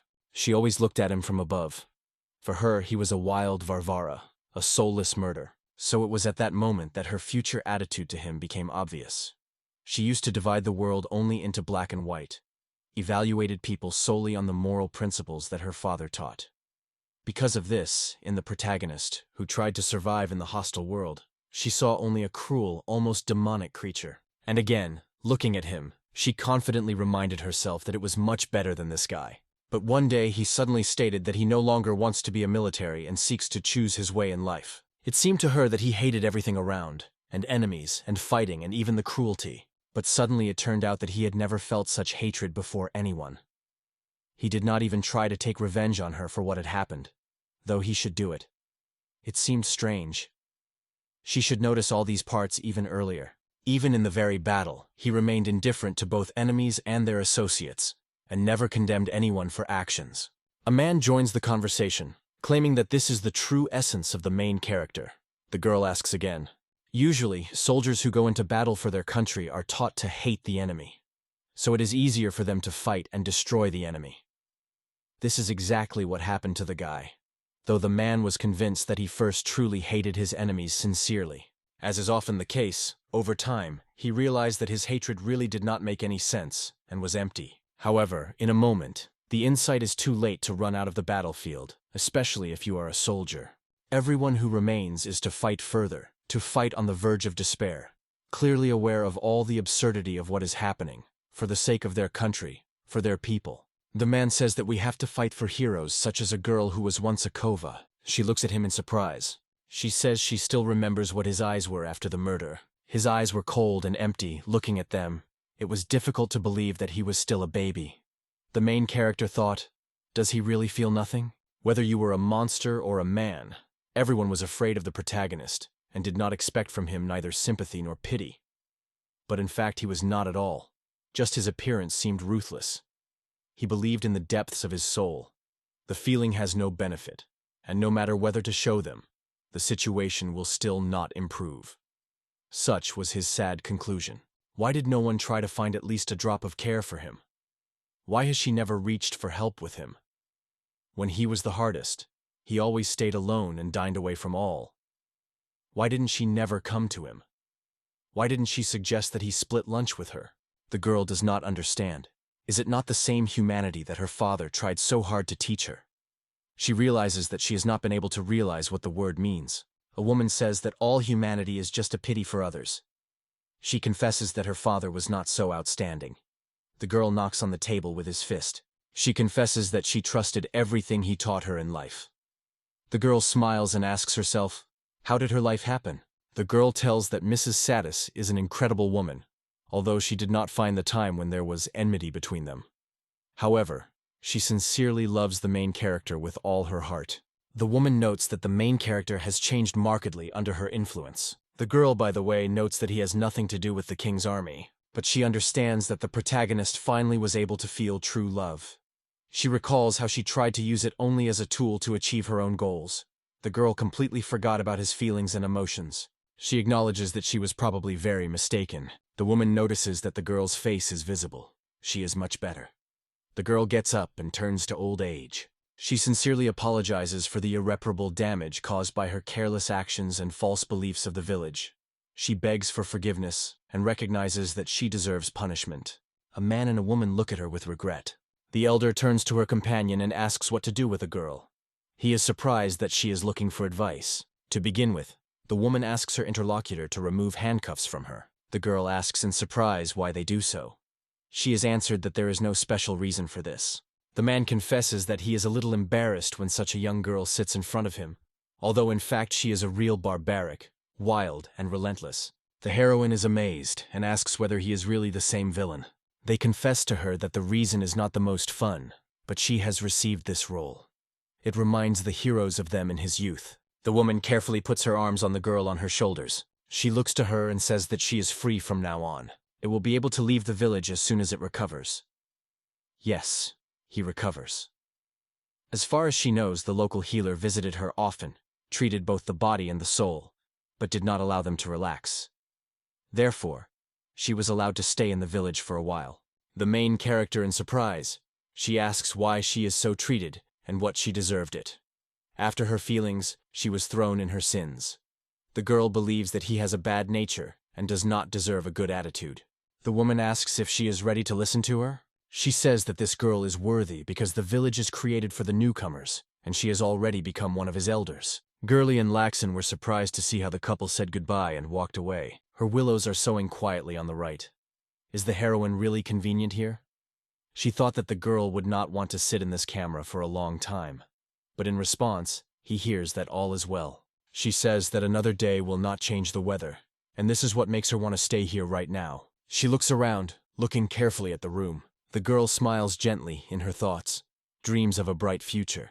Kyomi slowly walks on the road, from time to time tapping on it with her wooden stick, which she always carries with her. The girl stopped and looked carefully, leaning on the stick and holding her hat with her hand. She thought she was almost feeling the smell of the marine breeze in this place. Probably the wind is moving from the mountain ranges, so dry and sharp. Kyomi stretched a straw hat so that he hid his face in a rescue shade from a burning midday sun. On the face of the girl, the streams of sweat, because she spent the whole day on the road.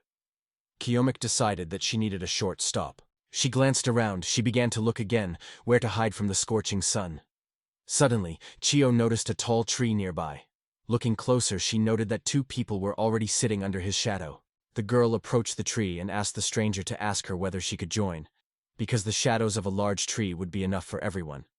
She was immediately allowed to stay side by side. Kyomi was happy and sincerely thanked them with the heart. Removing the hat, she called Kyomi and said she was a wandering priestess.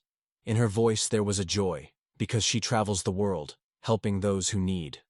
After that, Kyomi asked the travelers who they are. Under the tree, she met Seth and Satis. They did not get rid of the presence of Kyomi, but on the contrary, greeted it with smiles. Even before Kyomi came to them, Seth and Satis were calmly resting in the shadows and talking about something. After a short rest, everyone went on. Kyomi was interested in traveling after Soda and watching them closely. She wondered where they were going, and when she heard the answer, she reported that she was also in the other way. Perhaps their meeting was not by chance, but by fate. Once all this hot valley was a real wasteland, surrounded by lifeless mountains. Almost no plant has taken root here, if you do not count the cacti and thorns, and above the valley only rarely birds flew in search of food. Safi was surprised to look around, not believing in her own eyes. Everything around has changed beyond recognition from the moment she was here for the last time. Looking at the birds in the sky, she said that this landscape seems even more scary than everything they saw before. Seth agreed with her and paid attention to the birds, calling them the shulik. But suddenly he realized that these were stamps. Kyomi also turned her gaze on the birds and wondered whether these Kondoras were talking about Sat and Satis. Then the girl told that she had already dealt with these annoying birds. Once one such winged scoundrel attacked her. Kyomi remembered how the bird stole all the dinner before she had to touch him. She said she had never got along with birds, especially with crows. They are constantly screaming and almost impossible to scare them. Seth assured her that this time the birds would not touch her. They would not allow it. Seth smiled to the girl and assured her that he, along with Satis, was quite confident in his abilities, so they would undoubtedly be able to drive away obsessive crows. Hearing their words about absolute confidence in their own forces, they smiled mysteriously and thoughtfully muttered something under his nose. After that, she moved on to Satis and Satis, gently tapping the cane on the ground so as not to get off the road. Hearing the characteristic knock, Seth turned and noticed that this girl rests on a cane while walking. Looking at a girl with a smile, he thought, this stick seems to be really helping Kyomi to see everything around her. Travelers went forward slowly, and soon the deserted steps went out, going out to the gorge called Katasita. One by one, they stepped inside this narrow passage. The Set raised his eyes where the crack began in the ground, which later turned into a gorge. He shared his thoughts, they say. This gorge seems very strange to him. He turned to the Seth who was in front and noted that this place is worse than a wasteland outside. Seth in response added that he is compressed inside this atmosphere. Hearing these words, Satis turned over her shoulder and replied that this place arose due to the harmonious coexistence of people and nature. So this canyon has a very long history. Kyomi suggested that perhaps this place is hiding something mystical. The girl confessed that she is guided here with the help of wind and surrounding sounds. She also added that after Set and Satis, she could already imagine how it looks. All this time, while the travelers stepped quietly with the gorge, they watched them closely from above. There, on the top, a beast like a boar, which he looked at travelers through binoculars. The Set stopped and looked closely at the road sign. He said that if you go a little more forward, the road will bring them to the right place. Suddenly, he slowed down and shouted at the Satis and Kyomi so that they would stop immediately. He did so because he paid attention to the huge black shadow that stood on the top of the gorge, and it became clear.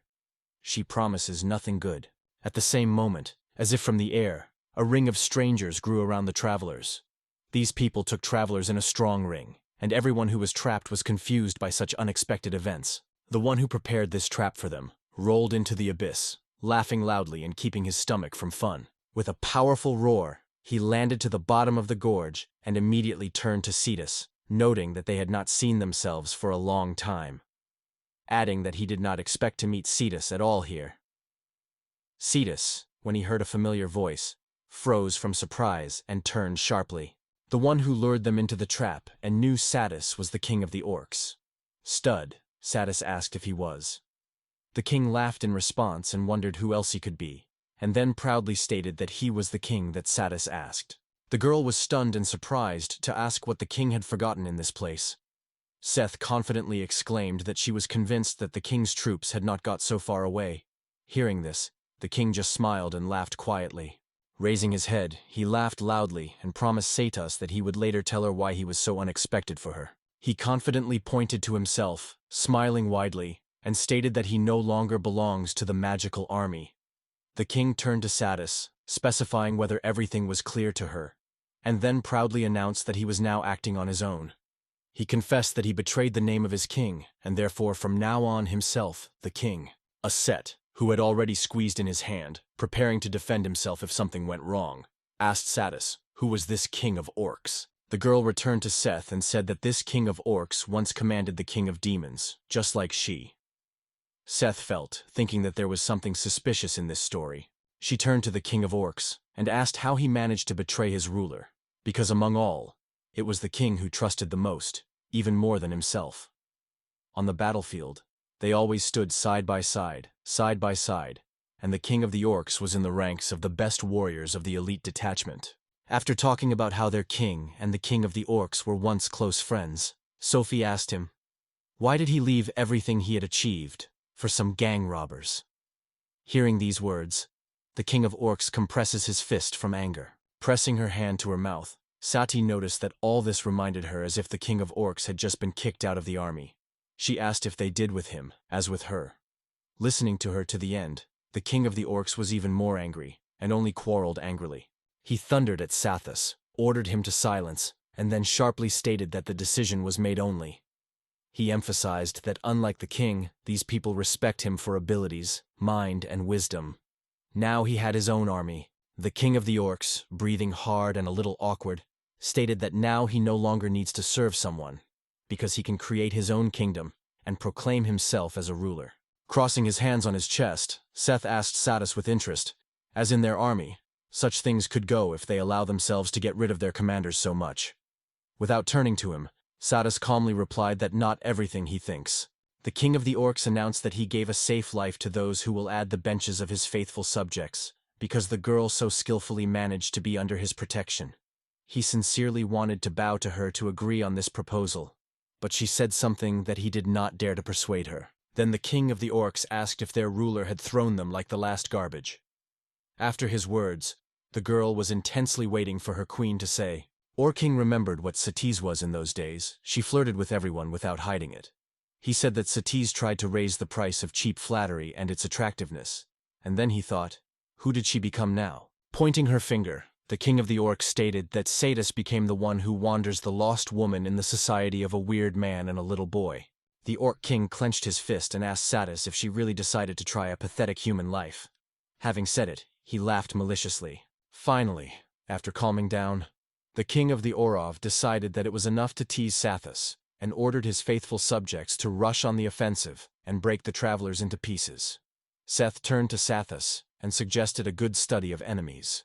He assured that he would deal with the robbers himself, and Satis should be taken to a safe place.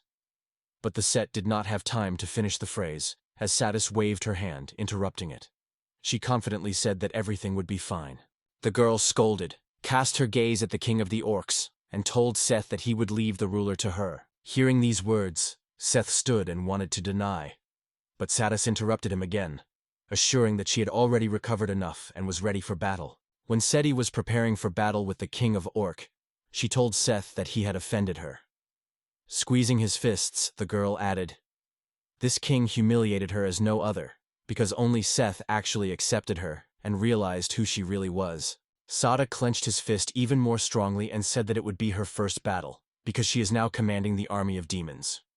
She firmly believes in her strength, and is sure that she will be able to overcome any difficulties.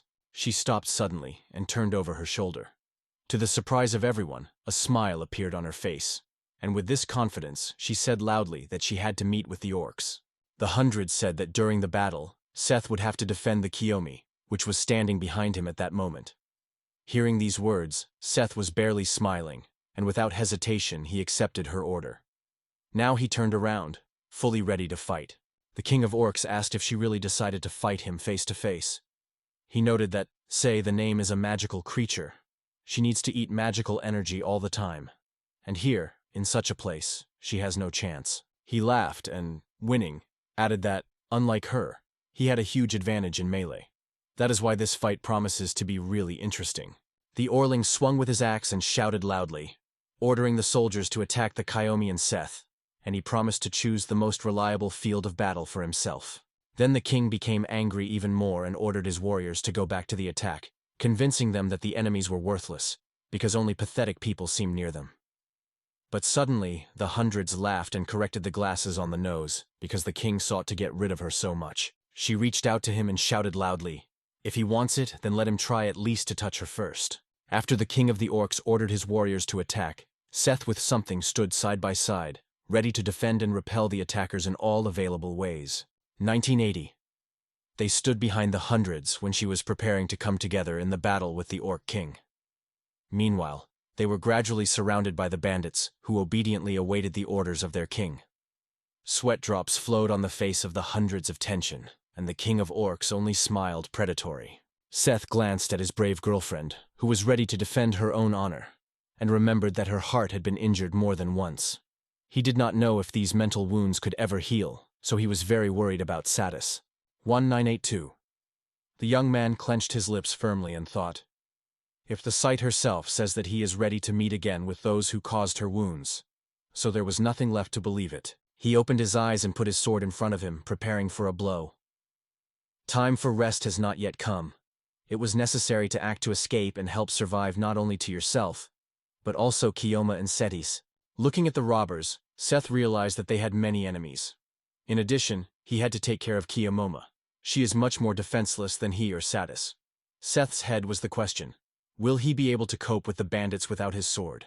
In spite of Ki, Seth told her that he would pursue her way. As soon as he gives a sign, the girl will have to run hard and in no case look back. Unexpectedly, Kai put her hand on his shoulder and calmly agreed with these words.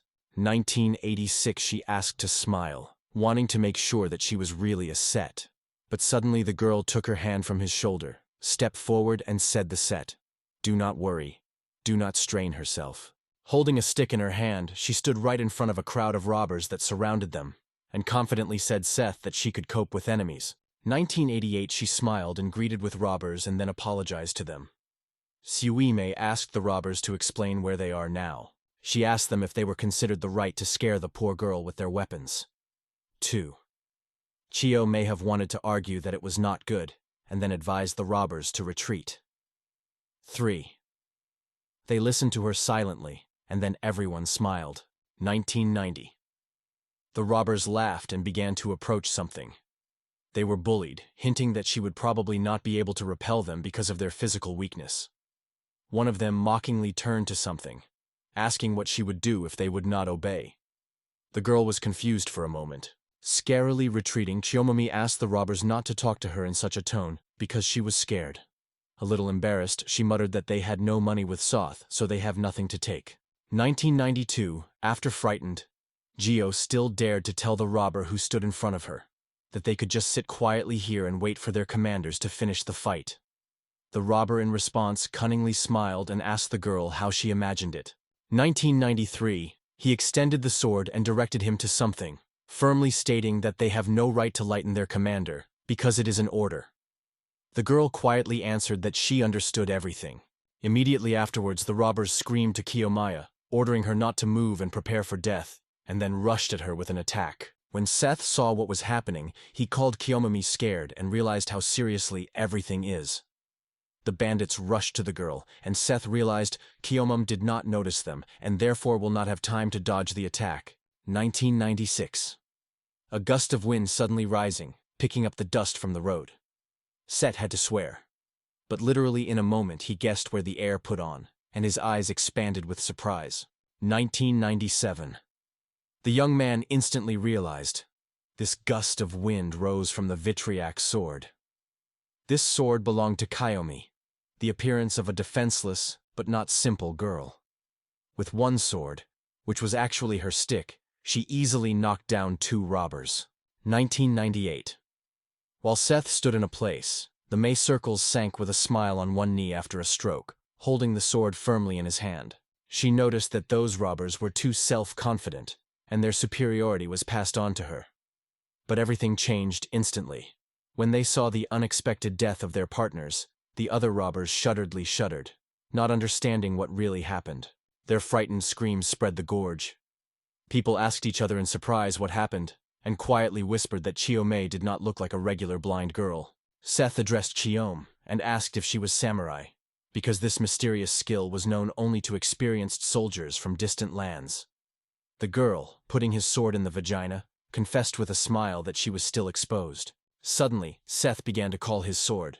Kyomi wore what he was doing because it is not necessary to fight right now. The young man reassured Kyomi, assuring her that everything was fine, and pulled out his sword. Smiling, Seth suggested Kyomi so that they would fight together this time. So, the Shiomiya set took their hands firmly, preparing to repel to the robbers. Seth shared with the girl that he was once a soldier, so he was well aware of the art of battle. Starting the battle, Kyomi replied that she was quite trusting in Seth. Seth turned to Kagi, asking if they would be able to cope with a crowd of bandits together. She just had a crush and assured that the bandits really are not enough, so it would not be difficult to win them. Seth was delighted to think that samurai was really cool. It was at this point that all the bandits rushed at them, intending to kill. Seth called to Shiwom, who assigned this part to her. The girl smiled in response and jokingly warned Seth to be careful during the battle, not to cut. Seth agreed. In 2006, Seth and Chieme rushed in different directions to deal with enemies. 2. Seth quickly dealt with his opponents, then looked around. 3. He saw Chieme, despite the opponents, easily gives advice to gangs. Soon only they remained in this place, and the soulless bodies of robbers lay around. Setting on the spot, Seth said they had interrupted everyone. He turned to Chiomam and confessed that he could not even imagine how strong this girl was. Seth praised her, saying that she was pleasantly impressed with her abilities. A smile appeared on the face of a Kyom. Having taken his sword to the vagina, she confessed that Seth was also good to fight, although he was heard in her voice. He is younger than her. Suddenly Seth was surprised to open his mouth, watching the sleeves of Kyomia's clothes, covered with blood before. They become snow white again, as soon as she runs on them. The sound that Seth made, Kyomi realized that he was surprised. Then she said with a smile that she was really special. The gods gave her blessings, and now no storms or dust could linger on her clothes because she is easily getting rid of them. Despite the smile on her face, she has a sadness that she has a sadness. Though she's over her things, she feels a dirty spot that cannot be washed away in any way. Suddenly, Seth paid attention to Kyomi's hat. He told the girl that if she does not work out, it does not mean that others will not work as well. Then Seth wondered, did Kyomi become so strong only because she was afraid to die? Returning her hat owner, Seth explained that he could only guess because she did not know the real reason. He noted that he considers his duty to say, a quantity is a real sword master. Wearing a hat, she said with a smile that she does not want to die at all, so she pretends to be a cute, naive girl, although in fact she hides the knife behind his bosom. Sometimes he has to use it, and it is not always done for her own rescue. 2016. She said that he sometimes did her own harm for the sake of others, and sometimes everything is the opposite. That's the life of Kyomi. Having defeated the robbers, Kamoma and Seth mentioned the king of the orcs, who was fighting with Satis. Now the king no longer had troops, he remained at all. The king of the orcs, holding his heavy weapons, said with interest that he was curious about how much more time Satis will be able to hold back his blows. Hearing the derision, a somewhat tired Savings thoughtfully muttered, and then said that it is much easier to fight the orcs now than when he commanded the army of their king. Hearing these words, the king of the orcs only laughed sincerely, closed his eyes and shouted to the girl so that he would not invent nonsense. Spoke. It is not necessary to underestimate his strength. When he finally stopped laughing, he turned to Sadie with irony, asking if she really thinks that they were playing in children's entertainment. He wondered if, in her opinion, it is possible to get it suddenly. But even if she succeeded, her magic would still be not enough. Having connected the palms, the 100th said that they would check everything now. She enthusiastically added that they would arrange, so to speak, a small test of her abilities. Suddenly she froze, closing her eyes inside. Her face relaxed a little, despite everything that happened around. Removing his glasses with one hand, Satis noticed that she was constantly telling her courage and strength. Without opening her eyes and gently folding glasses, she confessed that, as a commander, she often bent down the stick and put her own pride above all. If something did not work out, and Satis immediately began to get annoyed. After Satis told everything, the king of the orc laughed at how frankly he spoke. He wondered if the girl attacked a nostalgia, or maybe she decided to repent before her death. The Set went to the side, looked at the Satis and asked what she was doing. The girl answered him briefly and asked to leave. Suddenly the sights clearly cleared. She put her glasses again, and stated with a smile that, in her opinion, it was at the very moment when she could use her special talent. The girl was scratching and confessed that she had not thought about her special talent for a long time. But, nevertheless, the ability of hundreds did not disappear anywhere. Sat was surprised to listen to Satis, who said that if there was no other way to protect him, except for such a desperate step, he would give all his strength to do so, and to protect the Seth. Seth thought that despite Saphys's confidence, royal rings easily opposed her magic. And if they were real, the girl was in a truly difficult position. The young man thoughtfully remembered. He must defeat the king of the orcs to save the Satis. Suddenly, Kyomi came behind. Smiling, she turned to Seth softly, advising just to believe in Satis. Kyomi said that there was no one stronger than a woman who decided to protect anything she loves. Seth returned to Chiomede with doubt and denied it. Lowering his eyes, he confessed that his heart breaks every time he thinks that something could happen to Satis. Chiomami shouted at his Seth, ordering him to straighten and be silent. She reminded that he held his weapon in his hands all his life and repeatedly got into such mess. Life is not without such situations, so there is no point in worrying. Seth obeyed it and became flat. He looked with anxiety at Satya, who was standing in front of the king of the orcs, preparing to join him in a decisive battle. The king laughed and promised that he would decorate the grave of the hundreds of the most beautiful flowers. He felt a light breeze and joked that it was like a funeral march that he sung for Satis. But Satis replied that she did not consider it. Satis lowered her gaze and said calmly that if someone dies today, it will be the king of orcs. Suddenly, the 100th returned to her 7th sky and ordered him to lift the veil. Almost at the same moment, a large round seal lit up under her feet. This seal also unexpectedly found Orc King, Seth and Chiomek, which, from such development, became confused on the spot. The seal was huge. She filled the whole gorge, leaving no one chances to escape. Above this place in the sky was covered with many difficult signs and seals. The king of orcs, who was already going to attack Safaf, suddenly froze from surprise. A surprised sound escaped from his mouth, and his eyes rose up to look at the seals that shone in the sky. He gradually began to come what was really going on. At the same time, the Satis remained silent. The orc king suddenly leaned to the suffix and roared, rudely insulting the woman. He shouted loudly, demanding, "What is she going to do?" Hearing the fierce anger of the king of the orcs, Sati clenched her hand into his fist and began to spell. Suddenly, the axe of the orcs began to crack, and her blade was scattered into pieces. The king of the orc was surprised to bite his lip, shook, and seemed to have froze in place. Slowly moving a puzzled look at the remains of her axe, the king thought how suddenly she could break. He wondered if the magic of Satyrs was involved. However, he denied himself. It seemed incredible to him. Suddenly, Seti was right next to the king of the orcs. He noted it too late, so he could not do anything. The girl quickly laid a magical spell, and her fists shuddered magical energy. Already in the next moment, she began to pronounce magical words. The kings of the orcs froze with surprise, seeing the 100th standing right in front of them. However, in the next moment, he disappeared without any sound, leaving only a small rustle. In the eyes of the king reflected true confusion. He did not understand what had happened. He did not even have time to realize what happened, as Satis suddenly appeared behind him and hit the king of the orcs with a powerful fiery blow. From this, the rabbit cried and dreamed of pain and misunderstanding. He was stunned. At first Sati was able to destroy his axe, and then attacked him with fire, although she did not possess magic. Looking back, he asked in amazement in Sati where she was able to. Seth, standing away and watching it, opened his mouth with surprise. He muttered quietly, which he could not believe in his own eyes, because he just saw this way used a long-standing spell to attack the king of orcs. Thanks to magic, its owner was moving not only faster, but could twice faster. Having said the spell, Sati only skeptically clicked her tongue. Now she would not be surprised if everyone was thinking the same. There was a tension in the air, and everyone around felt it even with skin. The heroes, gathering the last forces, were preparing to take their decisive step. New paths were opened in front of them, but everyone was dangerous and demanded courage.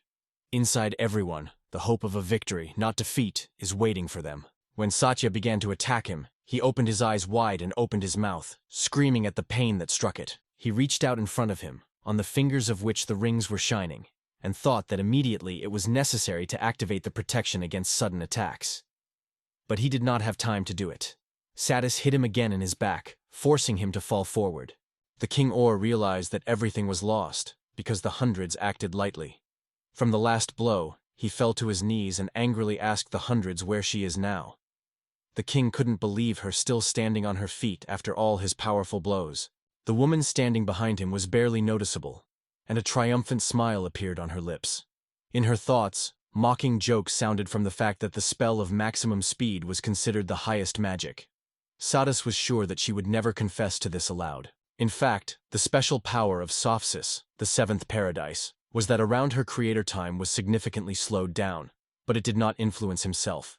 He could move in his usual rhythm, while for all others everything around was changed. The closer the enemy was approaching the sorcerer, the slower the time for him. For living creatures that got into the area of this magic, everything happened so imperceptibly that they did not even suspect that something was going wrong. Therefore, it seemed that Satis was moving at a superhuman speed. But for Satis himself, all these people looked irreversible. He believed that this skill was the greatest art that even gods lean.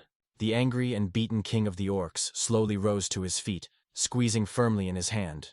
It seemed to him that even one extra second continued eternity, and it annoyed him even more. He opened his mouth and shouted to Satis, "They say he does not understand what magic he possesses, if he is capable of it, but I am sure that even it will not save a woman." The king exclaimed that he will not deceive him with such tricks. The orc king, blinded by the rage, exclaimed that he only needed a moment to make all the efforts of Satis in vain. He repeated again, "Only a moment, and all his efforts will be in vain." The sight stood sideways and mockingly hissing. She was foolishly in front of the king for saying so slowly that the meaning of his words disappeared before she had time to hear them. She pointed her finger on the king of the orcs, holding this hand with his other hand, and asked him if he believed that his rings were protected from the swinging she is now using. The girl exclaimed that it would be easier. At that moment, lightning suddenly appeared on the tip of the Satis's finger and flew in the Orc King rapidly, who hurried to put her hand forward with the ring, trying to protect himself at least. Lightning hit his rings, split the magic crystals that were mounted in them. The Orsite screamed, raising his eyes from shock. After that, Seti grabbed her hand, twisting at acute pain. She closed her eyes with pain, and thought with annoyance that no more than 3 minutes had passed since the activation of the 7th paradise. But despite this, the forces left it rapidly. Satis realized that everything should be finished as soon as possible. She suddenly looked around, from which a bright light appeared, which painfully blinded Sati's eyes. Seth stood on the side. A dazzling aura glowed around him, and looked at Satya with surprise. The girl only sighed, understanding the cause of this blinding glow. Seth and Satis stared at each other through the whole room. Satis thought it was some light, like a guide star, who all this time led her through the darkness. It was he who helped Satis, who always kept away from others. The woman smiled gently, putting her hand on her chest. At that moment she realized, everything she reached, even the courage with which she went into battle, was only possible because Seth was constantly with her. She returned to the king of the orcs sharply, put his glasses on the bridge of her nose, and smiled at him. She said with a mockery to the king that he had only a few seconds to live. She shouted to the king of the orcs, warning that he would hurt him now. Satis stretched her hands forward, opened her palms, and launched her magic. A powerful power of the whirlwind broke into the king of orcs. The pillar of magical fire rapidly moved towards the orc wing, which froze from horror and tried to go back, hiding behind the paws and a fragment of the axe, seeking at least somehow to escape from the death that the sophistic carried with it. He thought about where he made such a fatal mistake and what he was angry, that everything eventually led to it. Now he had to kill the hands of the one he sincerely despised. He gritted his teeth, and tears from the impotence and fear of death flowed from his eyes. He exclaimed that he did everything perfectly until the end. But the last word escaped as a painful cry. Satis's fire absorbed the king of the orcs, gripping him on all sides and forcing him to shudder at unbearable pain. Seth and Sitch, watching this picture, froze with surprise, opening their mouths from shock. Too exhausted by the heavy battle, Seth suddenly swayed and began to fall forward. The Set exclaimed, and asked alarmed in Seth if everything was fine with her. He rushed to the woman and managed to pick her up so she would not fall. Seth laughed hoarsely, and confessed that she felt for the first time he really tried to do everything possible. Sat, holding Satis in his arms, praised her enthusiastically and exclaimed that he never doubted this girl. And Kyomi stood quietly behind them, smiling and leaning on her sword. Hearing the words of Seth that he never doubted it, Safi opened her mouth with surprise, and then happily smiled with gratitude, closing her eyes. In the sky, a loud clash of the wings of a whole flock of hungry stamps was heard. One of the birds screamed loudly, drawing the attention of all others, and began to go down rapidly. He swept on a branch of a tree that grew near the road to the castle, and began to watch carefully at everything below. The demons were slowly moving. They walked one by one, sniffing their heads, sad in the look. Some of them relied on their weapons. Apparently, the forces were already on the verge. Their views, invisible to others, stubbornly absorbed into the rocky path under their feet. Demons were exhausted and depressed. One of them slowly raised his head and breathed hard. Suddenly, the demon left all the forces and it fell hard to the ground. At the same moment, the griffins, howled, felt that they could benefit. The go block, which was in front, froze and sharply turned to the sound of the fall. He opened his mouth with surprise, watching the hungry vultures mercilessly attack his friend and began to shake him. Goblin could not pick up words to describe what he saw. This horrible sight made him shudder even mentally. After the demons lost their commanders in the past battle, they were destroyed and barely escaped from the battlefield. The remnants of the army, exhausted by heavy wounds, slowly returned to the castle of their ruler. Despite this, even if the demons were miraculously survived and returned home, they did not expect anything good there, because the king would not forgive them with this defeat. Thinking of this, one of the demons lifted his head and flicked with fear, giving out a sad howl. The gob was heavily sighed and closed his eyes. He did not like the idea that all the demons were going with such faces, as if each of them was already doomed. Suddenly, the sounds of music came to him, and at that moment, Goblin's ears were barely noticeable. Goblin flicked and turned into the sound of music. He was only a mercenary for himself, and was not at all concerned with his own defeat. Even the fact that the king can punish them, he was not frightened. All he wanted was carelessly singing his tune.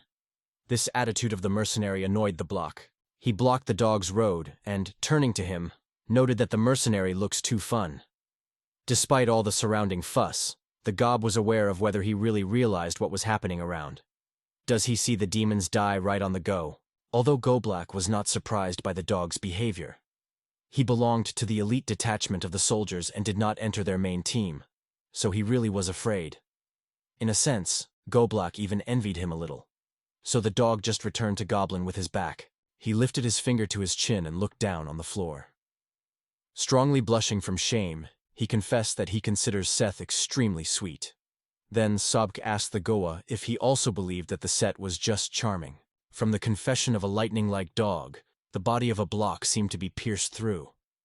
Goblin shuddered and froze, not understanding what the Sebek was saying, and asked him in a confusion. Sebek asked about this, whether their thoughts about Seth are so different. Suddenly, the Sebek was severely excited and began to breathe hard from excess emotions. He confessed that for the first time in a long time, he felt true happiness.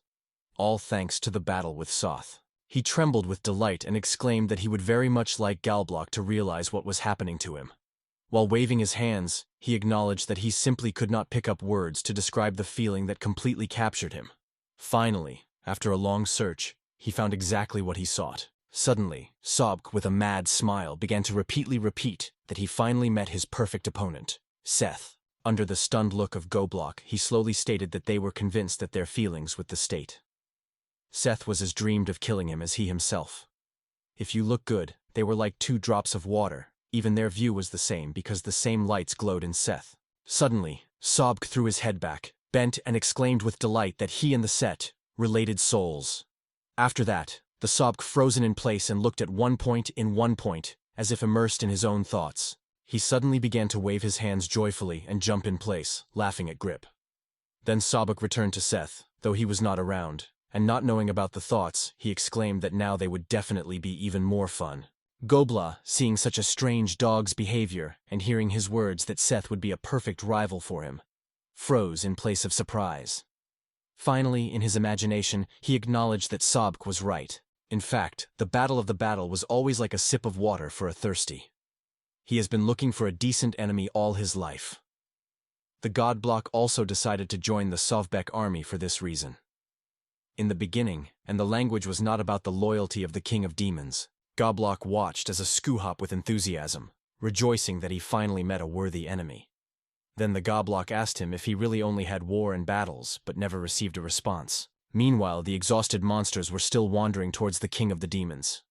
Suddenly, difficult steps were ahead, and the monsters saw that they had been blocked.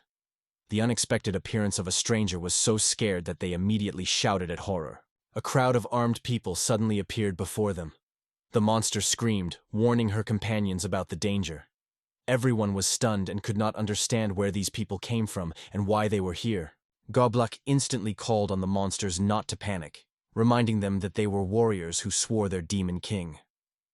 Goblin ordered to keep the system and assured everyone, together they would definitely withstand the offensive of people. After the sudden appearance of Sebek people, he finally stopped thinking about a clash with Soth and slowly approached the Goblok from the back. He was not afraid of people at all, but on the contrary, laughed and said that all this was very interesting. Suddenly, a dark aura thickened around the Sebek's body. Smiling, he muttered that all these people were just weak. He then added that it was time to put them in order. Saying this, Sebek leafly pulled out his sword. Swinging his weapon, he exclaimed it with a crazy smile, turning to Seth, though he would not even hear him. Sebek said that Satya would have to wait a little, but promised that they would definitely fight. With one powerful scope of his giant sword, he flew a crowd of enemies, and said that when fate will bring him back with his state again, then Sebek will become much stronger than it is now. Continuing to kill people one by one, he told Seth that he would become even stronger for the sake of a worthy battle with him. Goblak froze away from the mouth widely, watching Sebek laughing like crazy and at the same time kills people. Suddenly, Goblak smiled and called the Sebek a real demon. Watching how quickly Sebek finds common ground with people, the Godblock thought, Is not the demon from ancient legends? Born from mixing of human and demonic blood, Godblock saw no other explanation. A flock of crow rolled over the forest, screaming loudly. The old forest road slowly rolled up the cart, which was pulled by 2 horses, knocking on the ground hoofs. The driver who managed it was a squeezed man. After the grueling journey, he barely kept on his feet. His eyes lost his glitter and stared forward. But suddenly the gaze grabbed something ahead, and he stopped sharply. He noticed a large enough village behind the trees, which looked out of the branches. People who lived there could well take part in the attack. The girl went down the street, carrying a basket of food in her hands. When she passed the crowd of people, her attention was drawn to her conversations, and she looked around in surprise. People looked at a man in a hood who walked the road. They spoke among themselves that it was probably a hero, and they wondered why he needed to come to such a deaf part of their village, even alone, unaccompanied.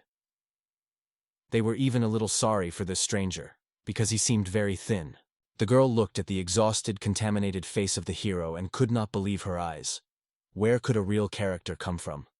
She put her hand to her mouth with surprise, and began to doubt whether she did. The genius came to the elderly house to rest. The snake greeted him in the room and noted that the genius was probably tired of the road. He advised not to be ashamed and go to rest, but the genius did not let him agree. Rousing the door directly in the face of the servant, interrupting it half a word, Rita turned sharply to the door with his back. In the silence of the dark room, he froze, lowering his head, and stood silently. Then the genius approached the chair and sat on him, and the tree was complaining. The man grabbed his hands and began to mutter something with a silence. He feverishly convinced himself that he did nothing wrong and there was no guilt in everything. The genius tried to prove it as well. There was no light in the room, only one wax candle through a dim reflection, which was clearly lacking to illuminate everything around. Suddenly, an unfamiliar voice came from the darkness, who reported that he saw the detachment was at the intersection and lost. Suddenly hearing a calm voice he did not notice immediately, the genius shuddered and surprised his eyes. He lifted his head to see someone who broke his loneliness. Opposite Reed, a man sat quietly, laying his hands on his knees. Stunned, the genius asked who he was.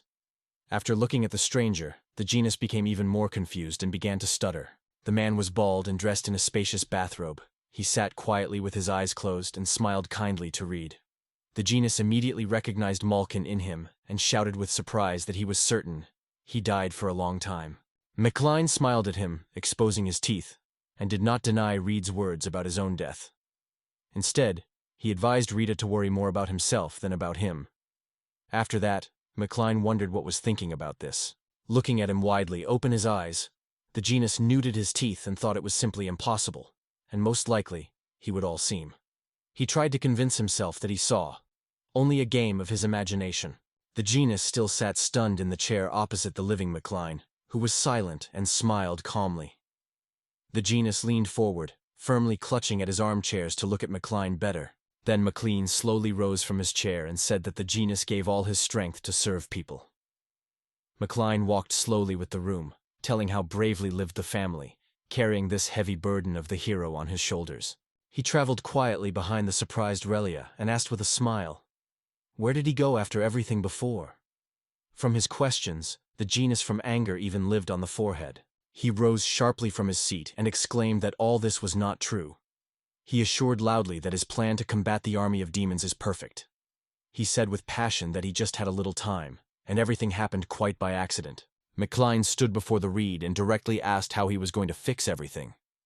The genius did not expect such a question at all and asked in surprise. McLean struck himself with his finger in his chest and strictly demanded the answer. He wanted to find out what they deserved such a fate, and asked directly for what sins the genius punished them. Finally, McLean asked the man why he allowed his comrades to die. This question was struck by Reed to the heart and immersed him in horror. In his head, the memories of the horrific death of friends flashed in his head. These painful paintings finally knocked the Reed out of balance. He grabbed his head and shouted in his whole voice. He shouted at McLean, ordered to stop it all. The genius literally yells that McLean was a fiction, that it is all lies and hallucinations, because McLean had to be dead. He couldn't just appear before the raid, if he was still alive. The genius was in a concern to McLean hastily if he was thinking of something that could scare him now. Seeing Reed's behavior changed, McLean flicked and called for him. He advised the man to calm down and remember why he went on this journey and what happened to his soul after Seth and Kudor left him. The genius, squeezing his head with his hands, shouted McLean so that he fell silent. He fell to the floor and began to mutter quietly that evil spirits disappear from his eyes. He further stated that McLean was not really here. It was just a ghost. McLean sighed heavily and pressed his hand to his forehead. He said that this raid is worthless because he was more afraid of loneliness than death. He has long descended into the abyss. McLean asked him to remember how many people destroyed and to think about it. Finally, McLean returned to Reed, looked into his eyes and confessed. He was a real monster. From these words, the genius froze from surprise, and tears flowed from his eyes. He fell to the floor and shouted to McLean, demanding to silence. Sobbing, he justified that otherwise he could not do. It was not his fault. The genius exclaimed that these people interfered with him, so he had to remove them from his way. He began to mutter nervously that he did not do anything wrong, and everything went exactly as he conceived. Then he laughed sharply, almost choking, and said it was true. He then insisted that he was fine with him, repeating himself. At that moment, McLean was not in the room. In the darkness of the room, he muttered quietly, which he sought only justice. He laughed quietly, and added that no one would prevent it from interfering. Meanwhile, two peasants leisurely walked the street, holding a torch that illuminated the road. Suddenly, one of them nodded a friend, showing his hand in a certain direction, and asked to look there. There was the same drawing in which the genius arrived. The man noted that it was on this old woman, already a little shammer. The hero came to them. He asked his friend if he thought so. He nodded as a sign of consent.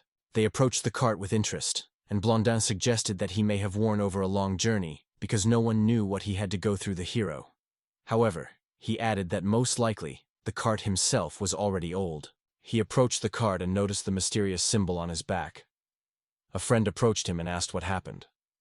Blondin showed a friend that he also looked at the symbol hidden behind the cart.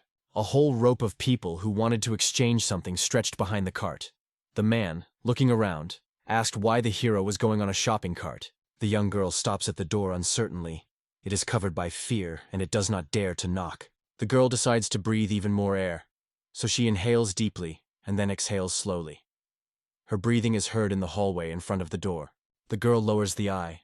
In her thoughts, she turns through the words that she will say at this meeting. The girl remembers how she first saw the hero in their city. His squat hair was blowing the wind, and it was then that it seemed to her that a special day had come. Seeing this strong and beautiful young man, she realized that from the moment she would not be able to stop thinking about such a brave and prominent person, especially after she heard that he was going on a long journey. At that moment, looking at the hero, whose appearance changed significantly, the heroine wondered how difficult their path was, if after him her character was so much lost.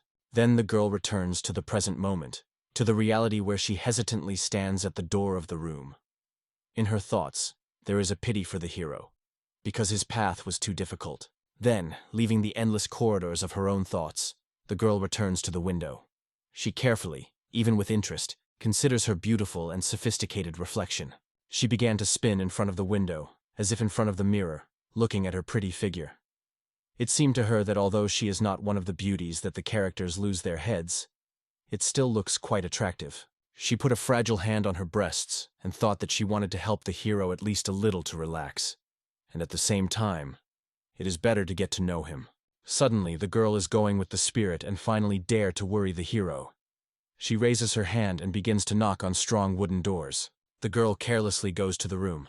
With a sincere smile, she tells the hero that lunch is ready and suggests going to eat together.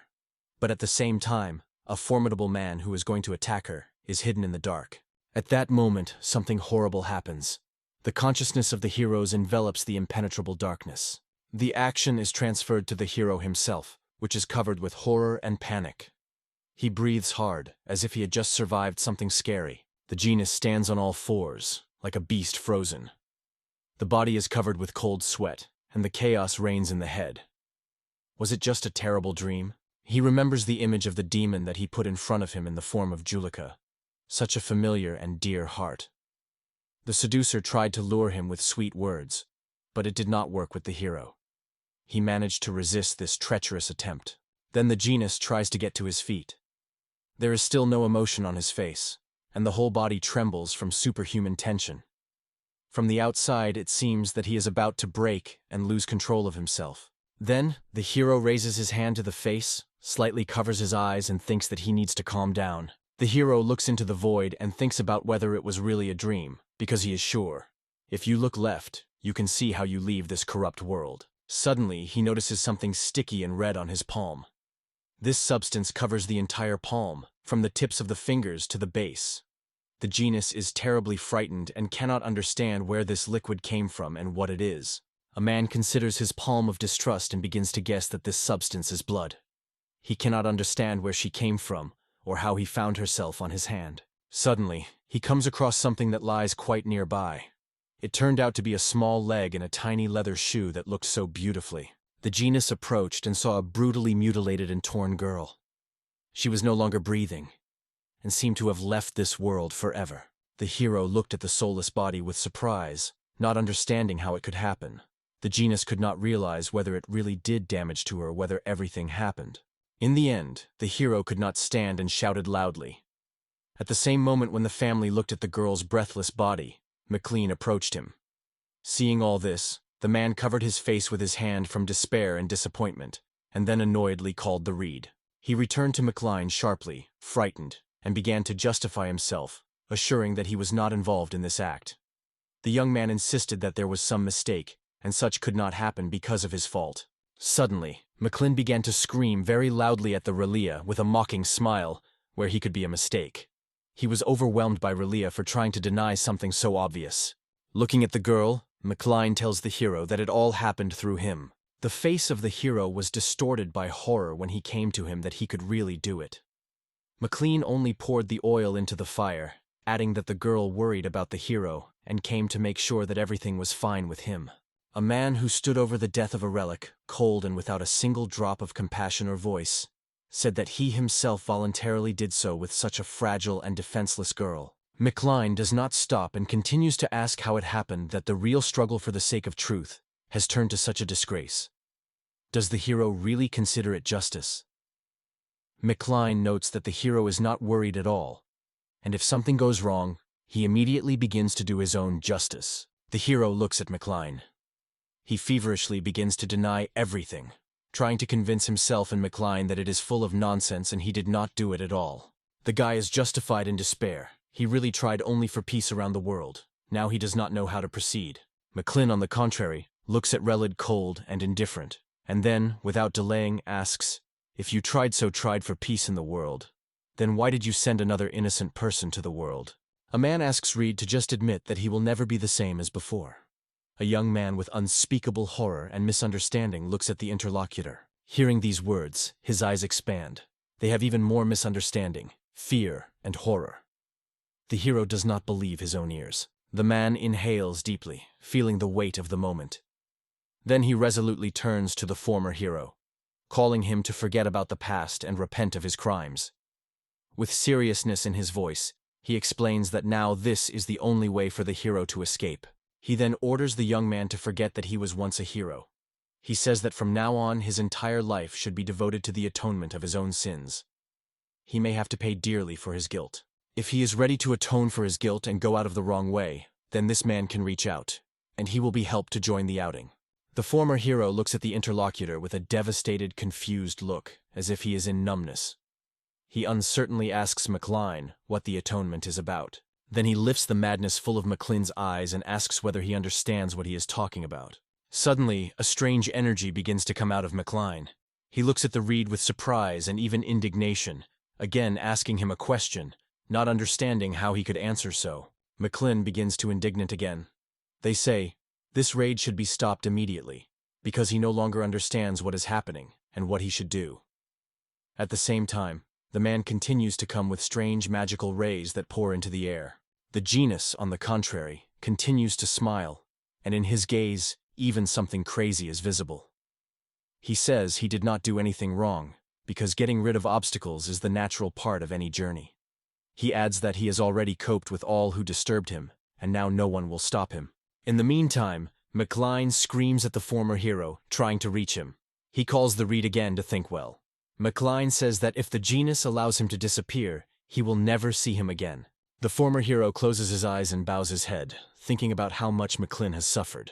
Then the young man lifts his indifferent, strict look at the interlocutor and says that he only seeks to finally win. He confesses that he can no longer hide. Then the former hero extends his hand to McClin, and with anger states that right now, he will make this man disappear from this world. The detachment was prepared for the use of the spell and activated its action.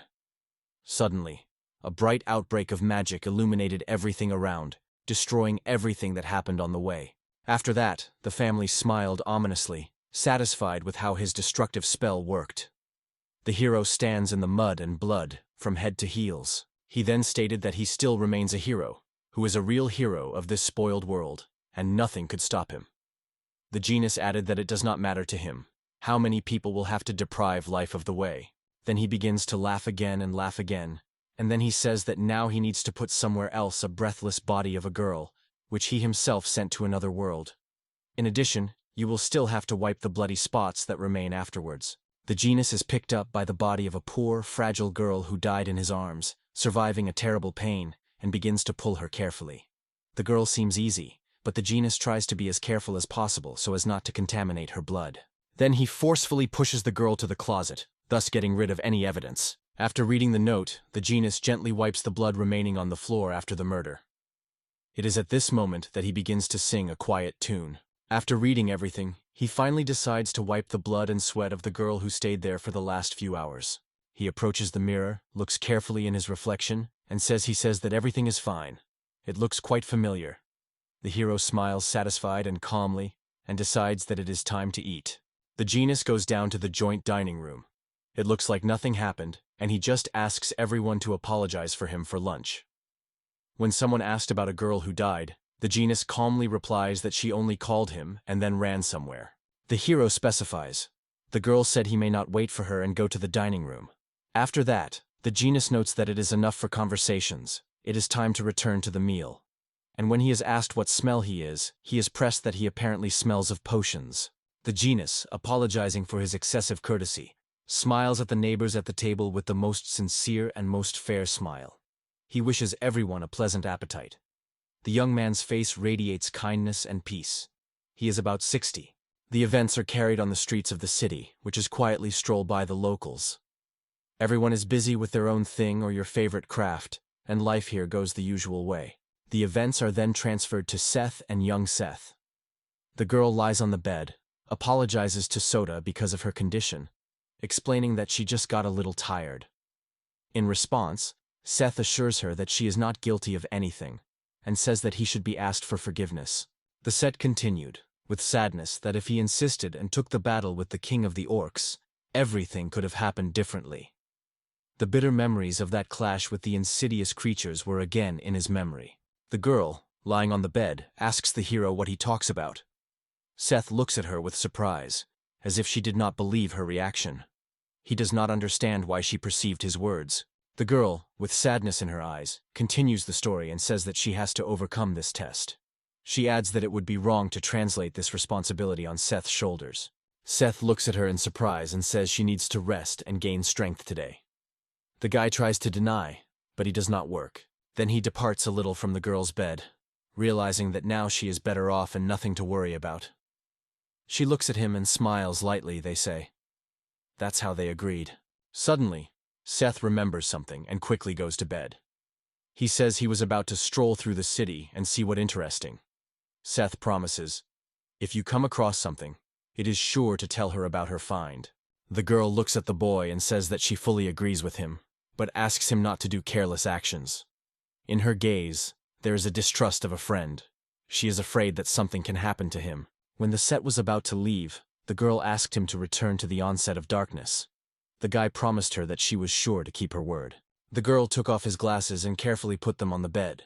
Without them, Satis sees almost nothing, but at bedtime she always removes them, because sleeping in glasses is quite inconvenient. The girl slowly lay down in bed, curled on his side, and gradually began to fall asleep. The previous battle was exhausted by taking almost all the strength. The events are transferred to the Seth, which is now among the ancient ruins in the Hop Plateaus. The hero looks carefully around and notes that most of these ancient structures have already crumbled. It impresses that this city is on the verge of two worlds, combining the past and present. At that moment, he remembers. In the mysterious letter he once read, it was written that it is here that you can find something that will help make the right choice at the crossroads. Seth leisurely walks through the streets of the city, looking carefully at all around and getting acquainted with a new environment. He is so absorbed by his own thoughts that he sees everything around, but not to delve into it. He then remembers the suffix. Seth really wants the suffering to recover as soon as possible. He is very worried about this girl. Then Seth remembers their first meeting. Then it was very weak, but even it does not compare it with its current powerlessness after that difficult and grueling battle. The hero thinks that without the help of Satis, he would hardly manage to survive in this city. When the Set walks through the streets, the locals pass by without paying any attention. Suddenly, the hero notices a familiar face and rejoices in this way. He turns to Kyomi and asks whether she really stands in front of him. From that moment on, all his thoughts and attention are aimed at finding familiar faces around. Kyomi straightened, gladly smiling at the hero. She was sincerely pleased to meet him. Hearing a familiar voice, the girl asked the interlocutor if he, by chance, was not a Set. Upon learning that he was really, she wondered why he was here. Then she noticed that Satis was not there, and asked Seth where he went. Then the Set decided to find out in Momo where she goes. She replied that she has her own business now. Kyomi told Seth that she was a priestess. Having put her hands in prayer, she said that her prayers protected this home from evil spirits and troubles. In addition, it is thanks to this work that she earns a living and can live with dignity. Then she sighs and says that you do not earn a lot in some prayers. They bring some little things and all. Then he clarifies. If there is not enough money from prayers, she is looking for another job, such as where they pay food. Jerry looks at her in surprise and asks if there is such work. Then he says that Kyomi is simply incredible. Seth is very surprised that this girl has so many talents. Kyomi looks carefully at the Seth, catches his passionate look, and listens to compliments to his address. From these words, she feels real pleasure. With every new word praised to her address, the girl's smile becomes wider and sincere. Suddenly, she begins to speak Seth, which seems that not only is Satis feel bad, she notices that the hero himself is far from health. Saying this, the girl cautiously extends to Seth her fragile, tidy hand. She asks whether she understood everything correctly, and the girl in response says that the hero, of course, does not die, but his condition is far from good.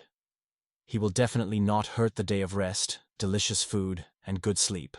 It will even benefit him. Seth neglects these words and assures that everything is fine with him, but he insists that he rests. These words, the hero looks sideways and lowers his eyes, trying to avoid talking about this topic.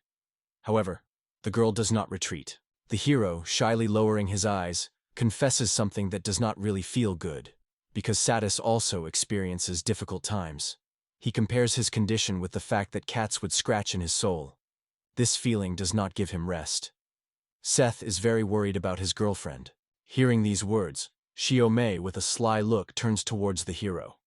She was sincerely impressed by his reaction to Satis. In response, Kyomi begins to clap a Set on his head, noting that his words sound completely unconvincing.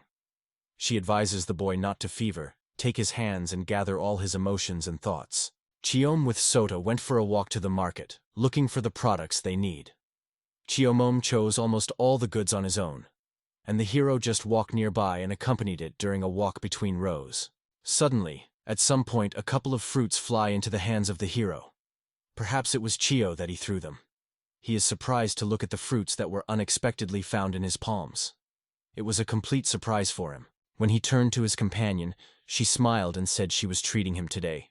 She asked him to eat a little, and then went and smiled sincerely where it was the most calm, because right now she needs it.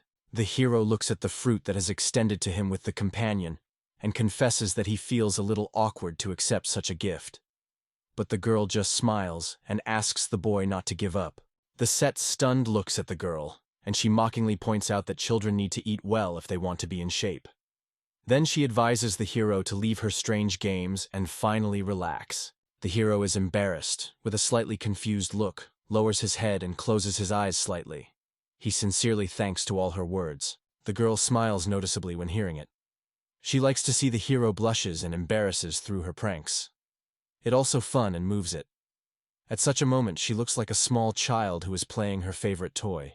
Then she is about to go and, smiling warmly and sincerely, wishes the hero of luck. She encourages him not to give up, even if there are many trials and difficulties on the way. Seth is surprised and confused, watches the girl who is moving away, but at the same time feels gratitude. It was she who helped him finally understand himself and choose the path that leads to further development. The hero thinks of biting the apple and thoughtfully remembers the words that he just said. In fact, she warned Seth, do not try to surpass himself and risks unnecessarily. He can jeopardize not only himself, but also others. The events are transferred to the city, where buildings are more reminiscent of warehouses than residential buildings. Other buildings decorate the majestic tall arches, which is one of the main colors of this city. In their cool shade, anyone can hide, escaping from the scorching sun. The hero walks slowly the streets of the city, looking carefully at all around. He shares his thoughts that almost all his corners have already bypassed, and he never found anything special. Then the hero decides to try to get deeper inside the city streets. It slowly approaches the stairs, which are located between two fairly tall houses. Their dark windows, like silent witnesses, look straight at these steps. It is these stairs that the hero plans to rise to get into the very depth of the city. Rising the stairs, the Set is increasingly surprised and lost. Its dark eye is gradually rounded by surprise.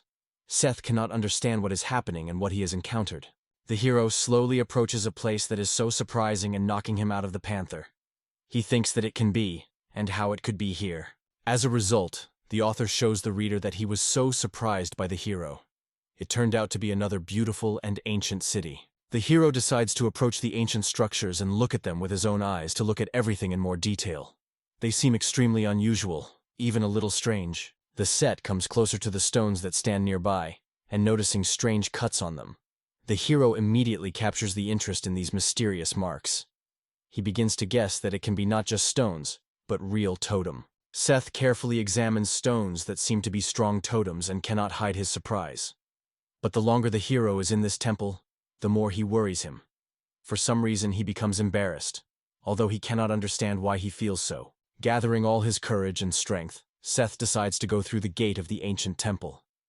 The arch of this entrance is tall and impressive, but as he approaches her, an alarming, ominous aura begins to become around him. The closer the hero approaches the temple, the harsh the supervision of him becomes.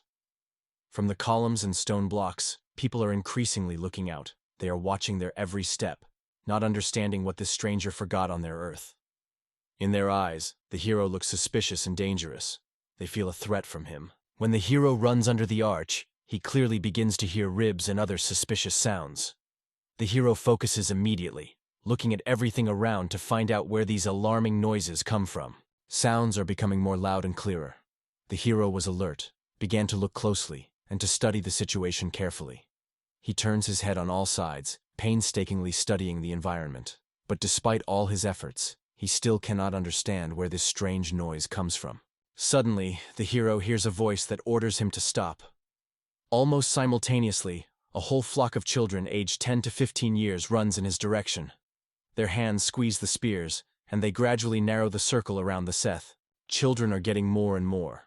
There is no kindness or hospitality on their faces and traces. The boys raise the spears closer to the hero, keeping wary and trying not to let him get too close. The hero is wondering who they are at all. Seth adds that he had not seen them in the city before.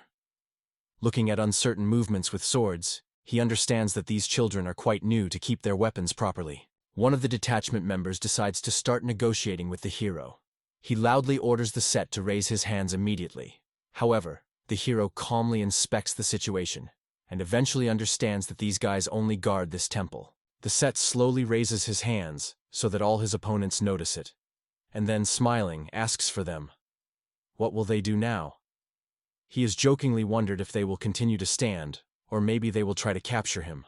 The invaders, stunned and concerned, are looked at each other. One of them asks his friend what to do, what he notices. Let him act as he wants. Finally, one of them recovered and called the hero an idiot, calling his feet to move faster. He stood up, trying to look threatening and aggressively, as if he could scare someone. But in fact, the guy resembled a confused kitten, which was trying to protect his own territory. Then the guy decided to push his Seth into his back, lightly thrusting him with his spear so that he would move after this group of neither, wherever they led him. Suddenly, Seth started talking about a guy's weapon. He was very surprised by such a note, but did not stop poking his little spear into the hero's back. Unexpectedly, the hero pronounces words that make the guy no longer want to part with his spear.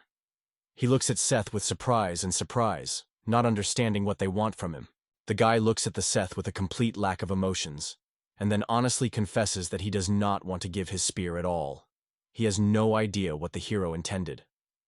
The young man is still convinced that the advantage is on his side, because he is armed. Suddenly, he feels that there is no spear in his hand. At that moment, his palm is slowly covered with sweat, because the usual feeling of a heavy wooden stake, the familiar support that was the spear, was disappeared. At the same moment, the hero grabbed his hand.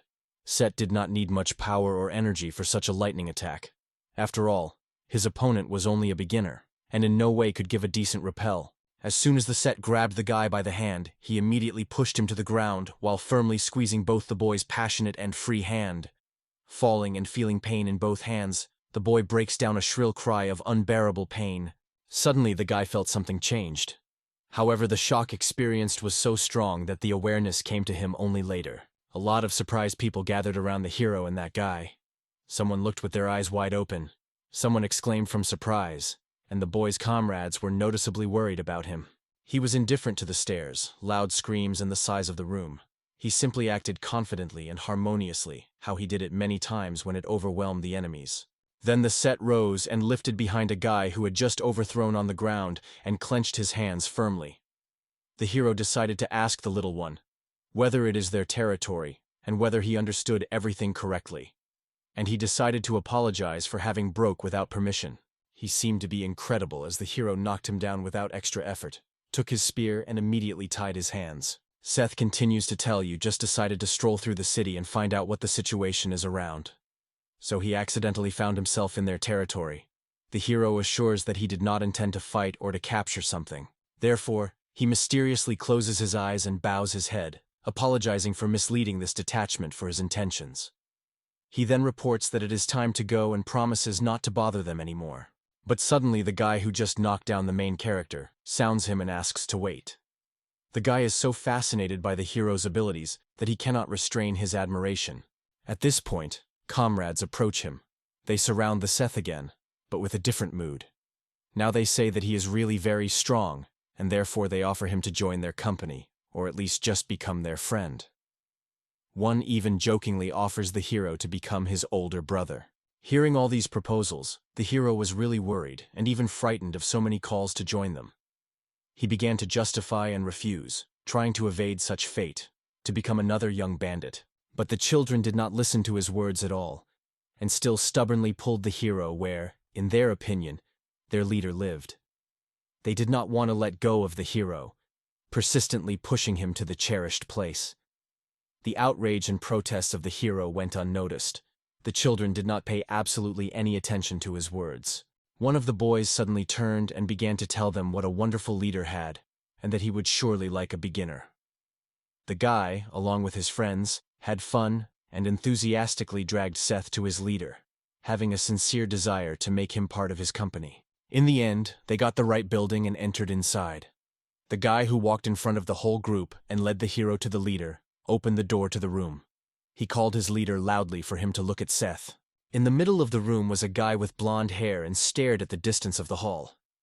But as soon as he heard the voice of his subordinate, he turned instantly, wanting to find out why he was worried. The events unfold in the quarters of the leader of the boy gang. He sincerely apologizes that his subordinates have brought the hero to him. However, the hero does not have any image on him. He understands how unpredictable this company is. Then the Seth confesses that he went into their territory without permission, so the boys did not do anything wrong when they brought him here.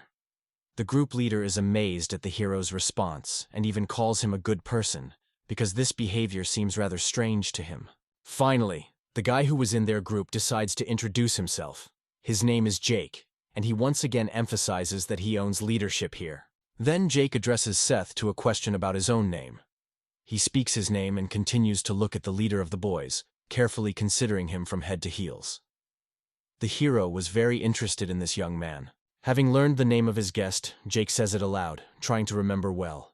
At this point, in his voice, it sounds thoughtful, as if he was thinking about something truly difficult when he utters the name of the hero. After his loud cry, Jake runs to his Seth, grabs him by his shoulders and starts shaking, asking if he is really the same Set.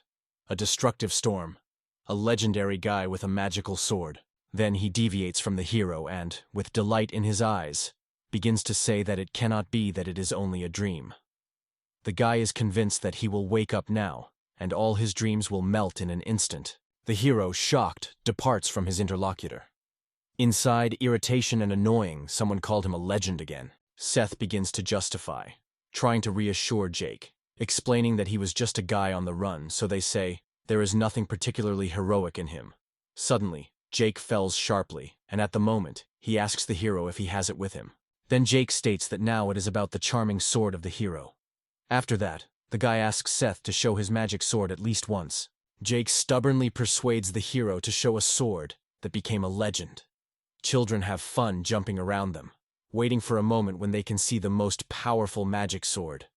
Little subordinates Jake barely restrained their admiration. They look at least one eye to look at this miracle of the world. All the exhortations of the hero replies that the magic sword is created for battles, so he is not going to get it in such a quiet and calm place.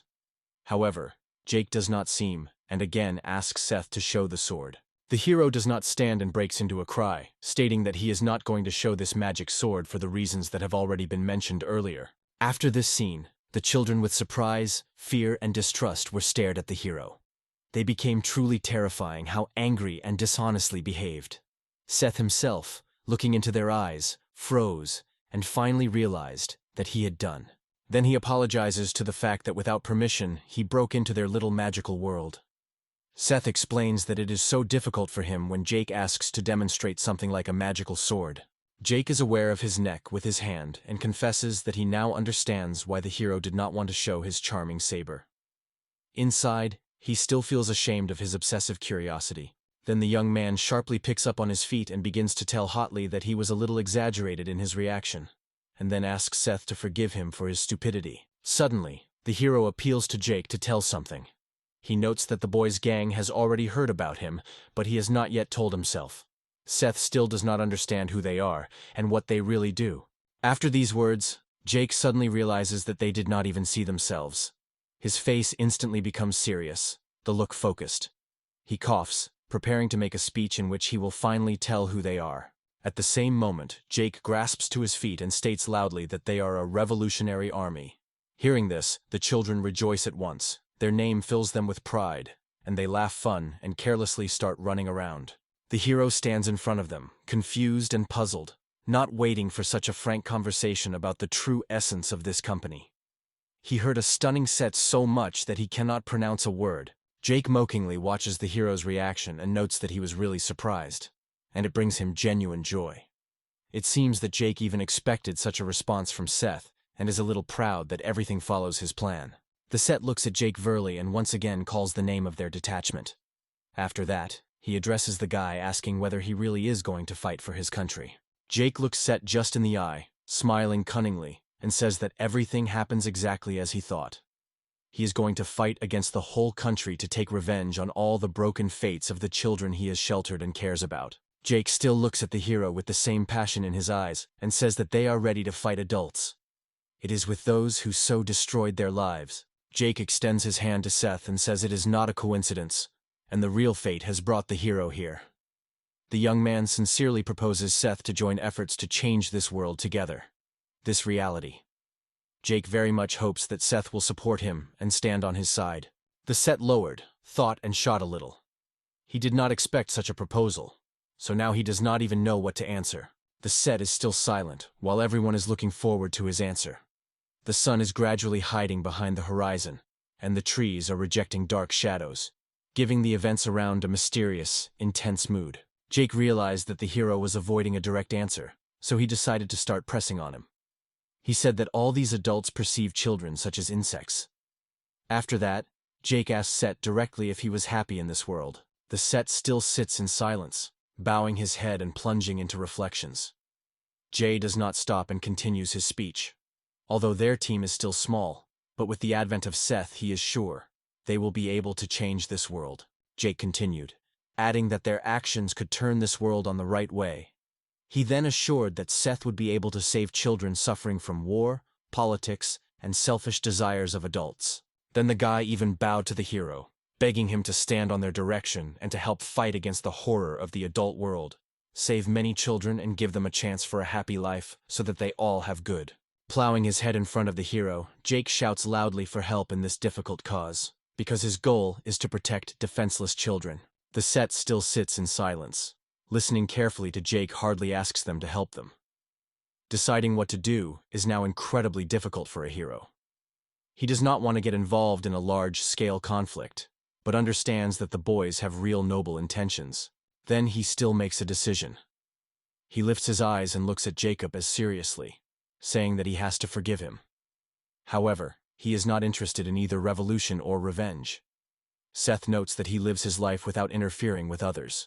Jake looks at Seth with surprise, and at the same time misunderstanding, not understanding why the hero answered that way. He sincerely believes that Seth must be aware of how selfish are adults. Jake asks if the hero is disappointed, and whether he feels hatred. In response, Seth confesses that in his childhood, he was only an instrument in other people's hands, and a lot of bitter and cruel trials fell on his fate.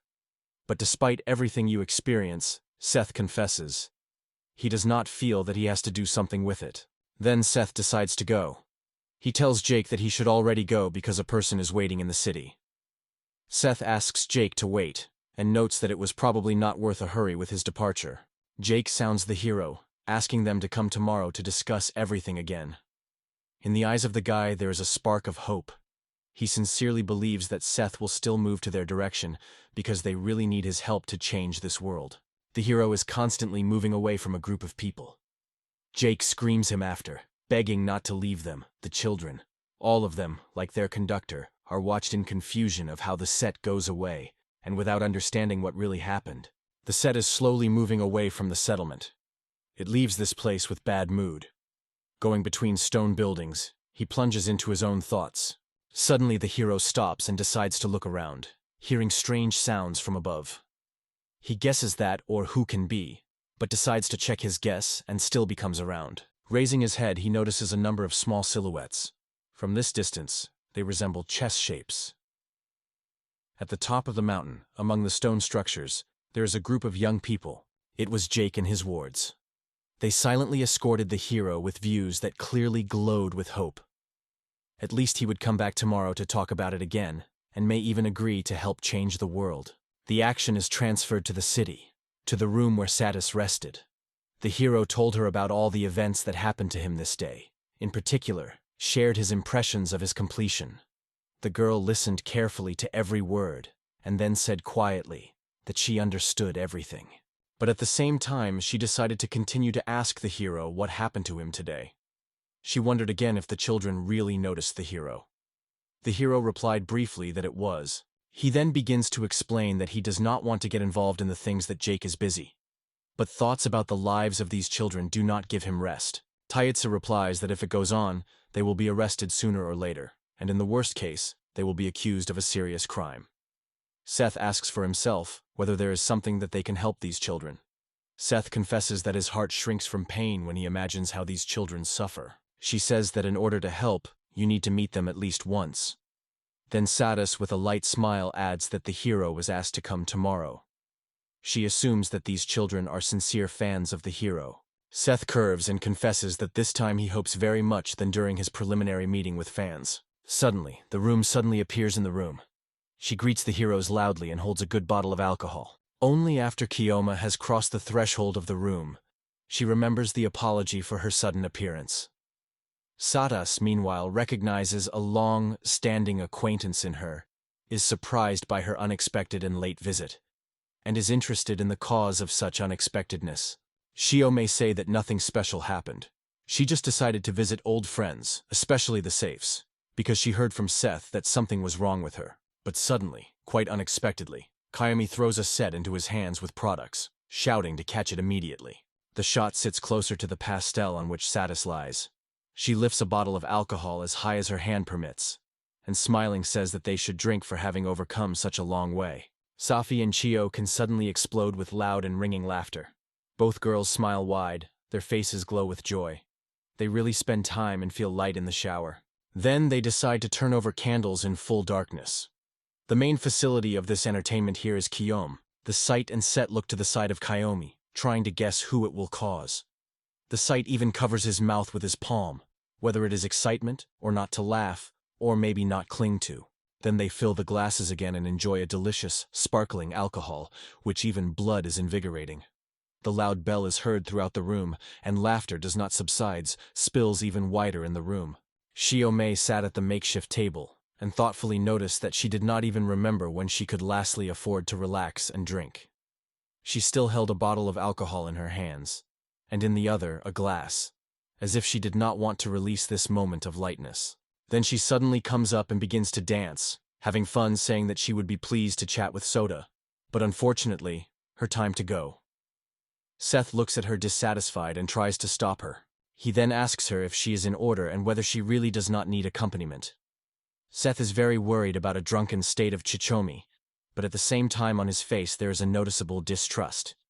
He doubts that she will be able to get home on her own. The girl charily replied that everything is fine with her, and in general she likes to walk when a little drink. The hero noted that the Kyomi is already an adult, so he should take care of herself. The girl is still smiling and says that it is just such an adult logic that cannot be abandoned.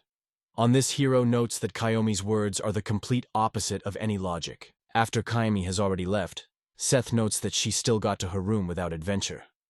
And then with a smile, she calls her a walking disaster. The saddle laughed, hearing his mention of something, and said that this girl was a surprisingly cheerful person. She jokingly suggested that she had arrived directly from the village of Benjamin.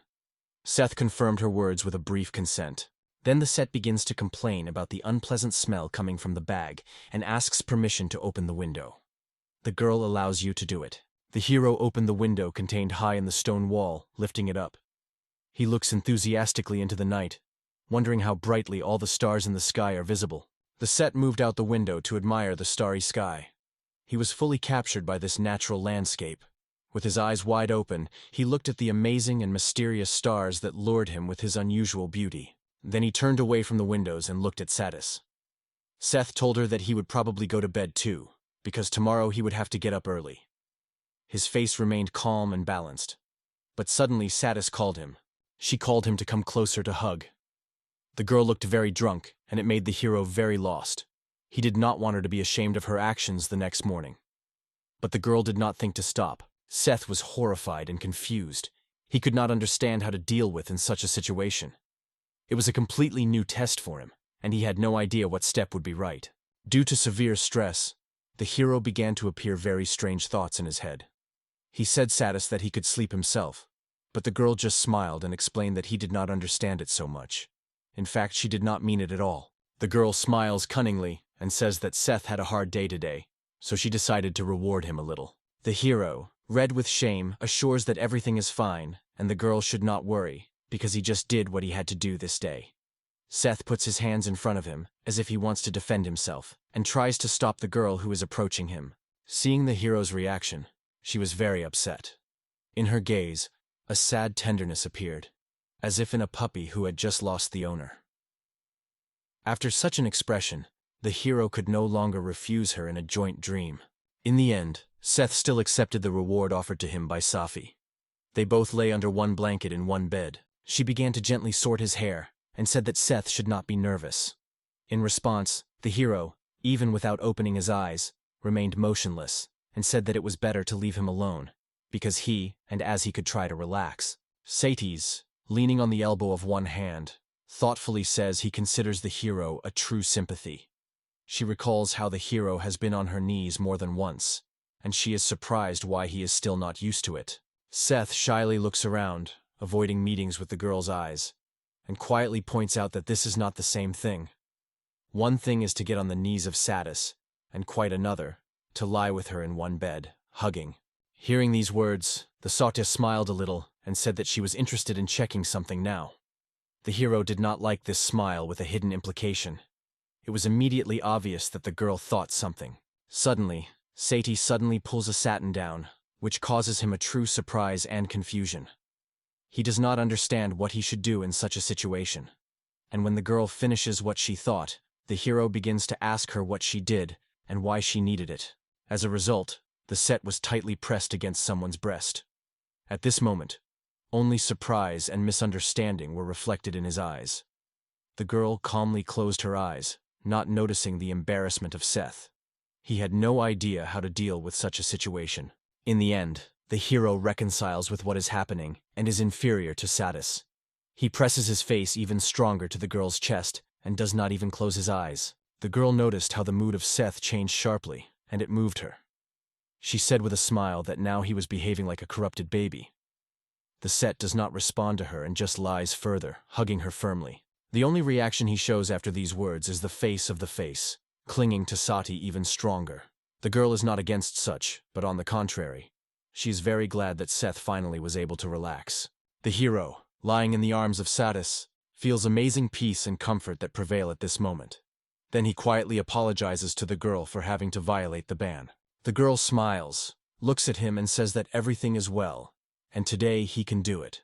At that moment, her face radiates kindness and peace.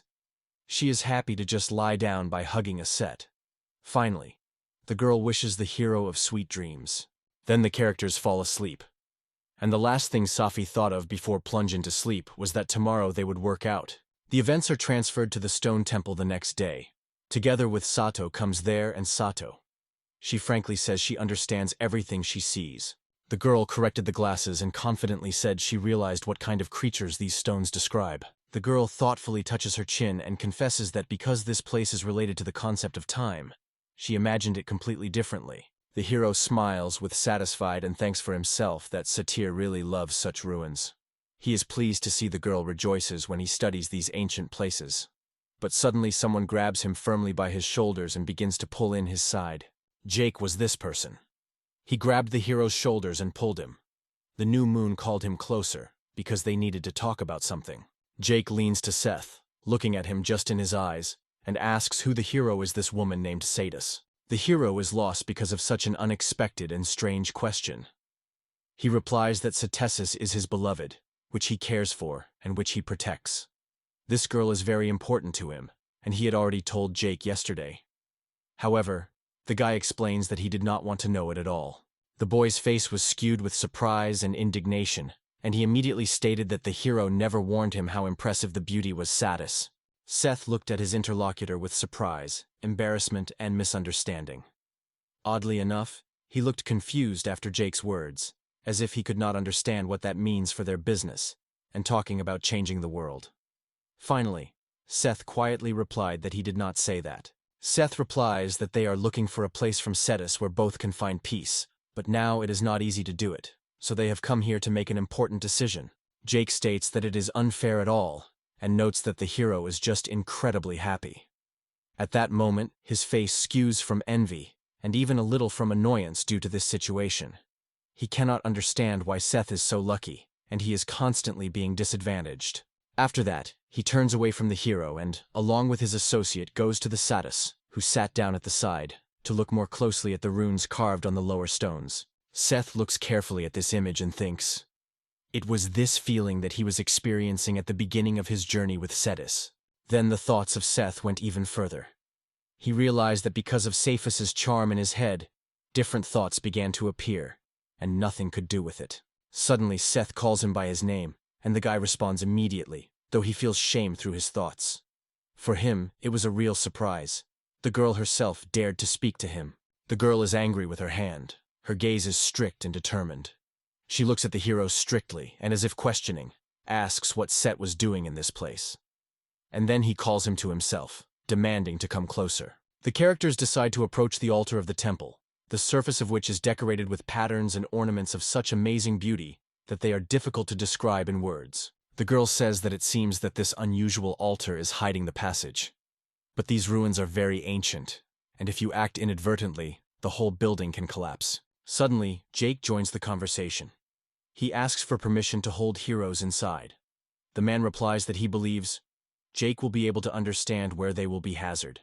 But suddenly his wards begin to indignant. They say, Jake is treated unfairly, and they do not understand what the leader he really is.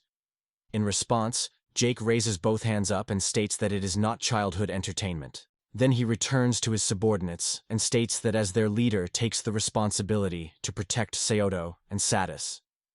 Everyone is looking at Jake with surprise and listening carefully to his speech. At this point, Seth notes himself that it seems that this is what Jake makes a real leader. The characters began to descend to the dungeon, the entrance to which was hidden behind the totem. Jake walked in front, holding a torch in his hand. Set walked immediately behind him, and followed by Satis. While they moved the dark stairs, Seth turns to Jake and says that despite his leadership in the Revolutionary Army, he seems fun and a good child. The characters go down the stairs further. Jake confirms these words of the hero, that this is true, and says that he was really happy yesterday, and today, everything has changed for him. The heroes continued to go down, and Satis noticed that Jake was clearly rejoicing from the fact that the set came to them. Jake goes a little sideways from others, and in the shimmering light candles mysteriously confesses, Seth's visit did not really bring him joy. The girl asks if he is sure of his words. In response, Jake avoids a direct answer and suddenly says he now noticed that a spacious hall opens in the depth of the cave. After these words, Jake ignites a new torch, which immediately fills everything around with bright light. Then the whole group enters the hall and decides to carefully inspect it. Seth and Satis, covered with surprise and confusion, are carefully inspected by the hall, which they have just got into. The girl looks carefully through the glasses into the stone walls and decoration of a large room. Satis decides to approach closer to the picture hanging on the wall to look better. He notes that this temple seems to be dedicated to the so-called pure goddess Chatal Galk. He then says that this goddess is similar to a motherland, who gives birth to all living things, gives fertility, and promises wealth of crops. That is why it is considered the complete opposite of god Ahas Patel, who is known as Vindigo Death. Satis, with a note of the amount in his voice, says that it is a pity, because there is very little about this goddess. It is too ancient. Seth looks at the girl in surprise and asks what the meaning is this goddess related to Ahas Patel. Then he decides to ask the Satis whether this place is really suitable for the test. The girl is uncertain that, most likely, it is not true. They continue to discuss this issue while exploring the hall. Jake, amazingly silent, looks carefully at this unusual room, which was dedicated to the goddess. Suddenly, Jake noticed a building nearby and decides to draw the attention of both sets. He confesses that he does not fully understand what they are looking for, but perhaps this thing is exactly what they need. Jake shows a medium-sized object. Jake calls Seth to himself and shows him a small ladder that leads down under the structure. Jake holds a torch in his hands and illuminates everything around so that friends can look at what is there. When Seth and Seti are approaching Jake, a very strange picture opens. They see a huge tank filled with dark, oily liquid. Once they approached this tank, they immediately gave them unpleasant dark energy, as if they were delaying them. The white stone that lay out the floor and the walls of the room with a reservoir, surprisingly, remained light, even despite the ominous liquid inside.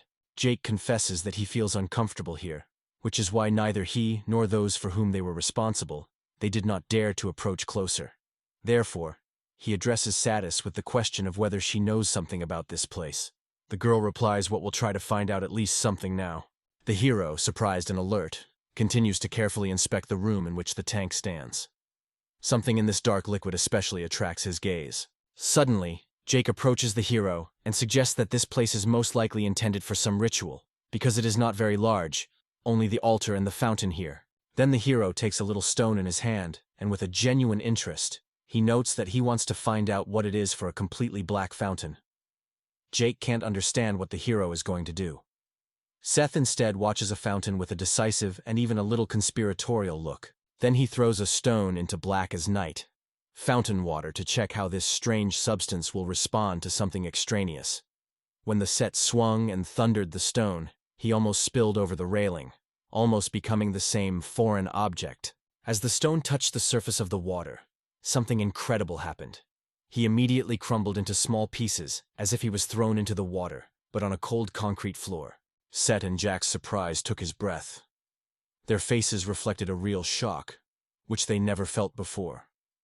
None of them could imagine that the stone would break into the piles by touching this substance. Suddenly, the guys who decided to carry out a kind of experiment, strictly and dissatisfied. The girl threw a sharp, angry look, in her eyes, a threat. Then the girl began to say that Seth and Jake should not do everything they want here. Seth half fed to her and reported that the stone they had thrown into the fountain crashed into pieces. After that, he asked the girl how it could have happened. At that moment, the girl finally realizes that it was for the sound and returns to the fountain. She carefully examines the fragments of stone scattered throughout the fountain surface. Suddenly, the girl's face becomes very serious. She confesses that she is afraid, because perhaps all this is somehow related. However, she does not explain what exactly means under these words. She began to explain that there were 4 evil spirits, fascinated by death. The woman then added that if there is someone else who, like those spirits, is under death, will also bring it to this source. Then Sifi rotates, looks carefully around and says that this place is a special source that only chosen have access to. The girl suggests that it is a kind of test hall. Jake looks at Satis and Seth with a confused facial expression. He again asks what they had just been talking about. Therefore, Jake decides to contact Seth with a question on this topic. Seth only looks at the guy in surprise, slightly understanding what it is about. Seth confesses that his words that he will save the world was an exaggeration. At that moment, his face becomes as serious as possible. Then Seth reports that there is someone extremely strong nearby. Seth understands that he will not be able to defeat this opponent until all the trials pass. The enemy's sword Seth is like a greyhound, which does not retreat and hunts the victim, invariably catching up in the way of revenge. In addition, the enemy skillfully possesses his weapons, and his skills carry a deadly danger. Jake looks at his Seth with distrust, and he is already looking thoughtfully, trying to comprehend everything that is happening. Then he moves back a little, collecting strength for an important step. He is confidently standing on both legs, and only one question is spinning in his head: whether he can cope with this test. It then looks at a high pole and prepares for a jump. At this point, he turns to his comrades and says he is about to experience his luck and pass the test. At the same time, they began to turn to a hero who was going to do something clearly insane. Everyone shouted to stop, explaining that it was impossible to do so. Then they began to reassure him, convincing that it was not necessary to hurry. As it turned out, it was the Satis. With Jake it was seized and kept firmly, not wanting to let go. Satis, with anxiety, shock, and fear on her face, looked at his Seth and asked what he thought at all. She said it was dangerous to jump down. Jake joined the conversation and noted that the set could repeat the fate of that stone. Seth immediately tries to reassure everyone, explaining that if he does not dive, he will not be able to pass the trial, and they simply do not have another way out. Satis, when he heard these words, looks at the hero with sincere misunderstanding. In her look, she reads surprise, for her incomprehensibly, as Seth does not understand that he can be at least injured, and in the worst case, and in general to be destroyed on piles.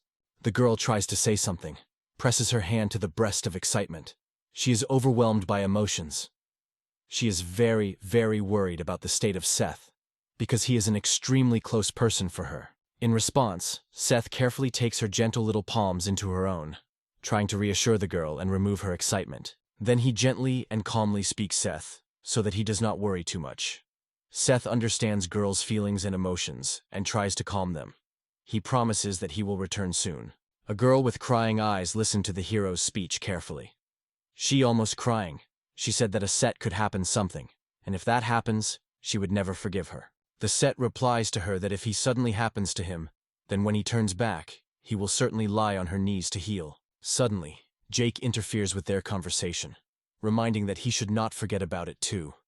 Only then do everyone mention that there is another person next to them. They apologize to the stunned Jake. Then the guy turns to Seth and asks if he really is going to pass this exam. Then Jake reaches out to Seth and says that unlike them, orphans, he has a person who will wait for him. Hearing these words, Seth looks at the guy with surprise. He does not stop and says, now Jake will no longer be able to call such Seth to his army. He adds that the hero must survive and return. Seth promises to fulfill this promise. Then he looks carefully at Jake and says that when he returns, he wants Jake to become his friend. The guy looks at the hero with joy and surprise, and then says he understood him and now incredibly glad to do so. Jake shakes his hand, and then adds that the hero still needs to get acquainted with other members of their team. The hero nods silently in response, agreeing. Then Seth decides to go on the road and test. Jake and Satis are drawn to his eyes, asking to return. The hero looks in her direction, and then he is strongly heading for a test. Once upon a time, even before separation, Stoto and hundreds in love were tenderly hugging each other. The land is wrapped in solid darkness. Somewhere in its depths, the rustle is barely audible. It is carefully stepping someone's legs. The lone traveler moves the narrow path in the sands. The main character stops in a brightly lit place and looks around in surprise. The young man tries to understand what happened. He quickly realizes that this place is completely unfamiliar to him, and asks aloud where he found himself. The young man covers his eyes with the incredibly burning sun burning from the sky, and looks somewhere in a charming distance. His fatigue is felt in every movement. He dreams of a little rest, but he has no opportunity to stop now. The protagonist stands in complete loneliness in the middle of a hot and dangerous desert that stretches down to the horizon, as if he had neither end nor the edge. Around the abandoned weapons and numerous skeletons clearly indicate that many people were killed here, trying to pass this deadly space. The former brave warrior once again carried his eyes on the strict landscape of the desert, looking for answers to the questions that were swarmed in his tired and exhausted head. But there was no living soul around. The young man stayed with his thoughts. There is no one to seek help. He turns all possible options, even suggests that he has got into some unknown illusion. But, comparing this assumption with what feels the real heat and the desert around, the hero came to the conclusion. It is not a dream, but a true reality. Suddenly, the young boy comes to mind the unexpected idea, and Sito is sharply aware that he has dried up in his mouth. It turns out that he has long drank anything and has been under the scorching sun for a long time. The guy thinks if there is somewhere near this trap. Over time, the heart dries from endless trials and difficulties.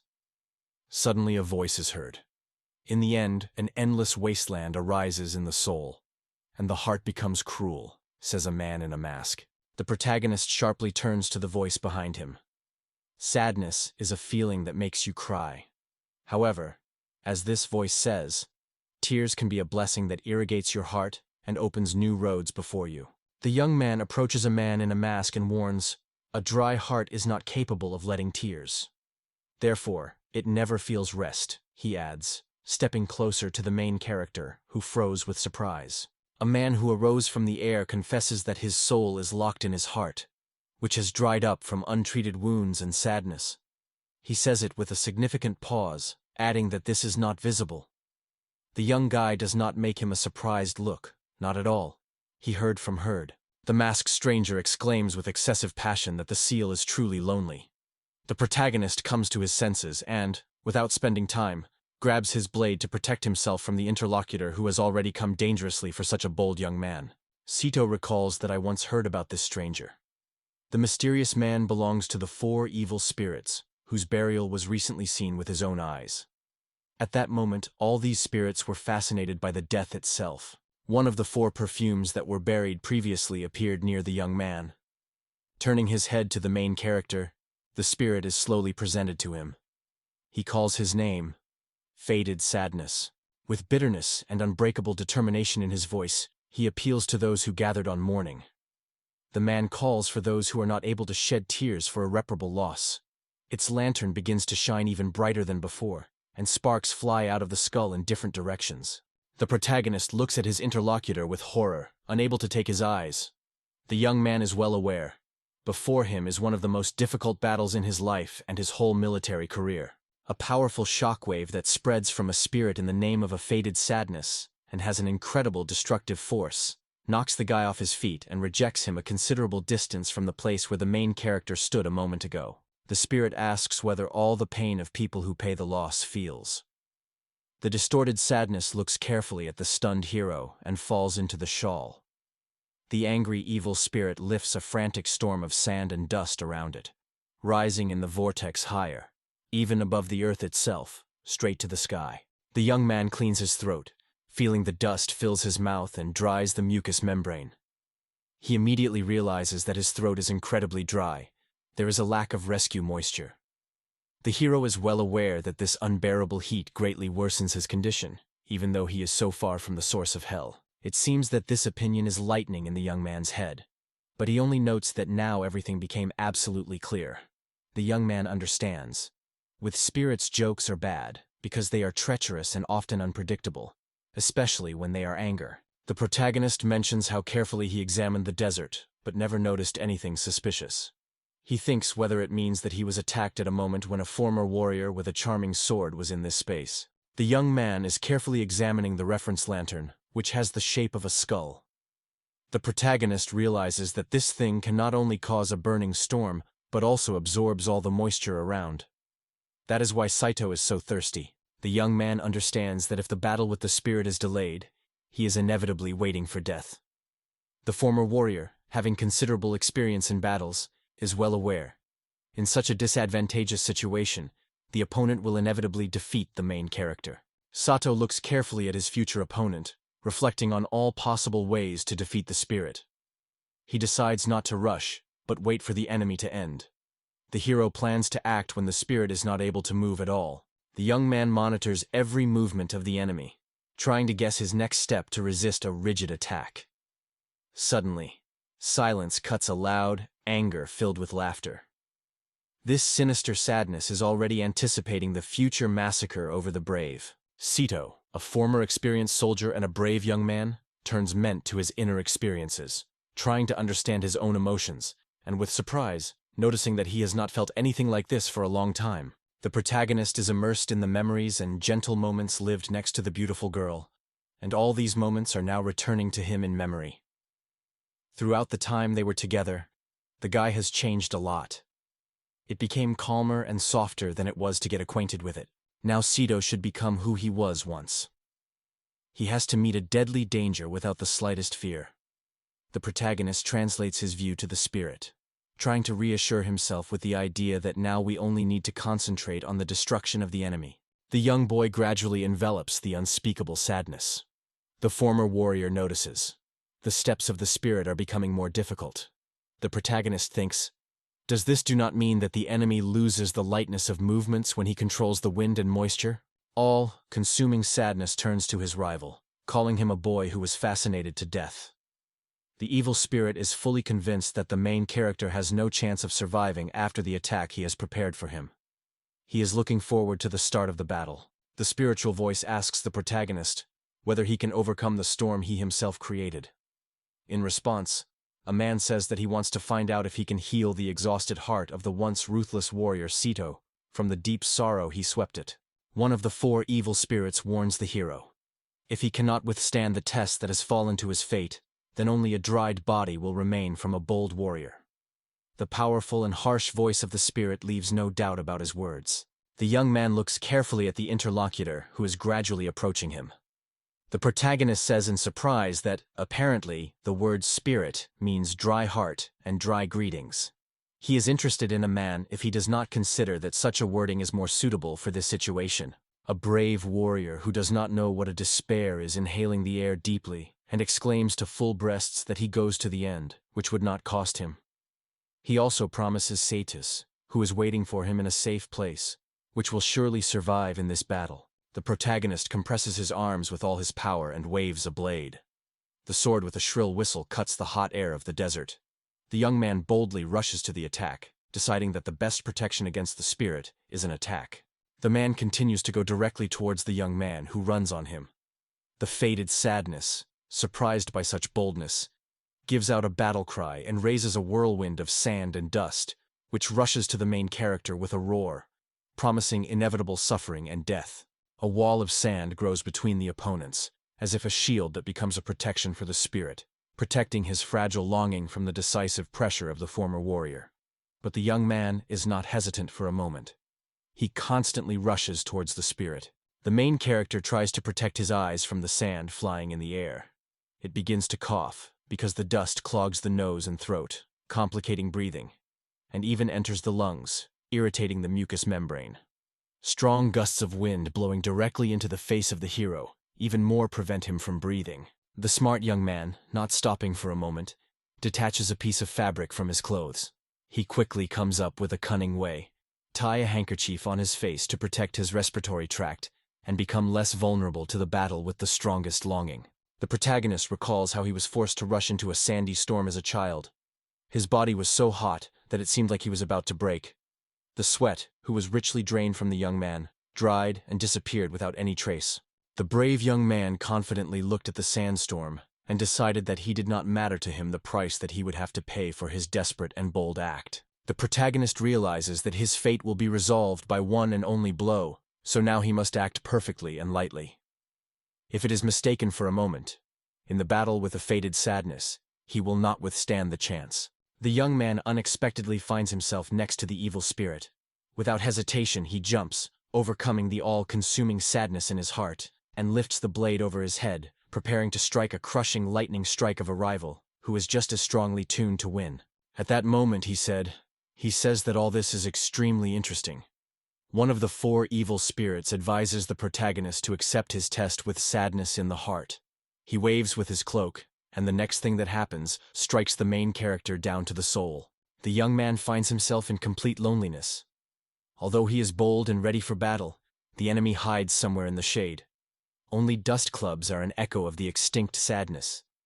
But suddenly, this is a mysterious spirit, warning that his heart is wrapped in black sadness.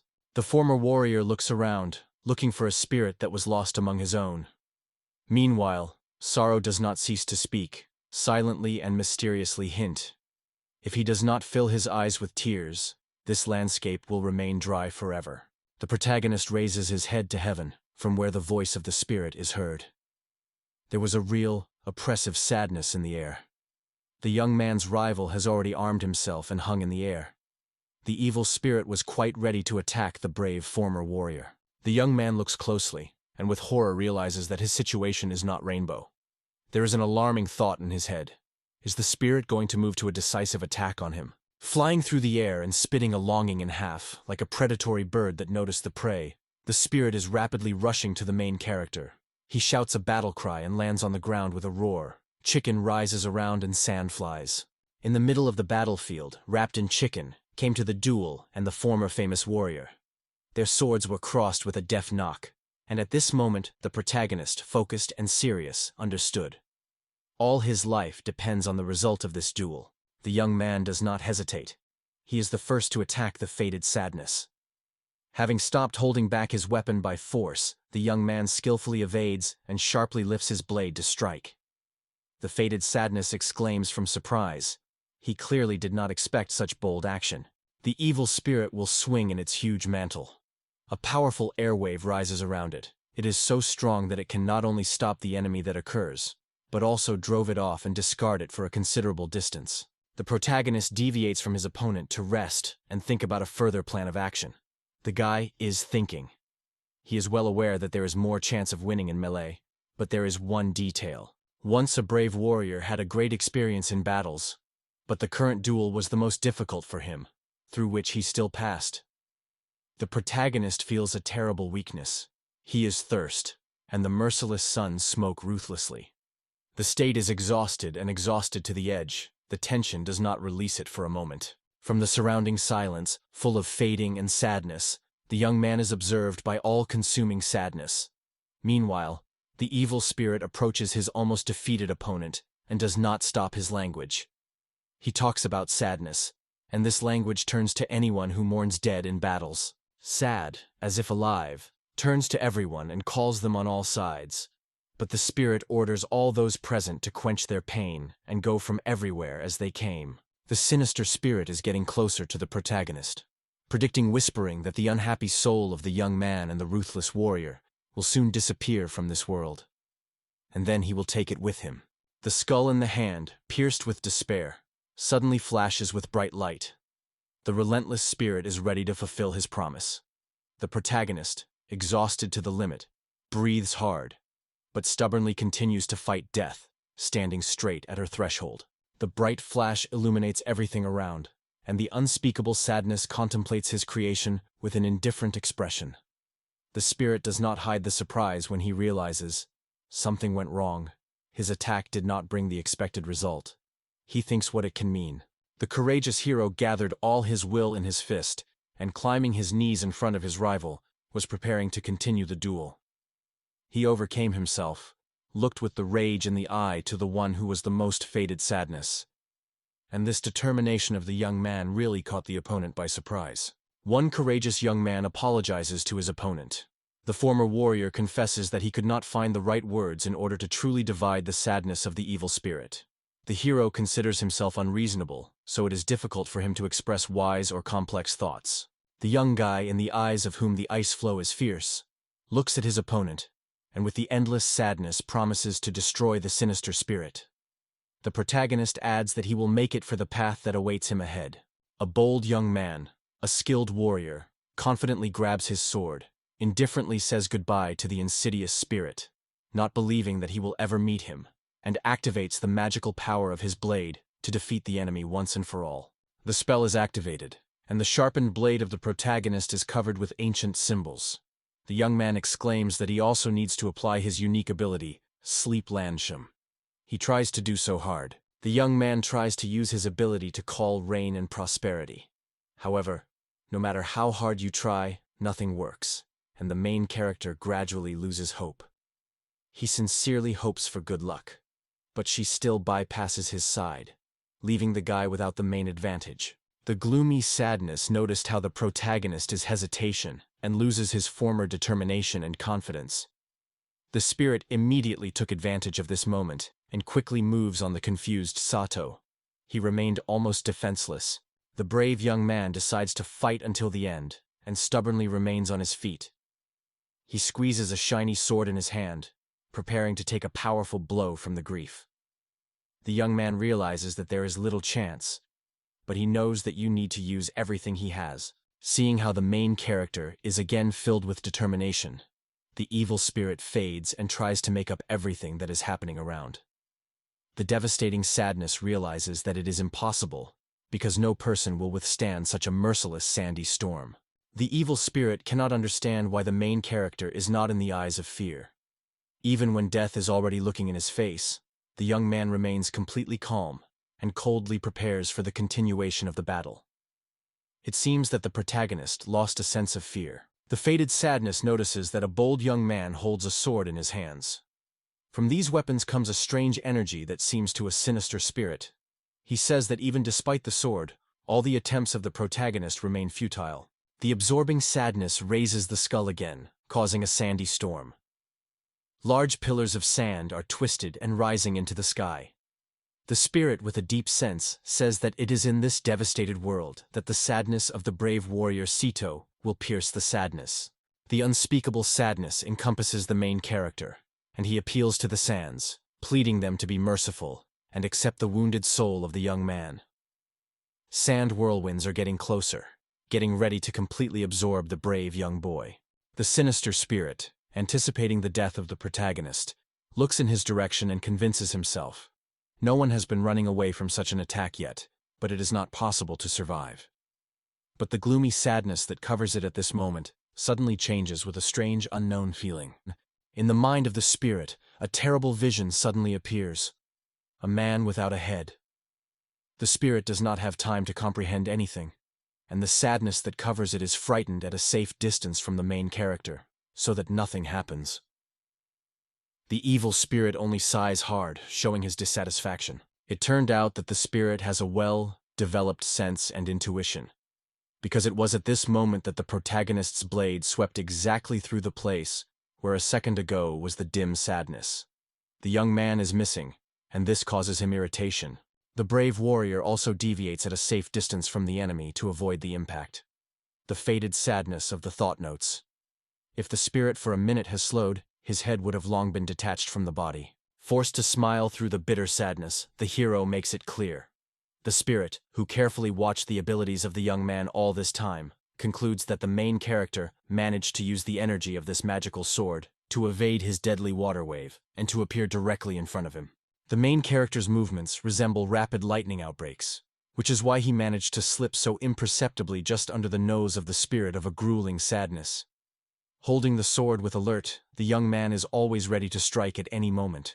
The man in the raincoat notes that the young man really moves extremely quickly. It cannot be denied. However, no matter how tried, he never compare with the all-absorbing saddle, which moves almost 10 times faster, clever and elusive. The spirit proudly notices that even the fear itself now stands on his side. He promises the main hero to show the power that belongs only to him. One of the 4 evil spirits buried in the tomb. Full of unspeakable sadness, the spirit looks gloomily into the distance. Wherever his gaze fell, calm and silence prevail. On the endless horizon of the desert, no living soul is visible. Everything around is frozen as if the world had gone away.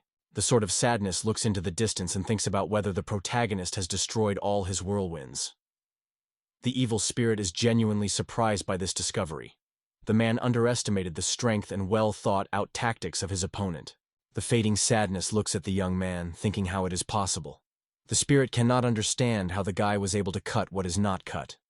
The young man feels awkward, because he himself does not imagine what he is capable of. The faded sadness continues to look closely at the main character, and suddenly understands something important. In this young man there is no drop of despair. He does not carry the thirst for revenge, and his heart does not tear the sadness. He is clean. And that is why he cannot overcome it. The sinister spirit stated that he found something extraordinary and very rare. The gloomy sadness suddenly exploded with a terrible laughter, after which she added that the young man had fascinated her death. The spirit approached the hero, stepping forward. The man looks from above the main character and says with interest that the young man actually has a charming sword. Such a gift falls only to a few. And judging by the powerful energy that the protagonist radiated during his attacks, the spirit understands that he is definitely. Deep sadness watches the actions of the young man and considers his further steps. The sinister spirit decides. If his whirlwinds are no longer acting, he will take advantage of Candela to distract the guy, and then suddenly puts his knife into his head. The man recalls how last time the protagonist almost caught him through incredible speed and skill. This time, he, covered with dull sadness, decides to act differently, not to be tricky, so as not to be trapped or risk life. The sinister spirit is still staying away from the protagonist. He does not fit too closely not to get under his direct blow and be able to evade in time. Meanwhile, unspeakable sadness seems to shake the skull from side to side, as if introducing a young man into a changed state of consciousness. The main character holding the sword is noticeably weakening, and the sparks on the blade are barely glowing. The faded sadness monitors the changes in the body of the young man, and, noticing these signs, understands that the moment has come. The evil spirit quickly adapts to the attack and decides. He will show all his feelings to the protagonist. Some of them he gathered during the battle with a young man, and now they break outside with a painful sadness that tears it from within. The devastating sadness sharply pushes the skull to the side, and at the same time lifts the sharp axe over the young man at the same time to finally finish it. But this time, something is not going to plan during his attack. The main character suddenly feels that something is wrong. He escapes from the hypnosis of all, consuming sadness, and when he comes to his senses, he asks sharply, "What is happening here?" He looks closely at the spirit, trying to understand what he conceived. Without hesitation, the hero throws an object into the spirit. In fact, all this time, the protagonist just pretended that he was absorbed by unbearable sadness, which seemed to be trying to seize his mind. The young man looks at his opponent and tells him that he did not cope with his task and made a big mistake. Suddenly, a man with a skull in his hands notices how an object flies in his direction. The devastated sadness looks more closely and understands that this cunning Sato threw his knife directly into his candela. This event greatly affected the February spirit. The protagonist jumps through his opponent and falls directly on him, injuring him in the neck. The plan of the cunning Sorrow has fallen completely, so the brave state itself takes the deal in your own hands. His movements are agile, but at the same time filled with force. The wounded spirit feels acute pain and suddenly loses balance, coughing loudly from despair. He begins to wave his hands, trying to stay on his feet. The spirit did not expect that the main character would be much more complicated than it seemed at first, so such an unexpected turn of events became a complete surprise for him. The protagonist understands what he has done, but the feeling of guilt for the past does not let him go. That is why the guy apologizes to his rival for a sudden attack and severe injuries. The main character skillfully permeates the spirit with his sword. He accurately kicks the edges of a candelabra in the shape of a skull, which still holds a guy in the name of a falling back in his hands. The sword pierces the candela, and at that moment there is magical contact with the skull. Suddenly, Candela crawls and crumbles into small sand and dust that fly in all sides. A strong gust of wind spreads them throughout the desert. The main character continues to hold his sword in his palm firmly. He stops before the defeated enemy and monitors him closely, trying to understand how deep the pain and devastation of this defeat was. The defeated and tired man lies on his back without having any effort to rise. The evil spirit understands his defeat in this battle, so he turns to the protagonist with a question: whether his magical sword, through which he overcame the 3 other evil spirits, can cope with the next test. The young man looked at the overthrown enemy and confidently said that his charming sword would still overcome many enemies and evil spirits. The protagonist tells him that he must return to the person who sincerely and devotes him. The brave young man adds that if he remains here, the former commander of the King of the Demons will decide that Sito has died and will start mourning him. This is how the dying stake spirit says in the voice. In his last moments, he suddenly realizes something. These words become favorable for him, because the moment, and the wind already spreads the remains of a faded longing on the endless desert. Evaporated after a heavy battle, the protagonist raises his eyes to the sky and looks thoughtfully into the distance. In his memoirs, he returns to how he fought courageously and defeated his fears in this battle, and understands that all efforts were in vain, because the victory was really. The action is transferred to the settlement where the main character's girl remains. She sits on a rise inside one of the houses. Opposite her is a young guy. Both are silent and waiting for something, understanding each other without any words. The young man exclaims and immediately turns away from the warrior. Turning into his thoughts, he feels a real discomfort from what is left alone with the main character. The guy does not know how to break an uncomfortable pause to discharge a strange atmosphere between them. The young man thinks about how many more you have to wait for Sito, which has not yet returned. He is becoming more and more uncomfortable because of a prolonged expectation. After all, a magic warrior and the former subordinate of the demon's ruler himself sits next to him. The young man looks at the sight sitting with a sad look and thinks about what to talk to her. He does not understand how to behave in such moments, especially when it comes to a girl. The main character is worried about the fate of her girlfriend. From excitement, she squeezes her fingers. Suddenly, the young man has an idea how to talk to a girl. He appeals to Satis, whether he is really so important to Seth's fate. The girl nods and replies. The protagonist says that her friend has always been a very strong boy, but sometimes he is too reckless and risks without much reason. The main character for a long time kept silence and then spoke again. She said she sincerely believes her girlfriend will soon come back. The girl confessed that she was not abandoned by anxious thoughts. She is afraid of what injuries to Sito may appear in front of her. The young man watches a girl who is waiting for his friend with such dedication and faith, and realizes that she is really very worried about Seth. He tries to imagine that this heroine feels when he thinks that her lover can be injured.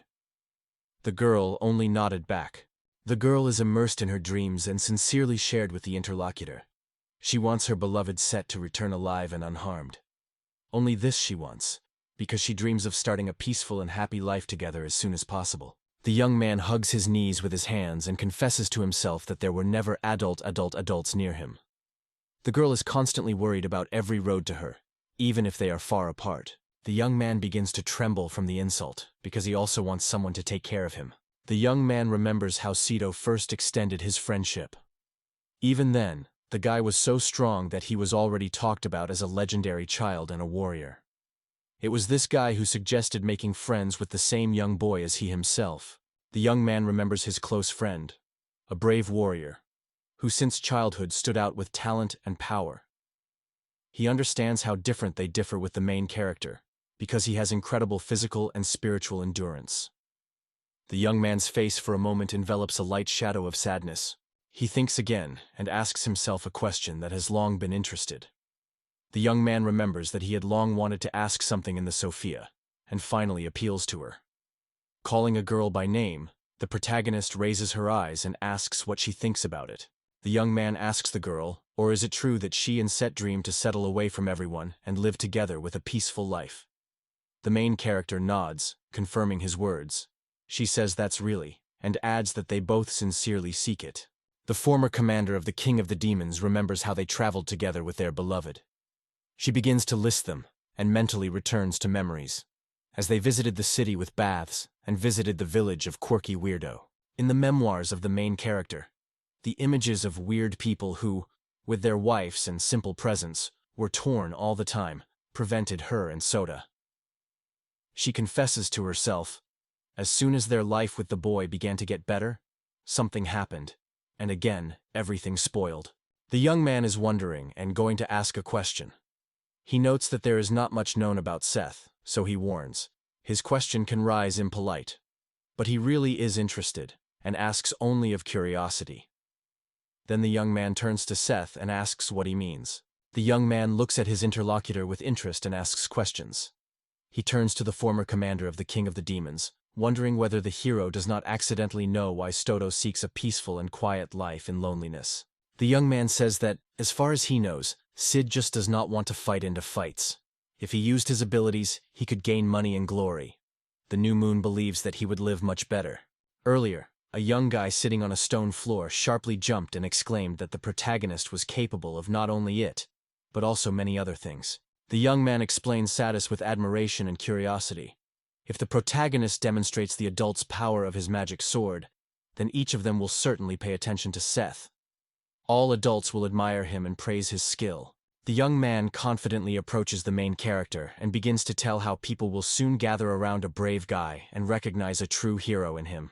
He is sincerely convinced that the main character, being a smart and capable warrior, deserves glory and recognition.